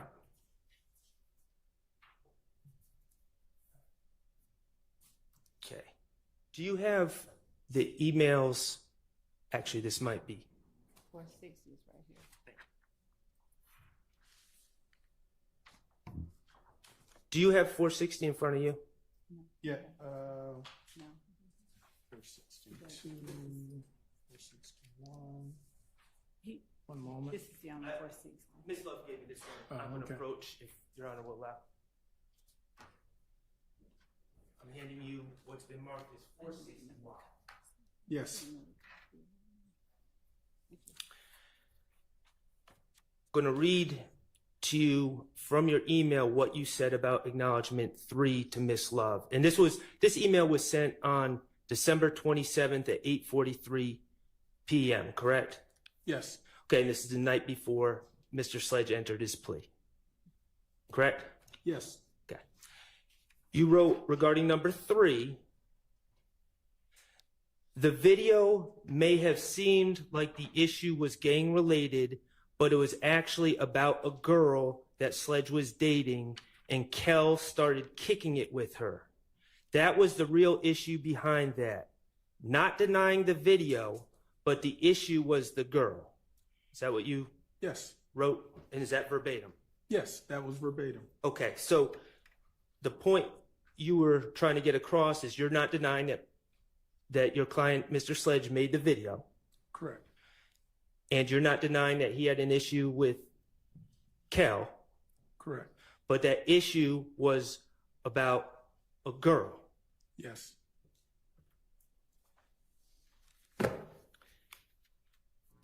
And you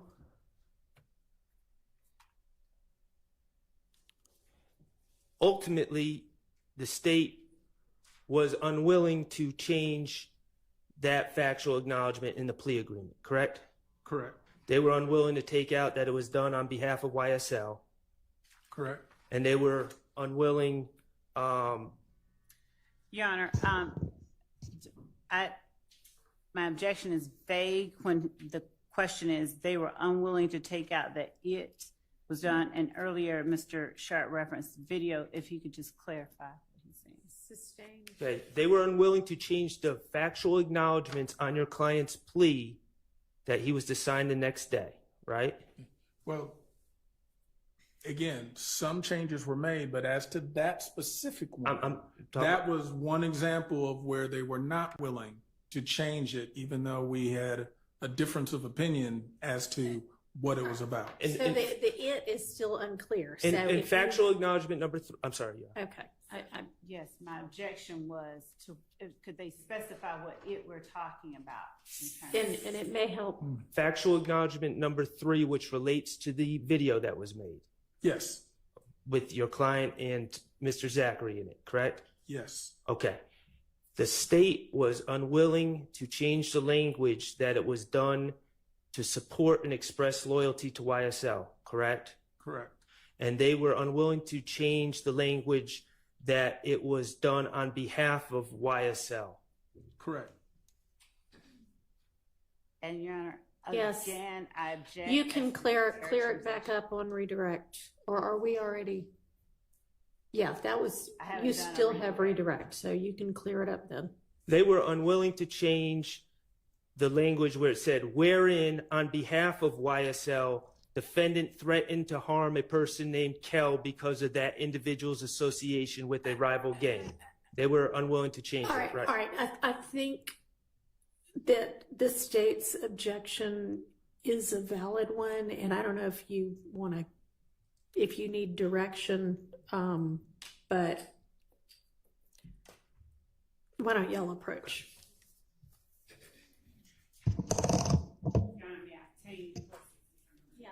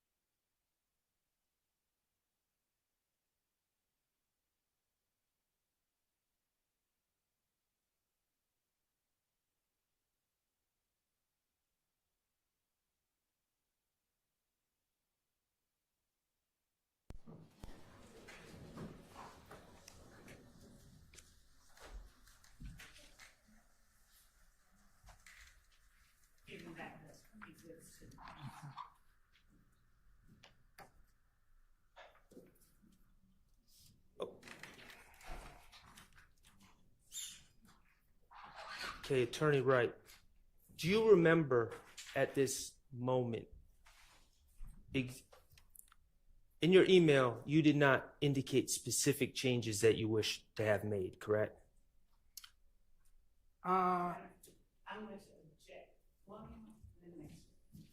Actually, in my email, the way I even described I put here are recommended changes, and then I went number by number, all the way 8 through 13 for the agreement I had at the time. I get it.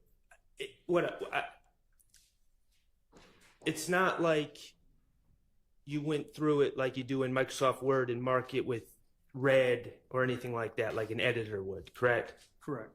Okay, but the point you were conveying in that email was it was not gang related, correct? Correct. And it was over a girl. Correct. As to that issue number 3. As to number 3. Okay. And ultimately, the final version of Mr. Sledge's plea agreement includes language. You would agree that it includes language that indicates that the video and the making of the video and the threats were gang related. Correct. That number 3 is an example where there was not a meeting of the minds with the state, and that's where they did not remove the information, consistent with what we were suggesting be removed. And the gang related versus a girl was where the meeting of the minds was not happening, correct? Correct. I mean, ultimately, the state included sort of both things in there where we were saying it was really about the girl. Right. And you told Mr. Sledge that he could explain this later to a jury. Objection, Judge. One that asked, answered, and province of attorney-client privilege. Then attorney-client privilege. Okay. Mr. Wright, from your dealings with Mr. Sledge, you are aware that Mr. Sledge did not completely agree with factual acknowledgement number 3. Objection, asked and answered. Sustained. On the date that he pled, he did initial that factual acknowledgement, correct? Asked and answered. Your Honor, this is the first time I'm questioning this I witness. know, but lots of other people already have, and we've gotten that information at least a couple of times. Okay. I mean, you're welcome to ask whatever it is that we're leading up to.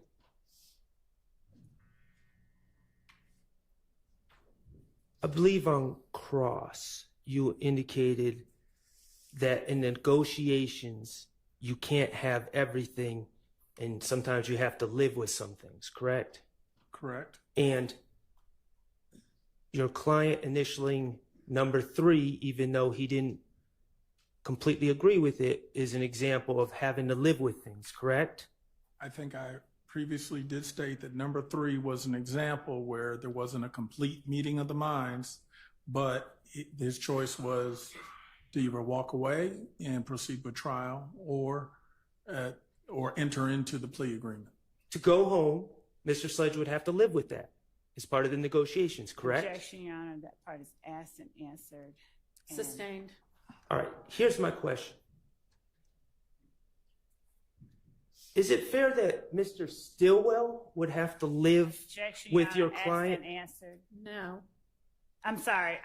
That is not what I meant to add.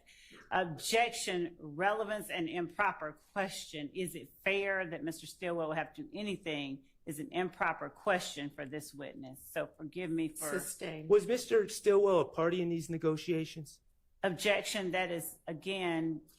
I'll permit that question. Was Mr. Stillwell a party in these negotiations? No. Was your client signing a factual acknowledgement that wasn't true? Is that something that Mr. Stillwell should have to live with? Objection. One. Sustained. The signing of these incorrect factual acknowledgments, you would agree that it affects more people than just Objection, Mr. Your Sledge, Honor. correct? Overruled. I will state this.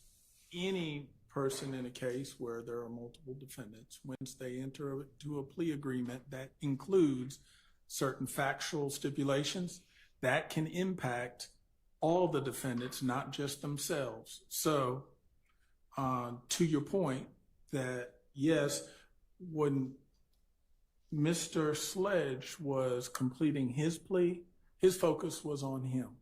However, there are effects or ramifications that could affect others. And your focus Your was, Honor, and your focus Hang was on on just a him. second. Hang on.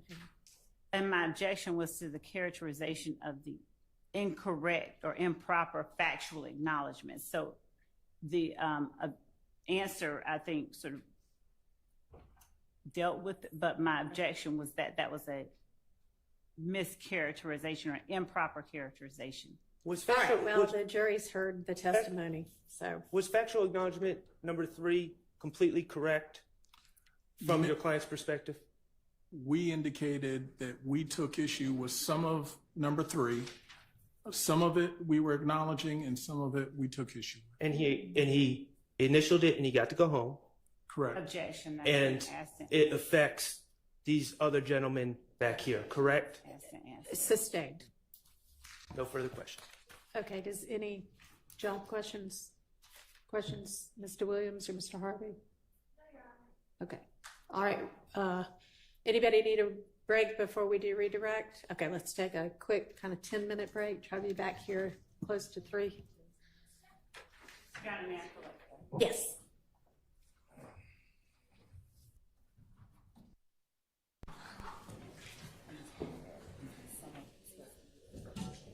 Okay.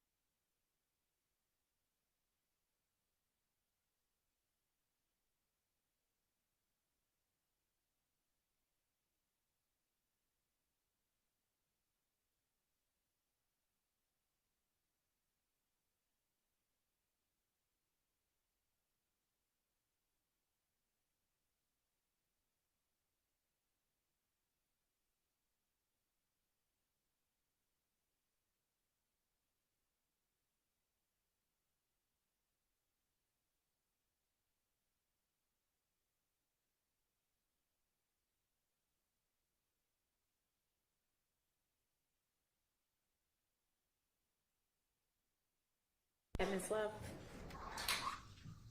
Thank you, Judge.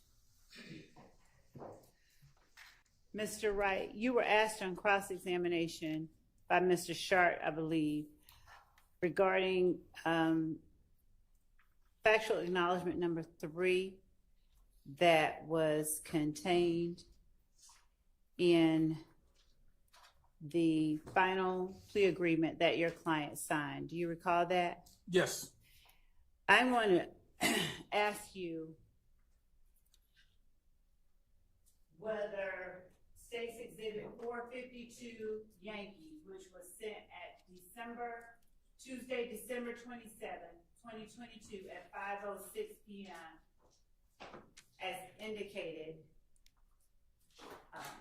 by its label, was that document, the document that preceded the email in 460 Yankee from you dated December 27th at 2022 at 8:43 p.m.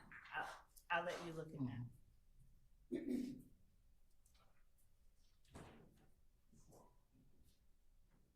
Paying particular attention to number 3 in State's 452 Yankee.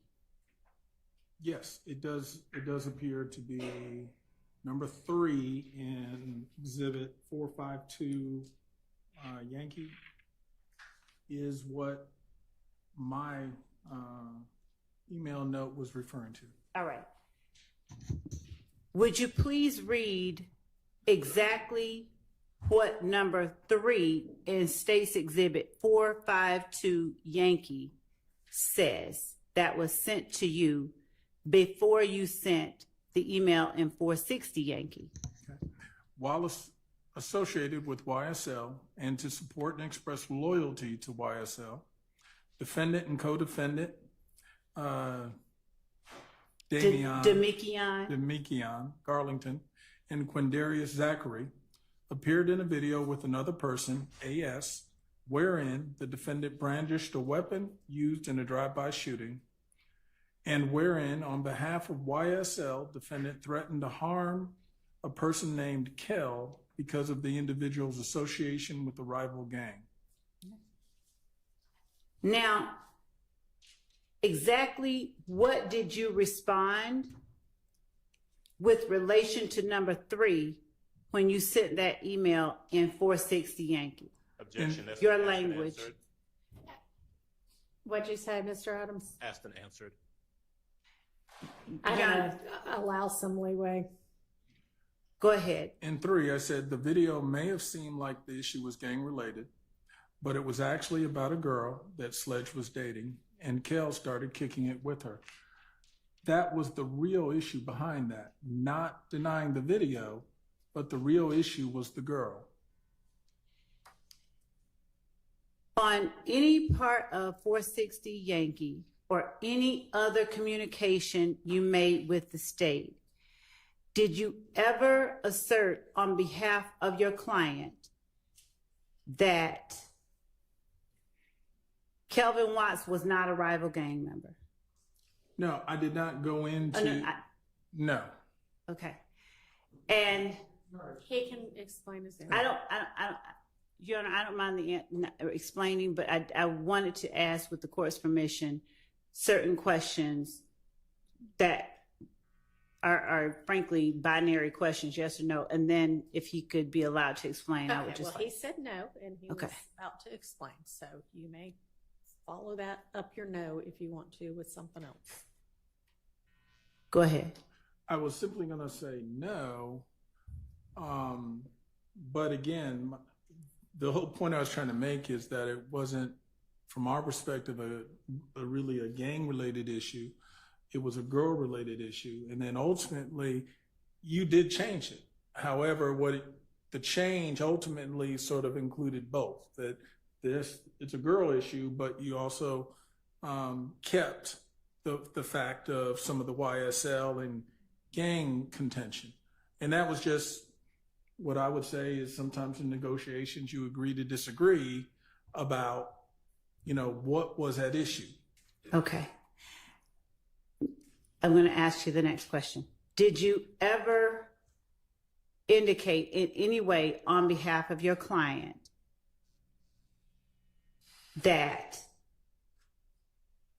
your client was not associated with YSL as stated in the first part of Section 3 of 1AS, the factual acknowledgement? There's never been a time where I've ever contended or represented to you that my client was not YSL. Okay. And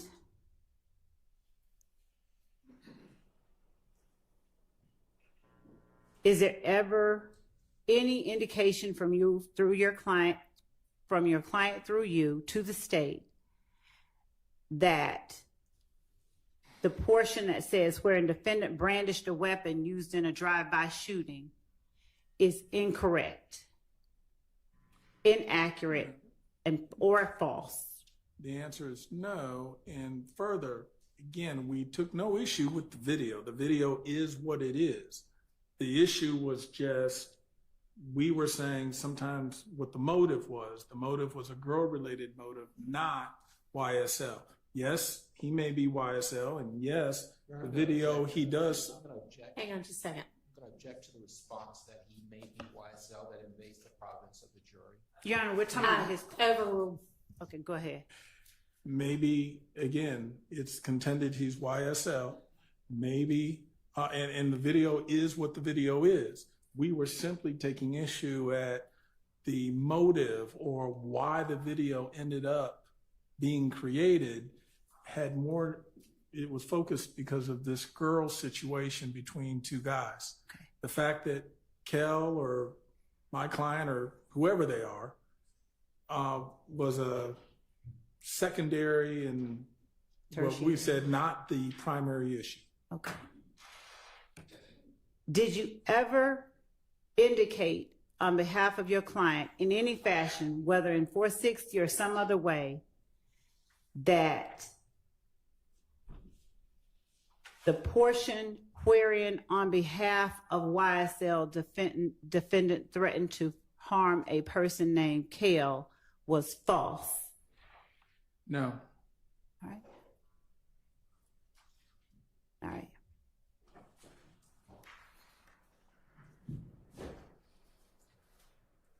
So is there any statement contained in State's Exhibit 1AS,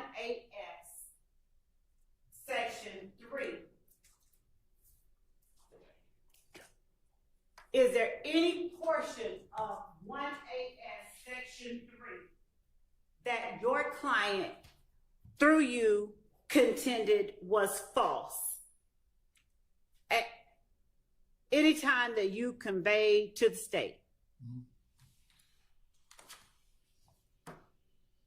The part which says that ultimately his actions in the video. Wait a minute. Where's the word ultimately in that? Okay, well, no. Sustained.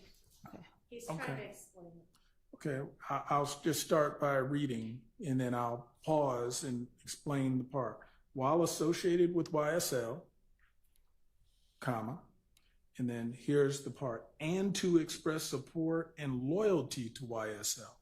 That part is, again, it was not a gang motive. That was the part that my comment would take issue with, that he wasn't shooting this video or making any comments or doing anything. This was about the girl, not about trying to support or express loyalty to YSL. Now, the rest of quite honestly, the rest of it is essentially just describing the video. It's correct. And then ultimately, at the very end, where it was added, had begun a relationship with defendant's ex-paramour. That was correct. So the only issue was an inference that it was in the furtherance or in support and express loyalty to YSL. That was the only part that we took issue with. So that's where, when I say sometimes there's something where we agree, but also part of it disagree. That was the part of disagreement. And to not split hairs, but did you at any point say in your email or anywhere else that that part is factually incorrect? No, but also understand my email came the day before. As we started getting into these later versions, I was here in court. I wasn't sending emails. At that point, we were communicating verbally back and forth because we were sort of both here. But the point being is, that was something that my recollection is, hey, we changed it to the extent we're going to change it, and that ultimately you weren't going to change it further or, eliminate that. So my client, as he, I think, testified to, would say, look, some parts I may not have liked, and guess what? When asked, I'll explain it. But ultimately, I don't want to not do a plea. I want to get the plea done so I can move forward. And that's that point of compromise. Thank you for explaining that. All right.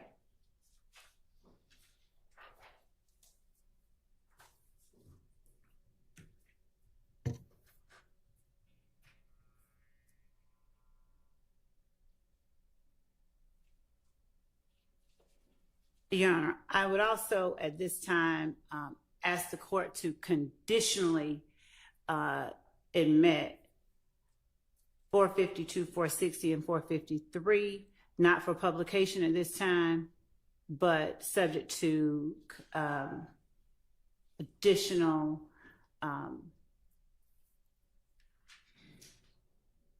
restrictions as the court sees fit. And we can discuss off outside the presence of the jury. Conditionally admit them. If we want to talk about them more, we can talk about them more. Yes, Your Honor. Thank you.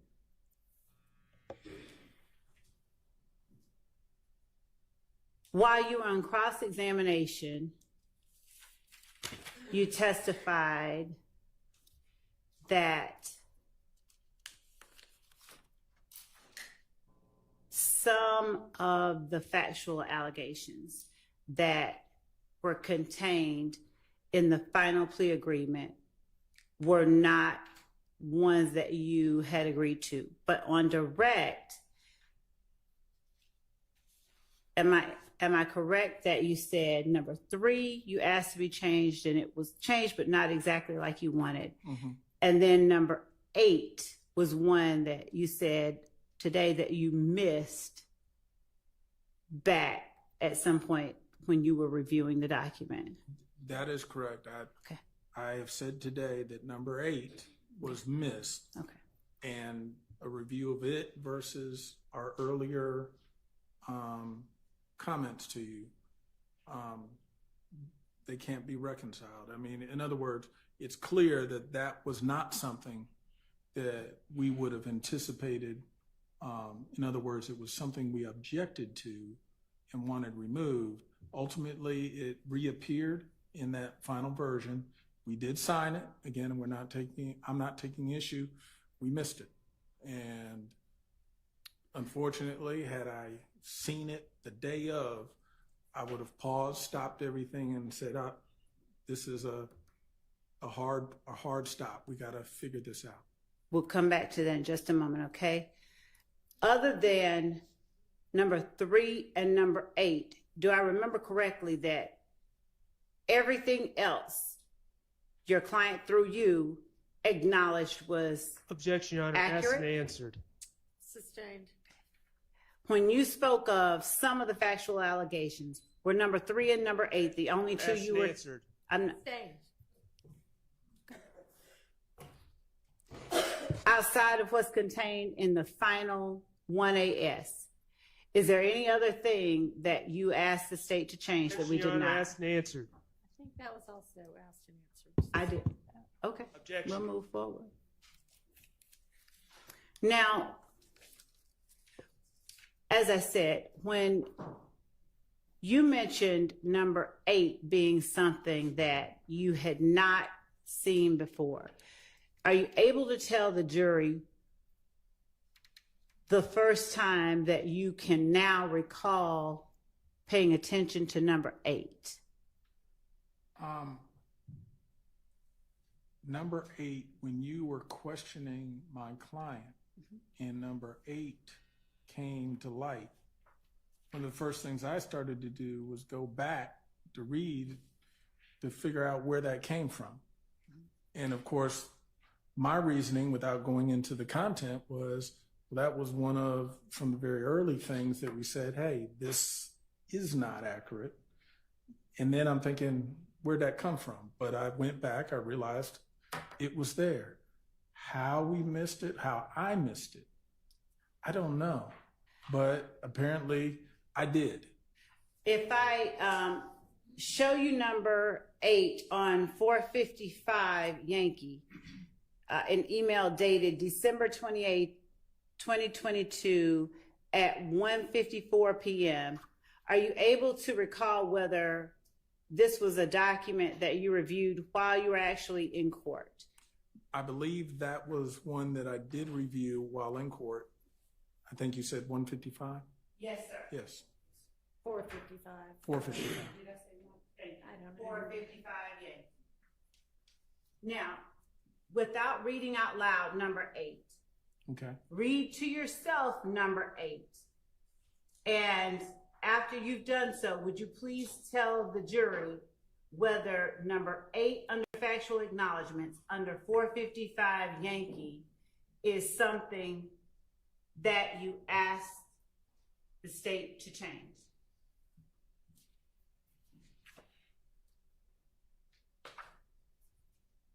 If we, With just okay. because I can't have you read it. No, I'm not going to read it. Okay. But what I was going to say is, having read it, Mhm. ultimately,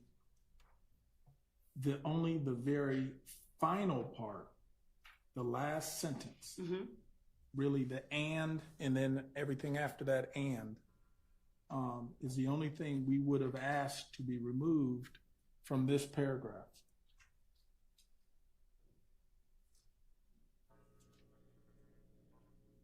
So essentially, you could say almost the last 2 sentences.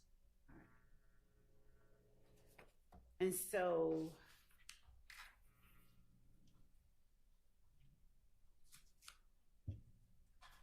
or 55 number 8.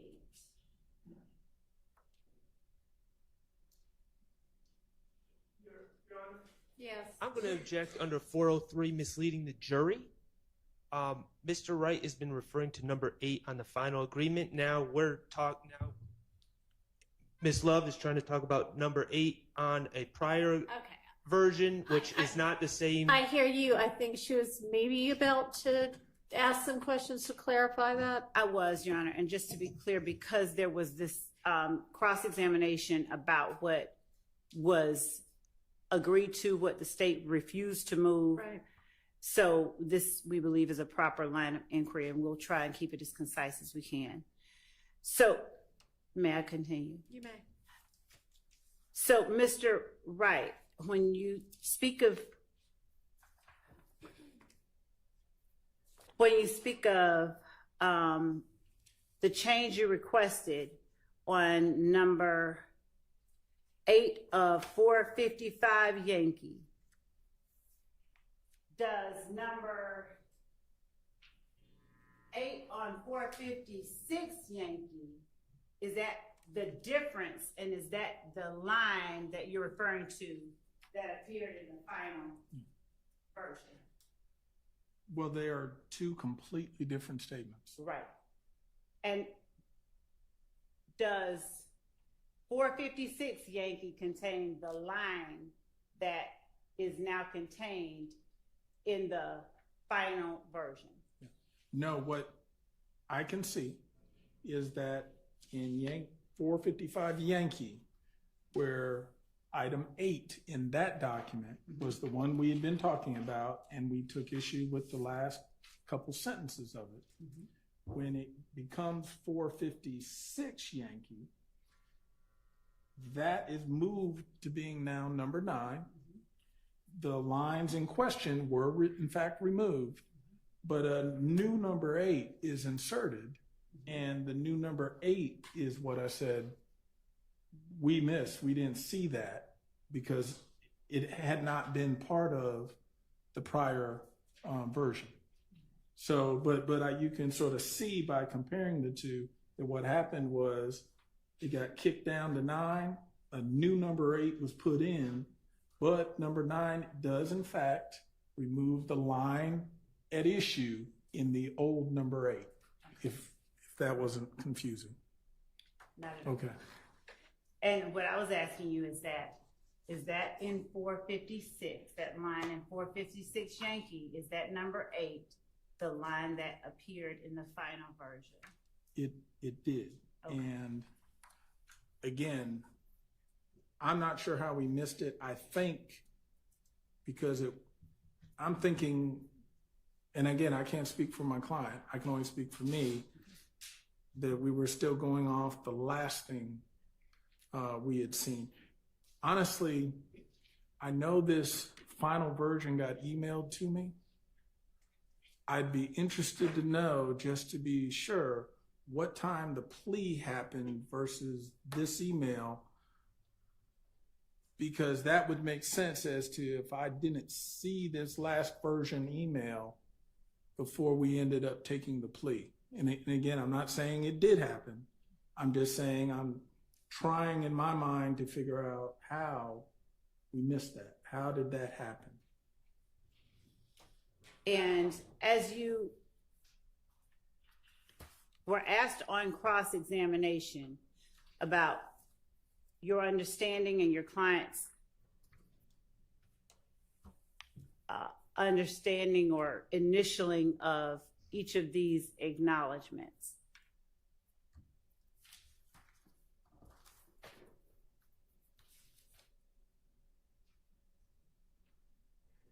was there any acknowledgement other than 3 or 8 that you ever felt you needed to explain? I don't think this particular question's been asked before. That you ever felt you needed to express to the state, my client may need to explain these further? I know that I expressed to the state that at some point my client... Your Honor, I'm sorry. I'm going to object because I believe that answer calls for something that invades the province of the attorney-client conversation relationship. Not when he expresses it to the state. Overruled. Go ahead. But she indicated... I believe, because at some point it was stated to the state that explanation may be necessary. Yeah. I don't recall whether we itemized exactly which items were going. I think it was a general statement that, hey, we're signing it, we're agreeing to it, but some of this may require explanation. And at the proper time and place, i.e. if he's called to testify, he's going to want to be able to explain the answer. Okay. So I think that generally, without going into any detailed conversations with my client, but that's generally what I recall we were communicating with the state to say, we're signing, sign us up, we're initialing, we're going forward, but some of these things, because there are a couple things in here, may require further explanation, and when asked, he'll have a chance to explain.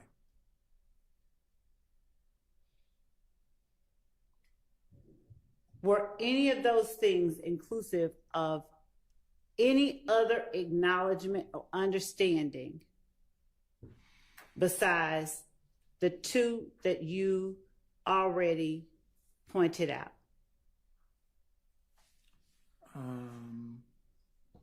If you need, could I have the final initialed? I think you Because I think your question is going to that. I just want to.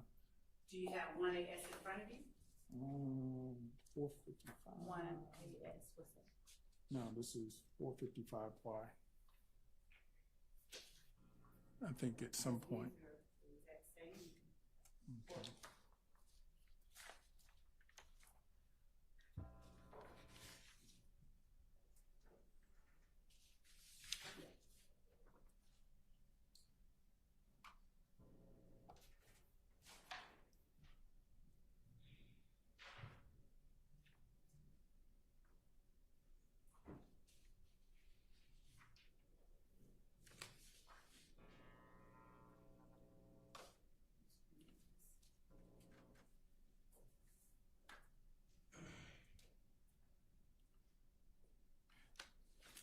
reviewing this, 3 and 8 would be the only ones that I believe he would have, oh, I'll strike that. 3 and 8 were the ones that there seemed to be issues that may require explanation. Okay. Just 3 and 8.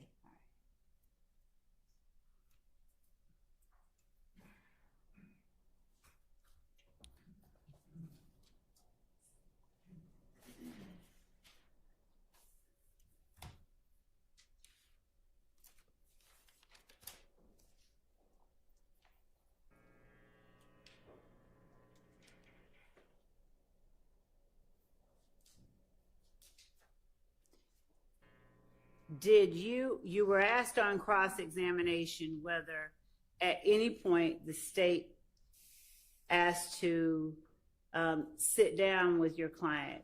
Did you perceive the November 20th, the November 2022, the November 30th, 2022 email from the state as a request to sit down with you and your client? Well, it was a proffer offer. So yes, that would essentially be your communication to see about having a sit down with my client. And I think I indicated I received it, but we did not respond until middle of December. Okay. And that response, did it include any agreement to sit down with the state? No, it actually was simply saying, why don't we talk about a resolution? Okay.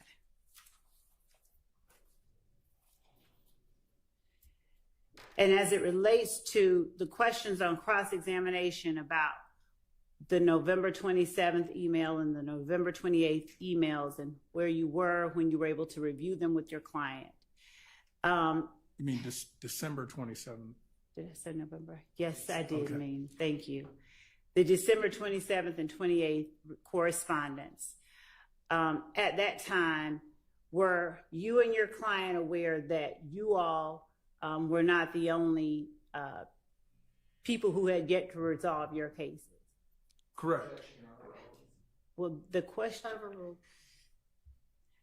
having known me personally for as long as you've testified you have, did you feel that comfortable enough? Hang on. Relevance as to what he felt? Yes. What are you, finish your question so I can. Because the question, What was the other one? I'm sorry. Mr. Wright's thoughts about this. Do you I don't have any. maybe rephrase? All right, I'll rephrase. Did you were asked on cross-examination about receiving communication and plea offers, plea agreements on December 27th and 28th and meeting with your client at the jail and in court. Do you Okay. recall those questions? Yes. At the time that was going on, did you believe or did your client indicate to you to express to the state that you needed maybe any additional time to go over those agreements? No, at that time, we were very eager to ink a deal and resolve the case. And ultimately, that's how the 27th happened in the evening, as well as once we show up to the courthouse, how on the 28th, we were trying to iron out an agreement, which we ultimately tendered to the court. Were you or your client through you ever given the impression or led to believe that if you did not ink a deal on December 28th, it would go away? No, I don't think there was ever a sense that we were given a deadline. It was, hey, now or never. I think it was just a matter of he's expressed. He had different concerns and different motivations. So again, not speaking for him, but he seemed very eager to ink a deal if a deal could be had on the 28th. And you were also asked about your desire or willingness to go to trial. If your client chose to go to trial rather than ink a deal, regardless of the financial arrangements that you had made, would you have continued to represent him?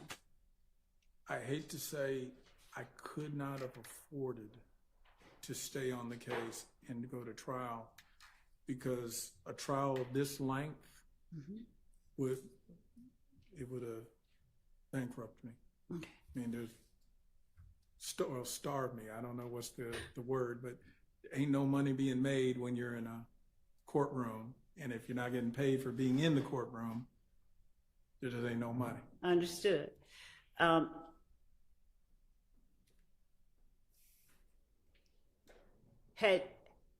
Without getting into what you told your client, would you have made efforts to arrange for him to have suitable or to? Okay, I'll withdraw. All right. Did you ever move to withdraw in this case? No. Again, that's something that would have come later, depending on the choices my client made. Okay. And because his choice was to get this plea done and to execute it, that never became a ripe kind of consideration. You were asked on cross-examination a number of times about your client's sentence. I want to show you what I've marked as states 463, and a copy of which has been, not as it's labeled, but the certified has been provided in discovery. If there's anyone that wants to see it, I'm just giving the copy to the witness. Okay.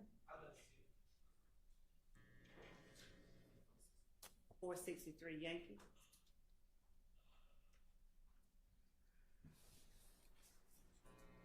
You were asked on cross-examination whether count 30 was held open until the end of this initial trial. Do you remember that? Something to that effect, yes. And do you have any memory of it being necessary for your client to be sentenced on count 30 as a result of the way that that particular count had to be filed with the clerk of court?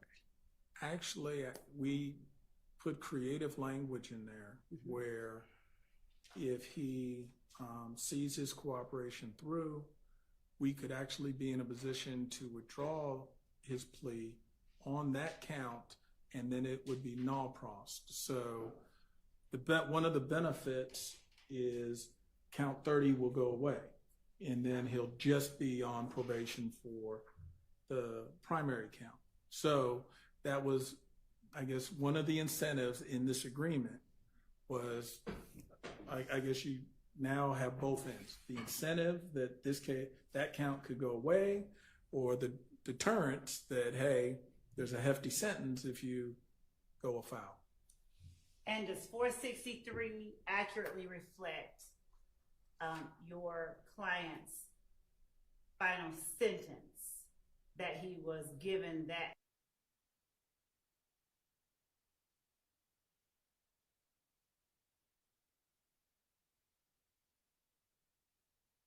It does. Okay.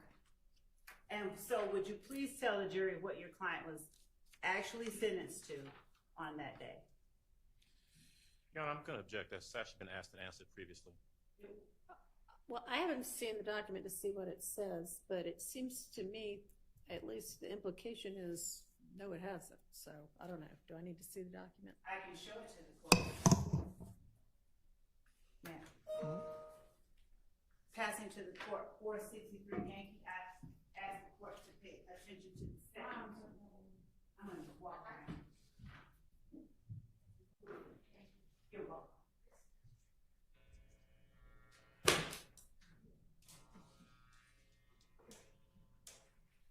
Okay. Not it. Overruled.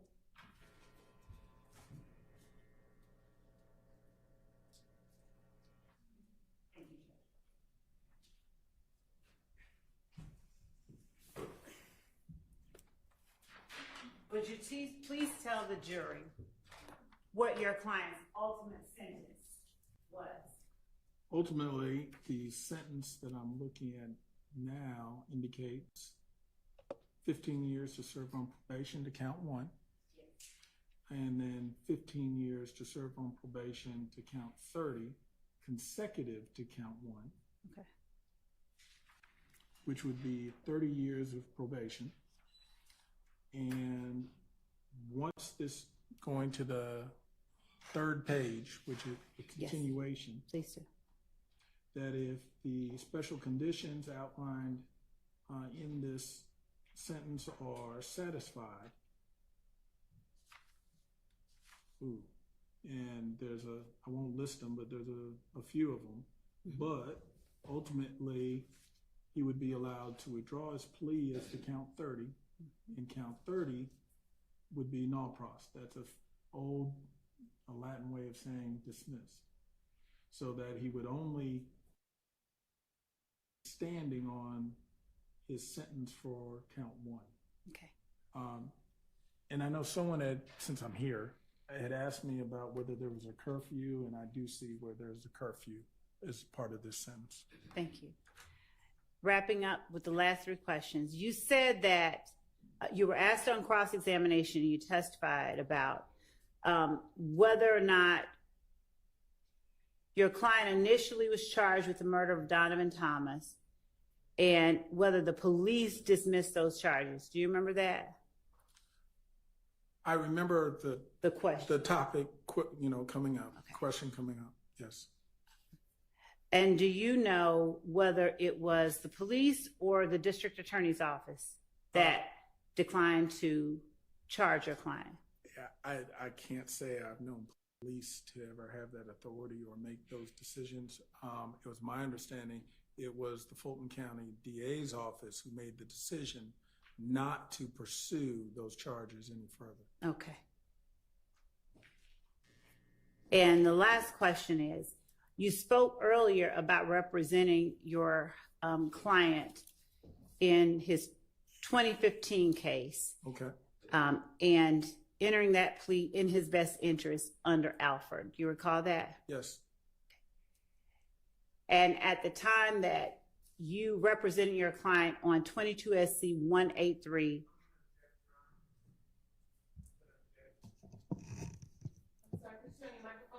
Yeah, we can't really hear you. Sorry. I'm sorry. I'm going to object, and we can approach if. All right.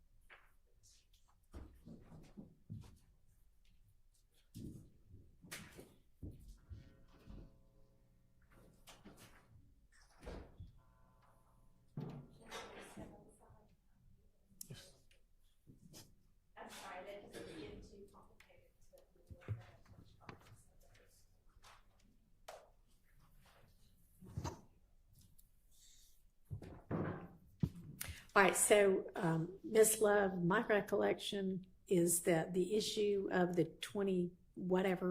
17 plea having been an Alford plea came up during your direct of, I don't feel like it was this witness. I feel like it was Mr. Sledge. Because it was initially what happened is that what Your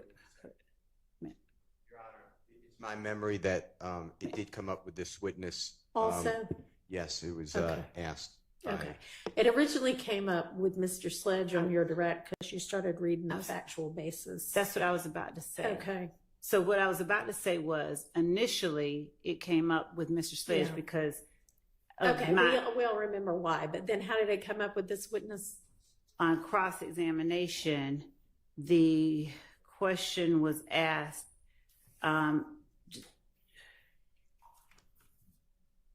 if, I think something along the lines of, and it may have been by Mr. Adams, what is an Alford plea? Do you do that because you feel it's in the best interest Right. of your client? And does that consist of certain things? Okay. And so because Mr. Adams got into the questioning of whether, what's an Alford plea? What does it consist of? Why do you do it? And then there was, I believe, according to my notes, there was questions or there was testimony about Mr. Sledge's mother being ill Right. and him expressing stress over that. Right. My notes then, Okay. I mean, I remember now. Thank you for recalling it to my recollection. So what is it that you want to ask? at any time did he request that this plea be made simply in his client's best interest? Okay. Did his client ever request of the state to enter this plea in his best interest? Okay. And given that, of course, since now everybody knows that his client knows what an Alford plea is, it's important that this plea and these statements weren't given or made simply because they were in his best interest. Okay. Understanding his testimony today, that wasn't something that was ever conveyed. Okay. Well, those two questions, did he at any time request it and did his client request it? Seem like they would be appropriate. I don't know if you intended on some kind of third question or if that was just your argument, but did you intend a third question after those two? No, my Okay. last question was intended to be, was this plea made under Alford? Or was this plea, did your client ask us to allow him to make this plea under Alford? So Okay, it's two so we questions. know it wasn't under Alford. Right. So did he at any Well- time request that the plea be a best interest / Alford plea, and did his client ever ask? We know, the jury doesn't know. That's why I was saying that. And I believe that it's, Well, yeah, they do, because I instructed them already that for the one, they could not consider anything, and for this one, they could if they found inconsistent statements. Okay. So, yes, sir, Mr. Short. So as to those two questions, I am not going to pretend that I was in the middle of their plea hold, negotiations. hold that closer. I am not going to pretend I was in the middle of their plea negotiations, but I feel that many of us know that the only individual that was allowed to plead guilty under Alford is Mr. Sergio Kitchens, who had zero evidence against him, quite frankly. And so I don't think anyone would have perceived that as an option to even ask. Okay, well, that's not an evidentiary objection. Well, I would object to those questions being asked because I believe any discussions that he would have had with his client about Alford invades the province of the attorney-client relationship. Can he be asked whether or not the plea was entered under Alford? Sure, that's how the plea was entered. But whether or not he had any discussions or whether his client asked him to approach the DA's office in regards to an Alford plea, I believe invades the province of. All right, if you were to make that objection, that would be sustained, but that objection would not be valid with regard to whether at any time Mr. Wright requested that the plea be permitted as a best interest plea. So you can ask that question. Thank you. And Your Honor, as Mr. Wright has already testified that if his client asks for something from the state, he's obligated to convey it to the state. I don't believe that asking him whether. All right, well, that's already before the jury, so. Okay, thank you. Okay, let's get Mr. Wright back in, and hopefully the jury will be ready to come on back in too.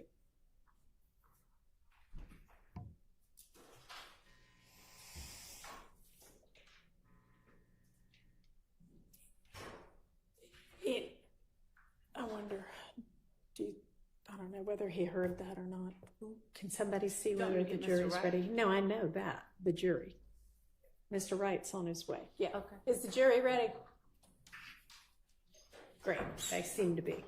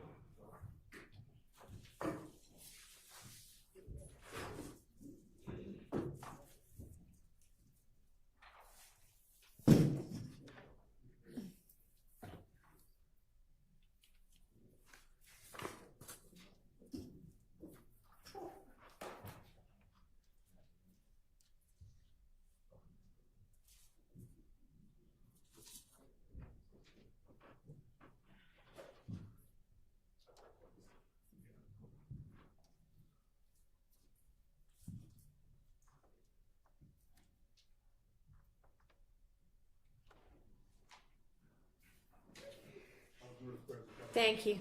Go ahead, Ms. Love. Thank you, Judge. Just two more questions. You were on cross-examination. Did you testify that you were not certain that your client would have to testify It was on December 28, 2022? correct. That the point was, if you need him and you want him to testify, he will. But it wasn't set in stone. It was going to be a game time decision once you made the decision. And was your client served with a subpoena by the state on December 28, 2022 to testify in the trial of this case? I don't know if he was served a subpoena that day. I mean, we were served a subpoena recently, and we've never taken issue with service or the fact that he will appear whenever the state wants him to appear. So we've never made issue of service. And finally,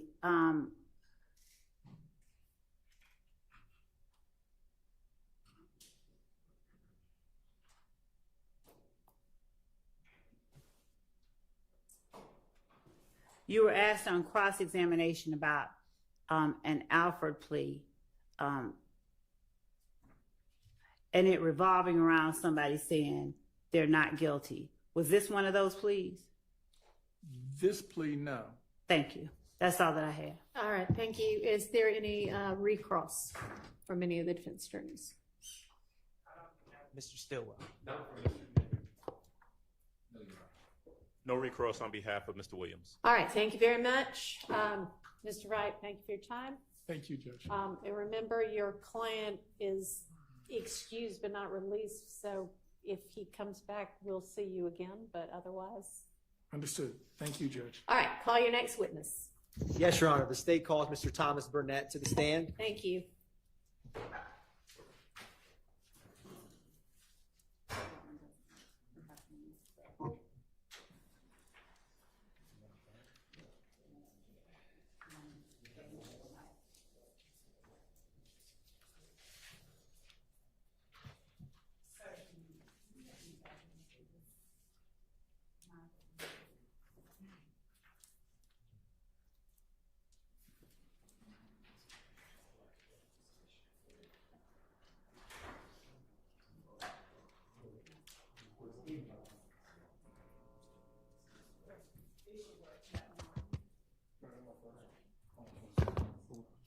Raise your right hand. Affirm testimony you give about the truth, whole truth, nothing but the truth. I do. Absolutely. State and spell your first and last name for the court, please. Thomas Burnett. Oh, THOMAS BURNETTE. Good afternoon, Mr. Burnett. How are you doing? Hey, how are you? Mr. Burnett, did you drive or fly here today? Fly. You're from another state? Charlotte. And what do you currently do for a living? I'm a service consultant at an Infinity dealership in Charlotte.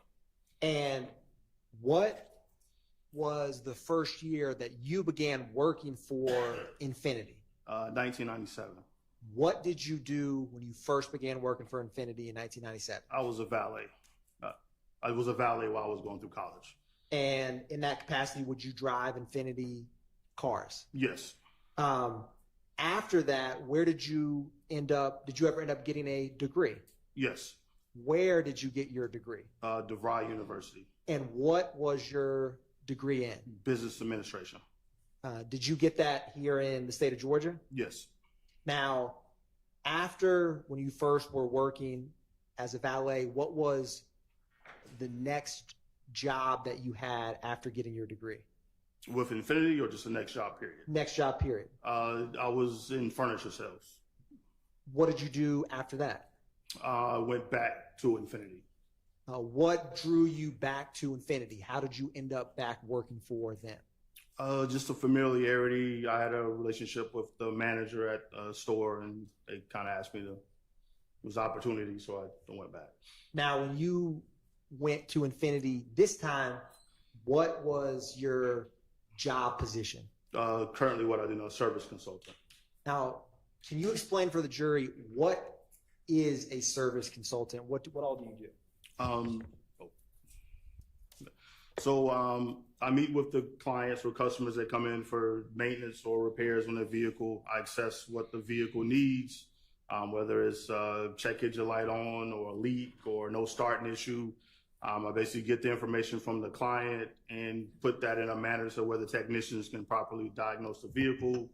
Once it's diagnosed, I reach out to the client and let them know what repairs are needed and gain the authorization to fix the car, and then basically handle the client throughout the process on updating them, let them know when the car is ready, payment, etc.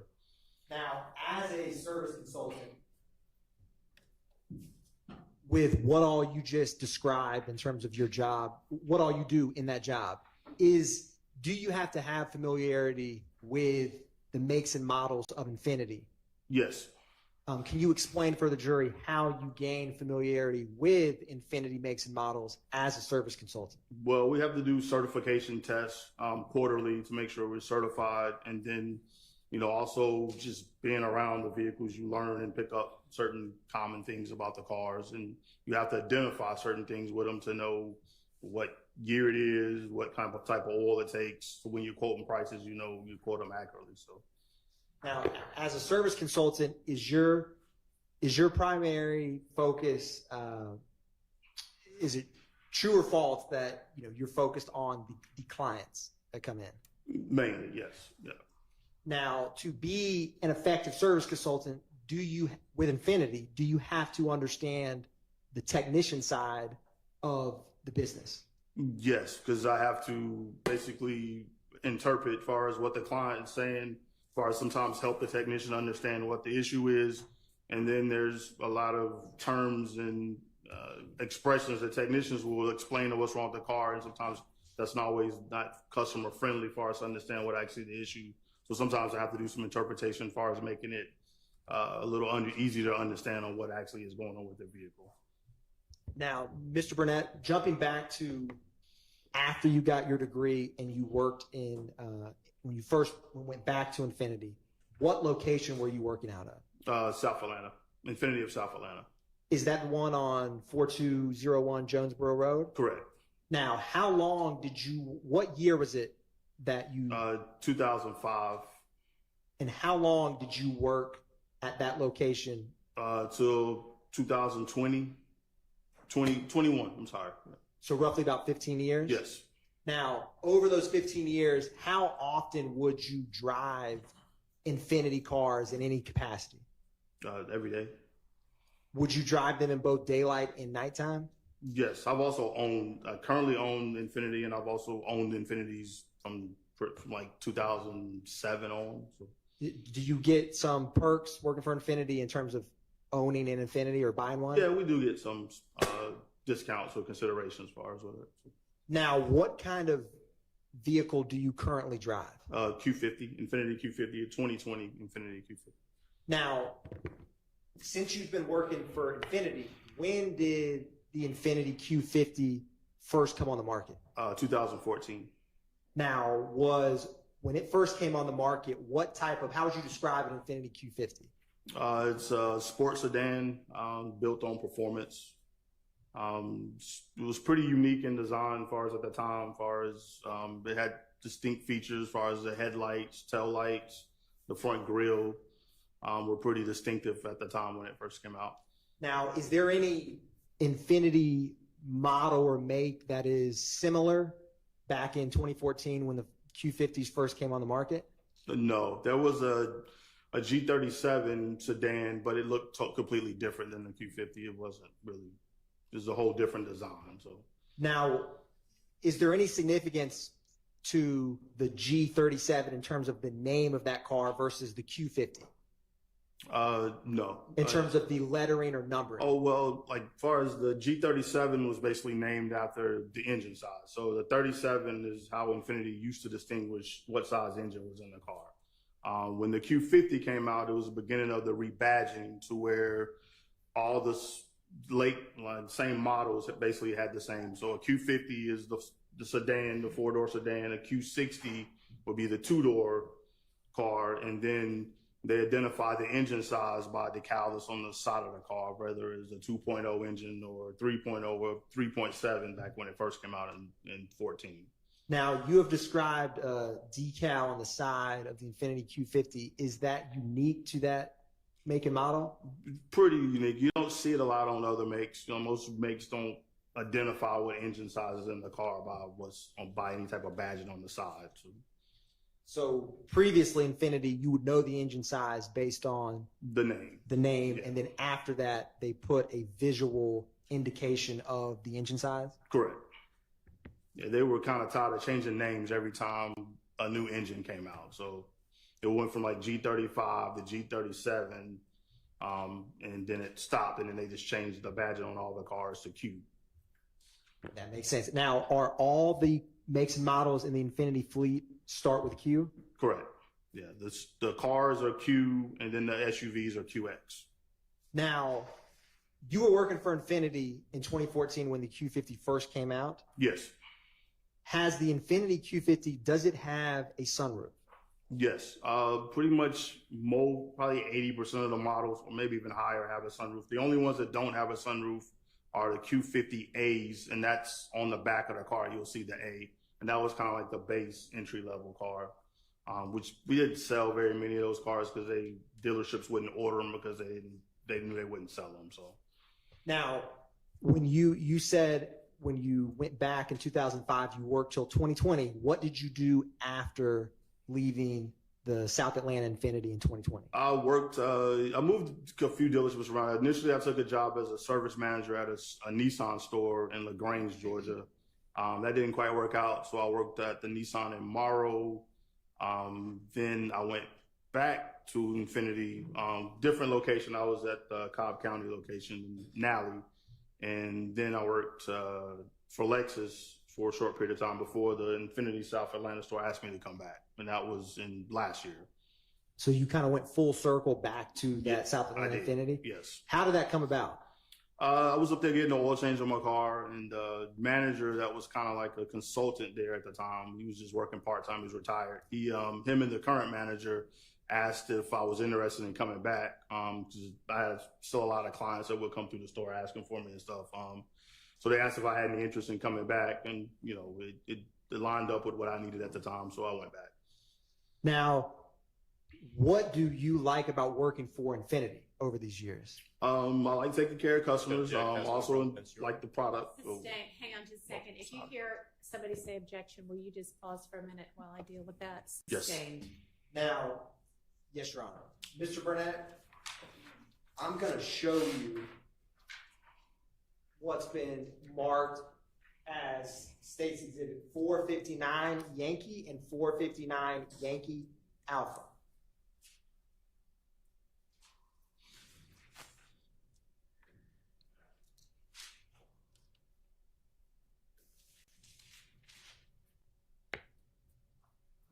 And if any defense counsel, it's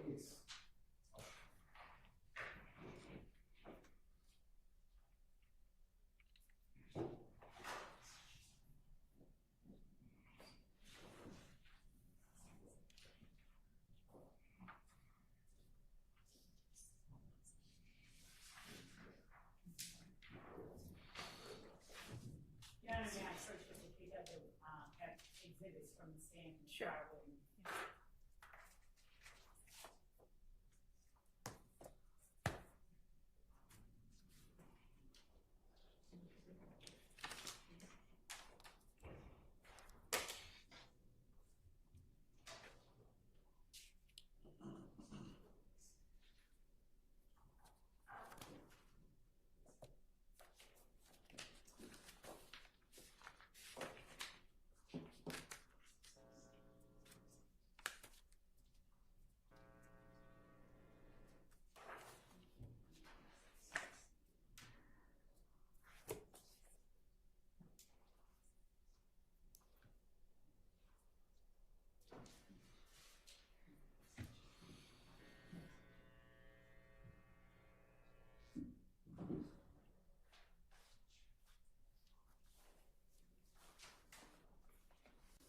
Your Honor, hand in the witness both 459 Yankee and 459 Yankee Alpha.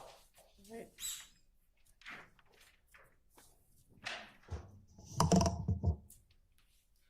Mr. Burnett, what are 459 Yankee and 459 Yankee Alpha?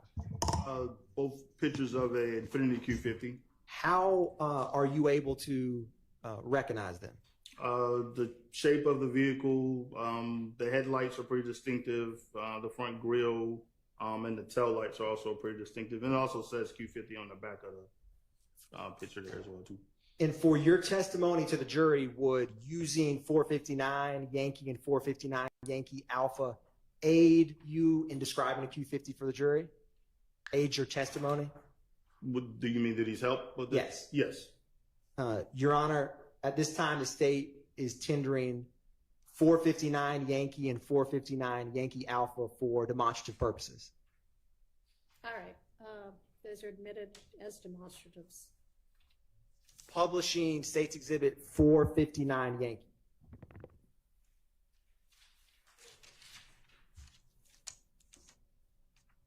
Now, Mr. Burnett, earlier when you were describing a Q50, what is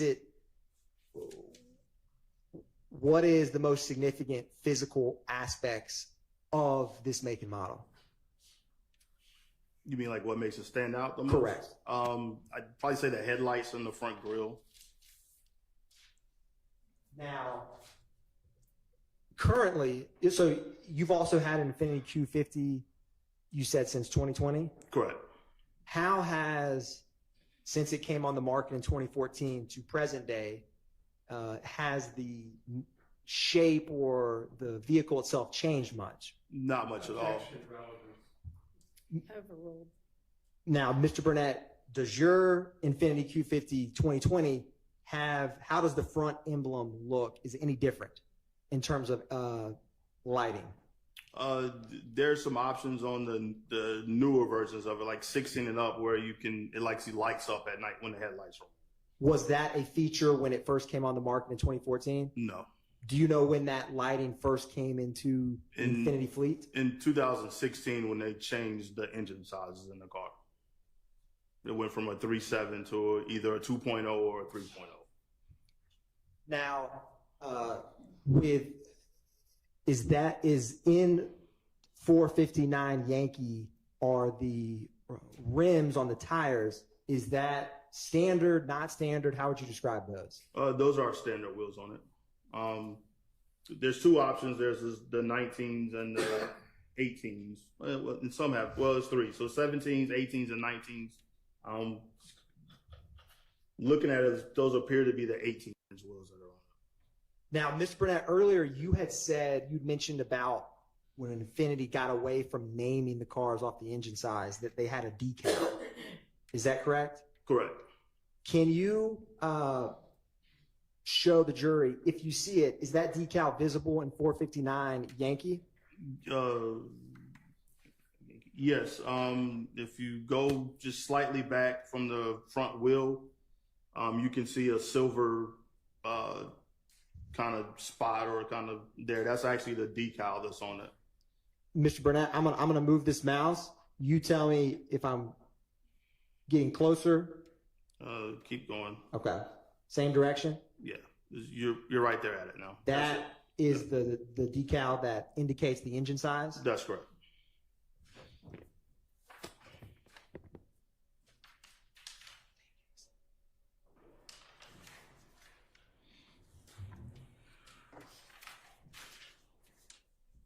Now, turning to 459 Yankee Alpha, can you describe for the jury what stands out to you in terms of it is different about the Infiniti Q50 compared to other Infiniti makes and models? Just the shape of the tail lights are a little different than some of the other models are. They kind of mirror the headlights where they're kind of a little more kind of sunken into the body of the car. And what do you all have certain naming conventions for the colors that the cars may come in? Yes. This particular color is diamond graphite.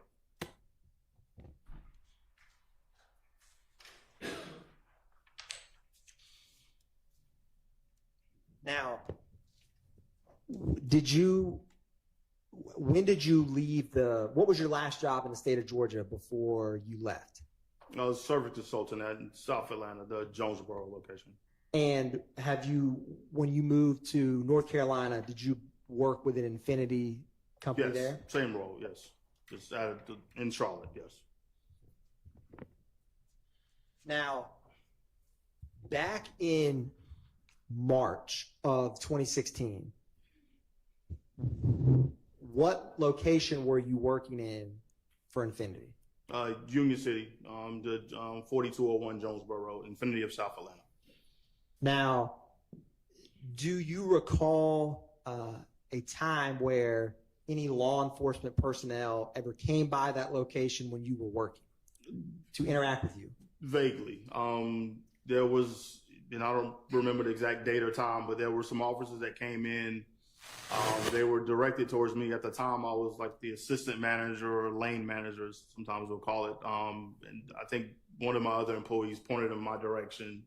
They had some photos or like a poster board of a car, and they just kind of asked some questions about what type of car it was. And there may have been a few other questions. I don't recall what they were. And then they were like, hey, this is part of an investigation. We'll probably be in contact at some point.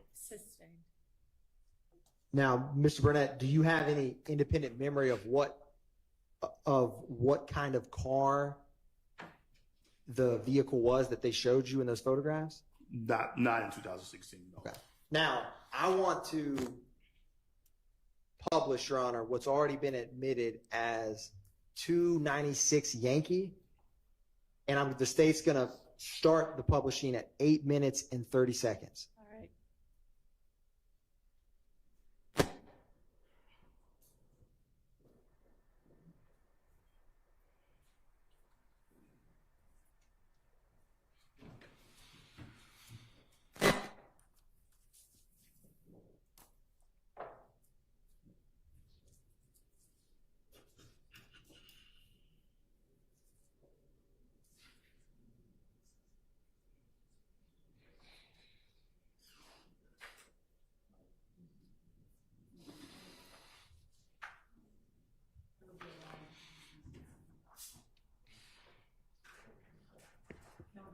Mr. Burnett, while that's getting set up, Oh, yeah, sorry. in Didn't know. preparation for your testimony, have you? Hang on just a Oh, sorry, second. Your Honor. I don't see anybody waiting.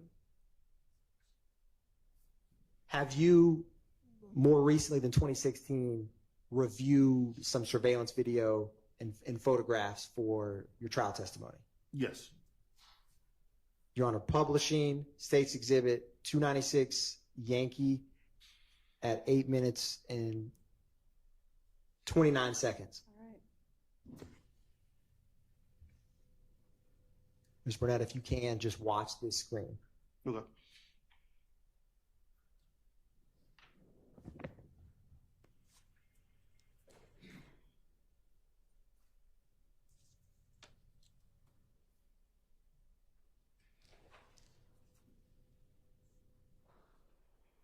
Pausing.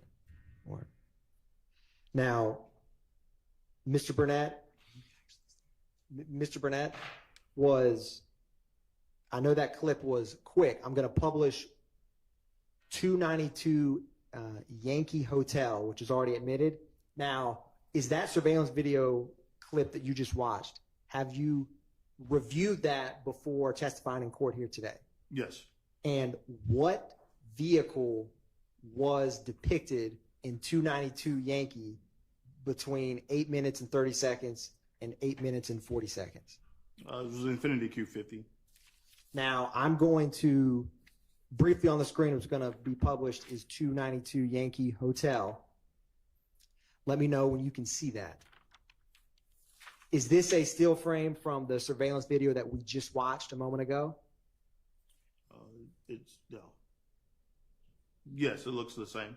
Now, can you describe for the jury what stood out to you about being able to identify this as an Infiniti Q50? The headlights, the way they appear, you also can see the black grille, and it's kind of hard on this one, but as it gets closer, you can see like a little bit of the logo, like the silver reflecting in the front grille area. And when you mean when it gets closer, you mean when as it starts to come, I guess, closer to where it, before it goes off the screen. Publishing, Your Honor, what's already been admitted as 292 Yankee Indigo.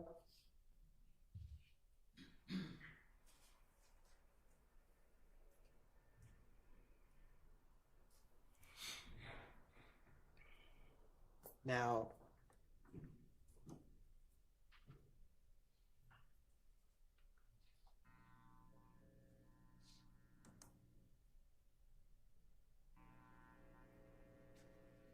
Mr. Burnett, is this also a, I know it's currently blocked, but still framed from the surveillance video that we just watched? Yeah, that still seems to be the same car, the Q50.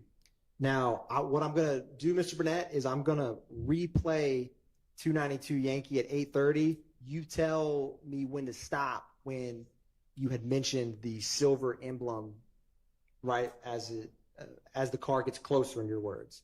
So I'm going to play 292 Yankee starting at 8 minutes and 30 seconds, and you just tell me when to stop when you think it would be helpful to see that.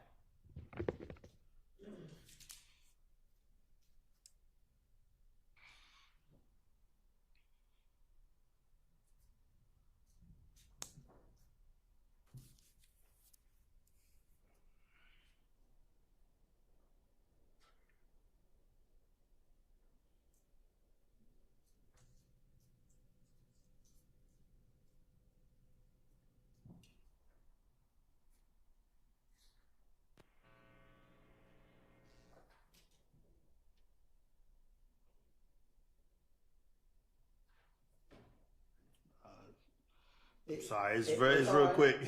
It's all right. I'm going to publish 292 Yankee Juliet. What's already been admitted as 292 Yankee Juliet.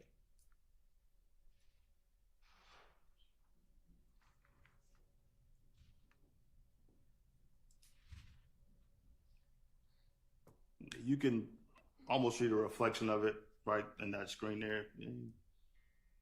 And when you had described, and by the reflection of it, do you mean, what do you mean by that? It's almost like where I guess the lights or the street lights or whatever are reflecting off of it. And you can kind of, like, if you look in between the headlights, you can see there's something there. It's not black like the rest of the grill is.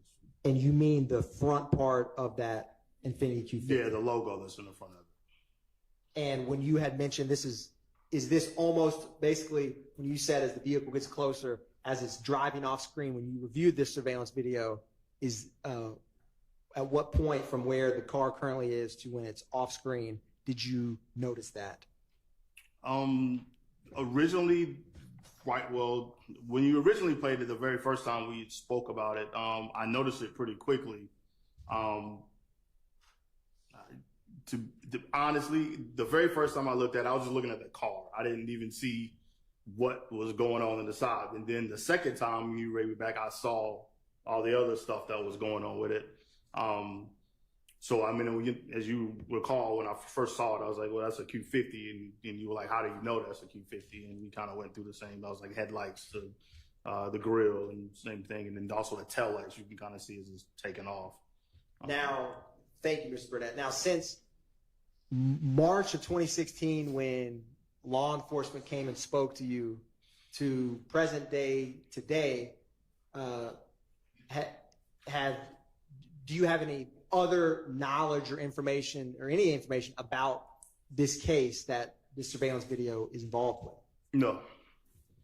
Mr. Burnett, I'm also going to publish 292 Yankee starting at 10 minutes and 40 seconds through 10 minutes and 47 seconds.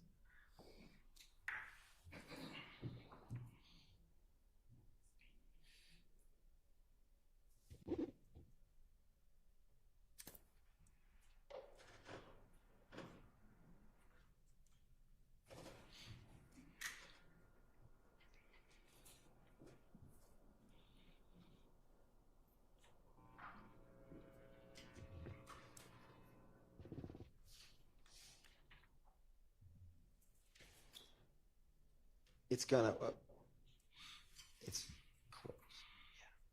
Yeah.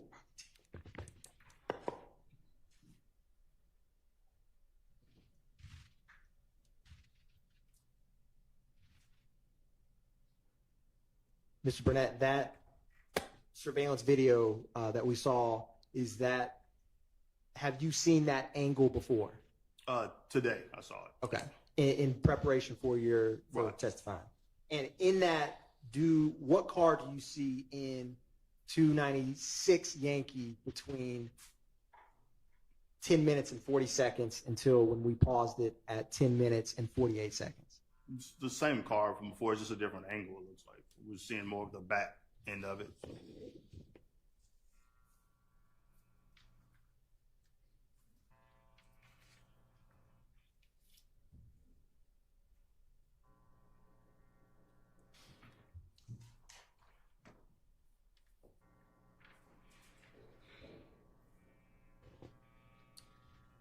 Earlier, you had mentioned the quarterly training that you've gotten since working in Infiniti. Can you describe what that entails for the jury? So anytime there's any new models or any new features or anything that's been added to the cars, they will have to go through certification tests on them. It could be modules to where we have to do like interactive videos and answer questions at the end, or it could just be an article that we have to review and then go back and answer questions. It just depends. Usually on a brand new model, it's more interactive stuff because they want to make sure that you're following along and know what's going on. You don't just skip straight to the test. But sometimes on some of the refresher stuff, like if it's just a specification change, like the engine size or new wheel package or something, it'll just be like some articles that we just read and then answer the questions based off of that. One brief moment, Your Honor.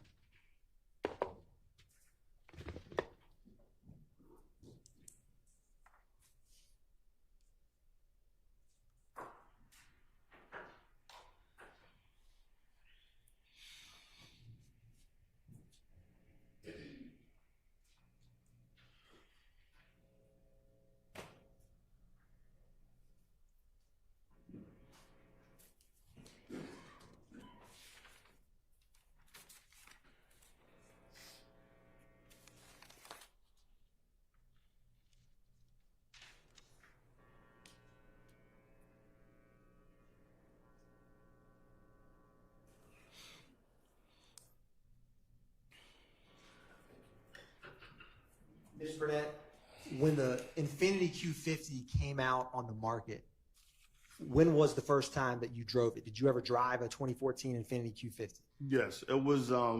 Besides customers coming in, we also had them as loaner cars. So that was one of our main cars we used as loaner vehicles. So we were constantly pulling them up, getting customers in and out of their stuff. Yes, I've driven them a lot of times. And what aspect of the Infiniti Q50 made you choose to buy it in 2020? The size, the performance of it. It's a pretty fast vehicle. It has a lot of power. And from my standpoint, it's also pretty reliable because, I see what goes wrong and with them. So that's what kind of drew me to it. Now, the dealerships or the locations you've worked at for Infiniti, have those all been classified as dealerships? Yes.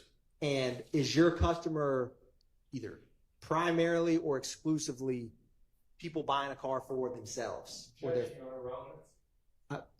brief indulgence, Your Honor. All right.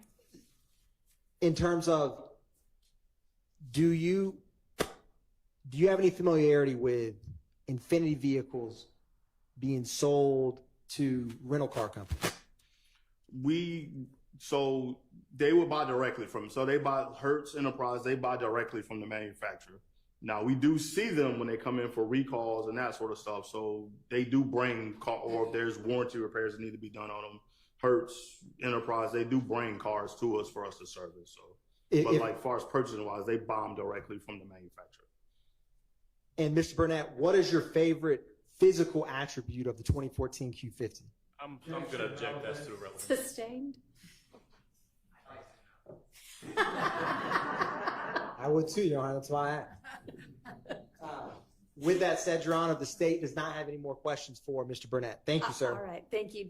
Are there any defense questions for this witness? Yes, sure. Yes. Thank you.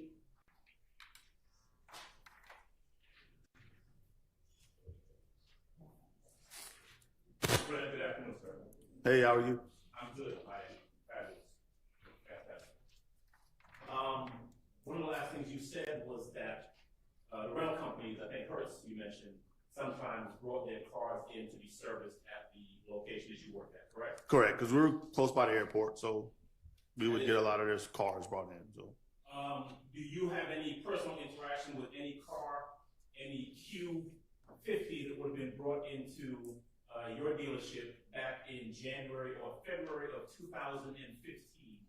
I wouldn't be able to recollect that.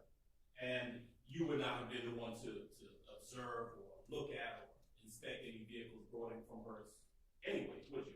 Only thing I would do was check it in, which basically would mean getting the mileage, then plate off of it, and doing like a walk around on it for damage. That would be my end as far as inspecting it. Okay. But in 2015, was it 2015 or 16 when the Atlanta police came to talk to you about Infinitis? I don't actually remember the exact date. You have no real memory, no clear memory of when that was, right? No, not the date, no. Okay. Is it fair to say that when they came to see you, though, they didn't bring an actual vehicle with them for you to look at or offer your opinion on, right? No, they were like photos. They were photos. Yeah. The images that you just saw, I'm going to ask the state's indulgence in a bit to put some of those back up again. You would agree with me, though, that those photos.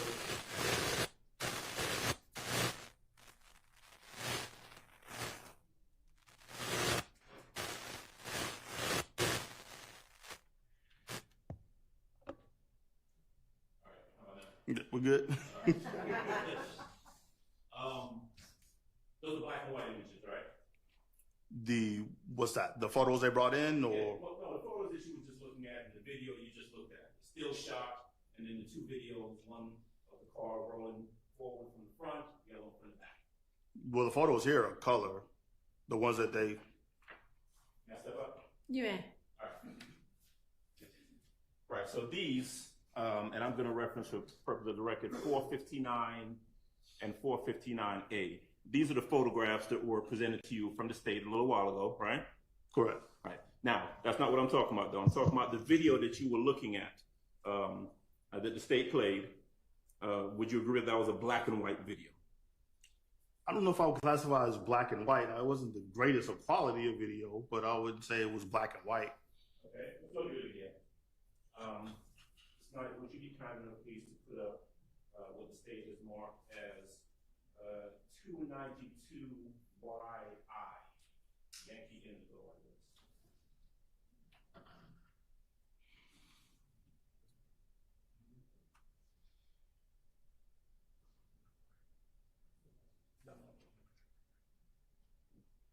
All right. Can you see what's on the screen in front of you, Mr. Burnett? Yes. All right. Now, you read 292 YI. That's the image that you looked at before, correct? Yes. All right. You're not able to tell what the color of that vehicle is, are you? I can tell it's a grayish color. I mean, just like the color, the car that's behind the white one appears to be like a reddish color. Okay. So let's see. Are you going to tell me that that vehicle that you said is an Infiniti is a, what did you say it was a diamond graphite color vehicle? Could I say it from the picture? No. I mean, from this, no, I couldn't say it was diamond graphite, but I could say it's grayish in shade, though. Okay. You said that you recognize this as an Infiniti because of your familiarity with Infinitis, correct? Correct. Now, to be clear, you're not a scientific expert, right? No. You've never been qualified as an expert in Infinitis or identification of vehicles, true? No scientist, no. Okay. You've never been qualified in a court of law as an expert in identification of vehicles. Never been to court before or anything for it, but as far as an expert in knowing Infinitis, I probably would say yes, I know all the models. Okay. Tell me whether or not that vehicle that you're looking at, the one that you've identified as an Infiniti Q50, has standard size wheels or non-standard wheels on it as you described earlier. And we're talking about the screen, not the pictures, right? Talk about the screen, yes. I couldn't. You can barely see the wheels from this. All right. Looking at that image that the state showed you that's on the screen right now, tell me where you see on that there is an Infiniti emblem or insignia on the front grille. This one doesn't capture it. He tried to roll it forward to where you could see that there is something silver in it, but technically they couldn't stop it at the right time. Well, you said technically, but you don't see it at all, do you? Not in this frame, no.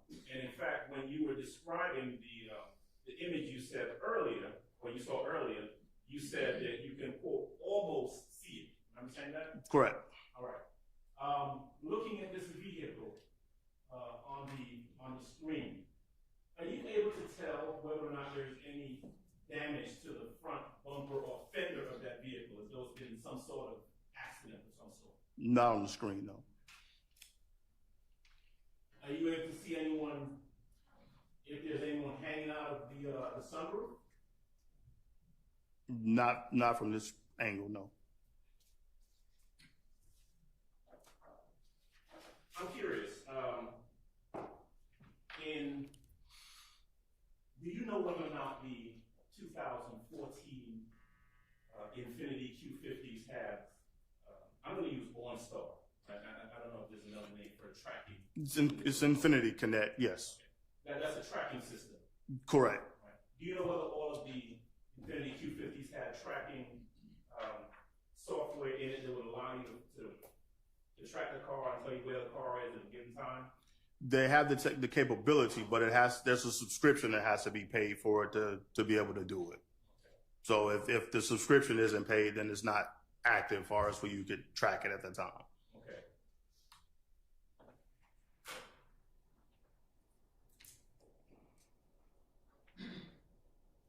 You testified earlier, and I'm still referencing the images up on the screen, right? You testified earlier about there being an emblem on the side of the Infiniti Q50 that's a little bit behind the front wheel, right? You remember that testimony? Yeah, but that was off of the picture, though. Okay, all right. So put the picture aside for right now and just looking at the image that was shown to you by the state. And this is the same image that was shown to you back in 2015, right? No, they just had pictures. They had like pictures that came back in then. There was no videos or anything then. Okay. So APD came to see you in 2015. They didn't show you this video? No. Okay. So looking at the video that you're seeing right now, that you've identified, looking at that car, point out to me where that You can't see it from this angle. Not on the video.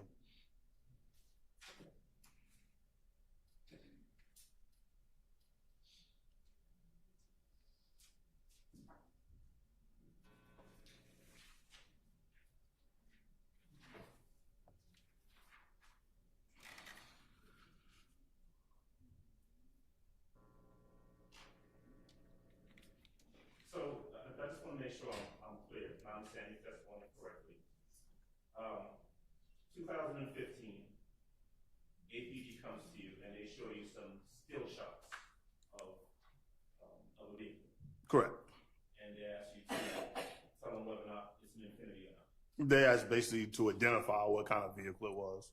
And just so I'm clear, were the still shots that they showed you still shots from this video? I honestly don't know where the pictures. I mean, that was 15, 16 when they came. I honestly don't know where they got the pictures from. And they never told you, right? No, they basically said that there may be some further questions they may ask, and they'd be in contact, and that was that. Was that the only time that they came to ask you anything about any Infinitis? Yes, I didn't hear anything about it again until April or May. I think they reached out. I guess they still have my number on file from when initially I did the interview, and they called and asked if I remembered it. And I honestly didn't remember a whole lot of it at the time. As we talked further into it, some of it started to come back, but I didn't remember what kind of car was involved or any of that until I actually saw the video that they played for me. When you say they called you, we talking about the DA's office? Or? Yes. You didn't talk to anyone from the DA's office back in 2015? No, I would assume it was just a local police. They were in uniform, so. Police officer? Yes.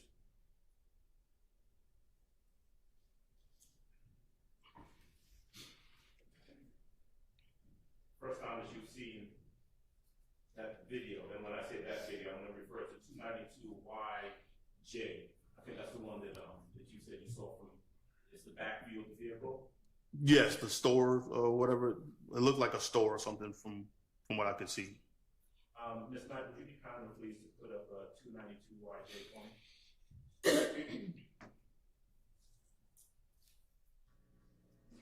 Yes.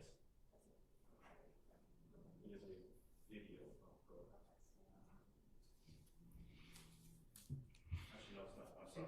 Let me correct that. That's 296Y at timestamp between 840 and 847.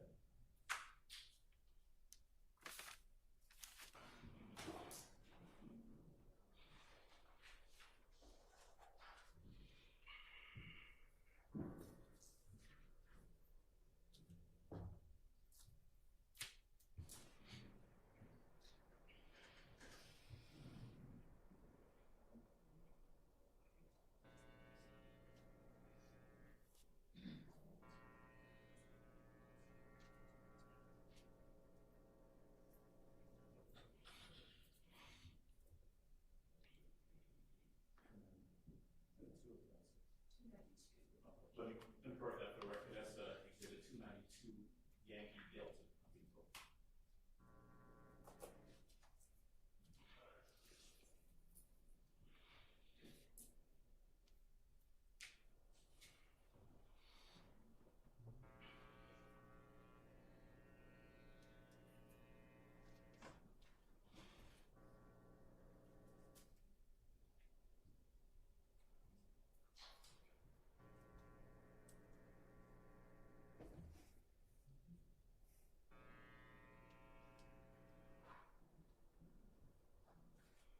Did you see the image that went across the screen there, Mr. Burnett? Yes.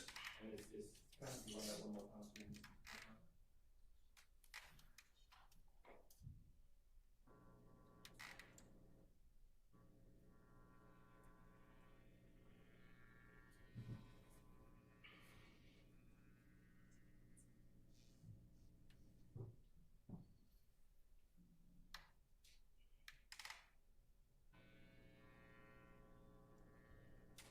Wait fast.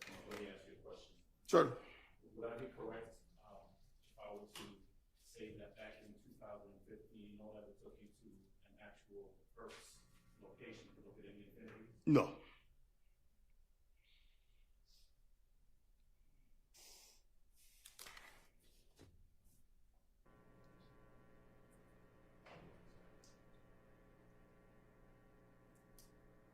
And we'll almost give image Mr. Burnett.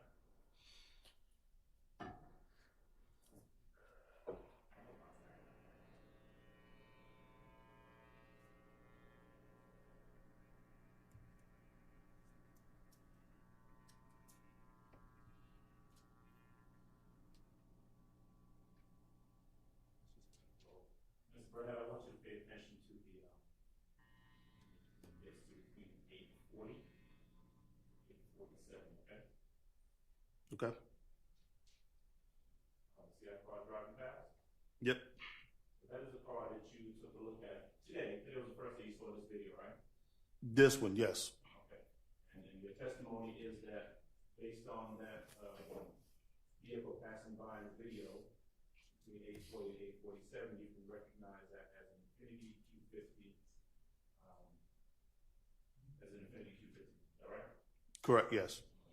And then you've written below that even that image, as it went by, you didn't see any Infiniti emblem on the side of it. No. You didn't see an Infiniti emblem on the back of it, right? No. You didn't see anything that looked like damage to either the front or the fender or of the vehicle, right? No.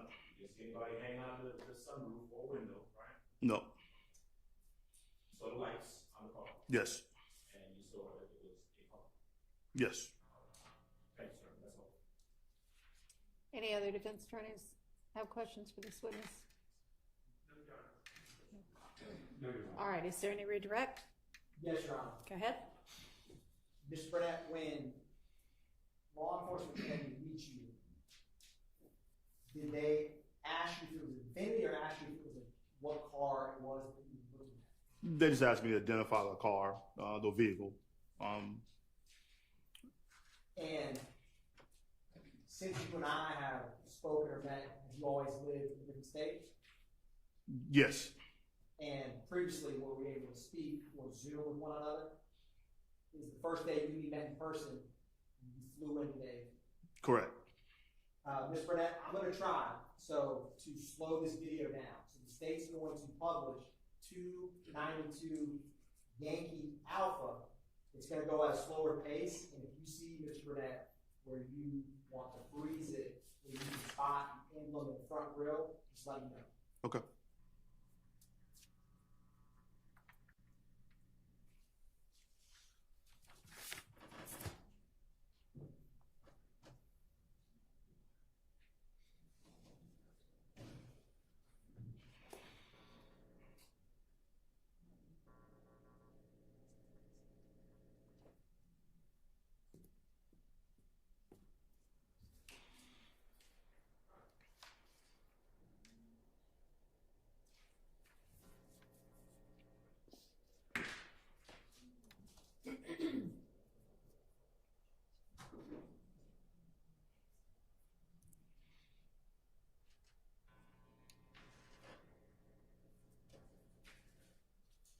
So, Your Honor, for the purposes of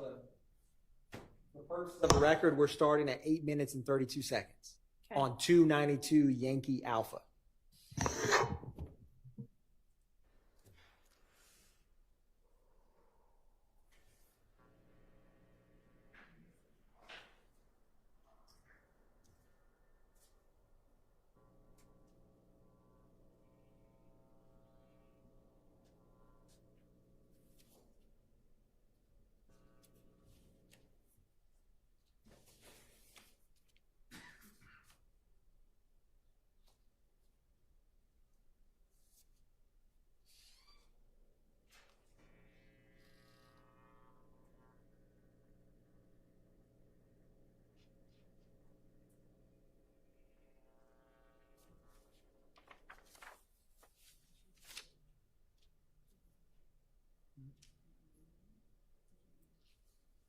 Ms. Burnett, did that help any slowing it down, Mr. Burnett? Not really. That's fair. It's fair. Now, some of the questions, do you remember being on cross-examination, you were asked questions about, can you see the decal or can you tell about the tires? Do you recall that? Yeah, what questions you just asked? Yes. Yeah. And with this surveillance video that you've seen, is it that they don't exist or you're unable to give an answer on those questions because of the surveillance video? They Objection exist, I'm calls just for not able- speculation. Overruled. You may answer, Mr. Burnett. Okay. Of course, the wheels and those things exist on it, and you know it's a Q50, so it's kind of hard to. Being that I know the vehicle, it's kind of hard to know. Okay, that's a Q50, and I know where everything is on it at. But trying to necessarily make it fit into the video where I can say stop right here, I see it. It's kind of a little hard to do in real time.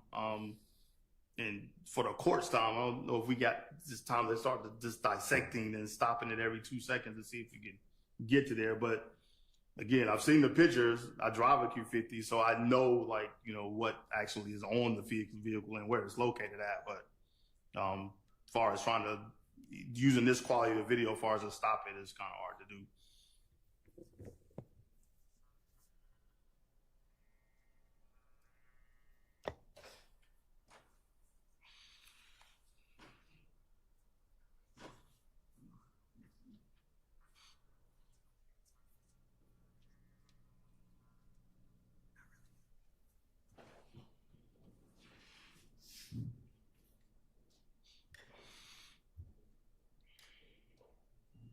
Thank you, Mr. Burnett. The state has no further questions for Mr. Burnett.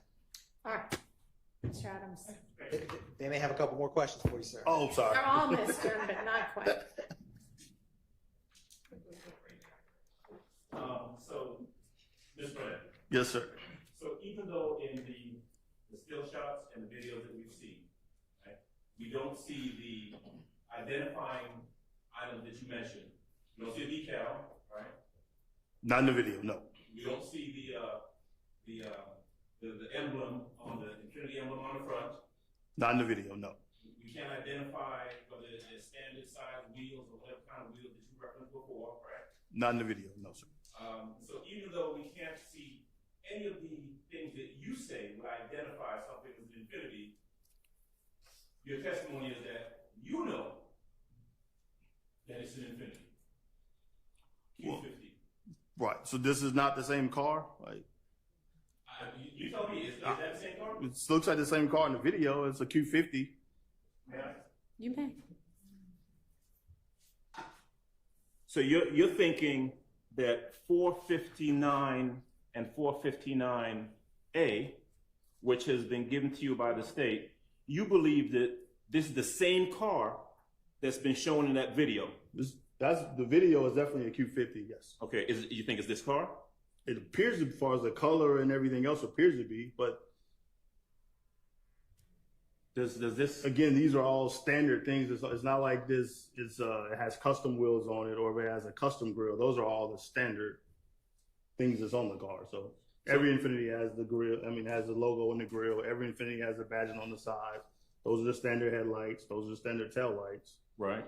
So if it's a Q50, then it has those things. So every Infinity has that that emblem on the grill that we can't see on the video, right? Q50, yes. Every Q50 has that emblem on the side that we can't see on the video, right? Correct.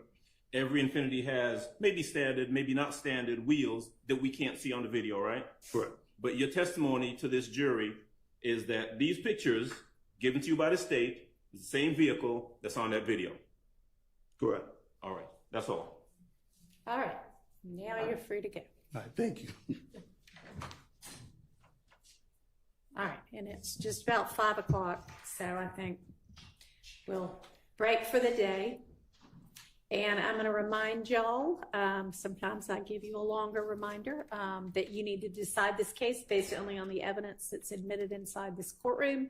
So please don't use the internet or any other source, electronic or otherwise, to get any kind of information about this case or about concepts in the law. Don't read, watch, listen to any accounts of this trial that might appear online, in print, on television, on the radio, or otherwise, including social media. Don't discuss the case with anybody or allow anybody to discuss it with you or around you, including don't discuss it amongst yourselves. Leave your notepads, notes in the jury room, and remember, for y'all tomorrow, it's a non-jury day. We'll be working, but we'll see y'all back Thursday morning at 9. Thank you.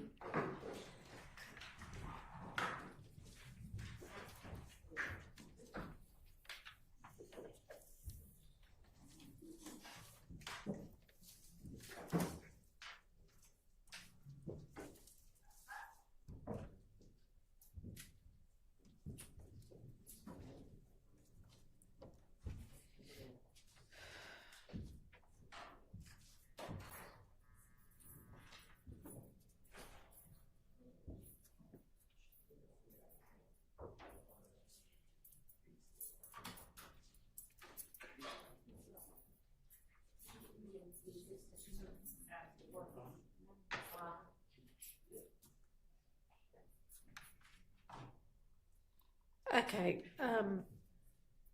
Miss Love, you had wanted to, I guess, tender for admission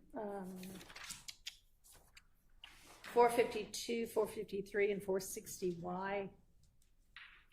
So, Judge, they were all referenced, and by conditionally admit, what I was asking for permission to do, since they had all been identified by a witness as a particular thing and true and accurate reflections of them. And because they had been referenced so much during the testimony, my request was to tender or admit, rather, for as evidence 444Y, since 1AS You didn't even mention 444Y. I didn't mention all of them that I wanted to. I started, but then when the court seemed inclined not to entertain that. Deal with it right then? Yeah, right. Since I didn't know what you were really Right. talking about in terms of conditional admission. Okay. Right. So 444Y is Yes. one of them. So Okay. the state tenders 444Y conditionally upon any redactions that we either agree on or the court simply instructs have to be made. 450Y, 451Y, just 452, 453, 454, and 456Y, as well as 460Y. And we have not tendered 463, which is the certified, which was used to refresh Mr. Wright's recollection. We're just adding that to the record because it was a document that had been referred to. So for conditional admission, we were tendering 454, 450. I'm sorry, 444Y, 450Y, 451Y, 452Y, 453Y, 454Y, 455Y, 456Y, and 460Y, to the extent that those reflect the emails from Mr. Wright to the state. So there And were. then what about 463Y? That was just the last. Right. Are you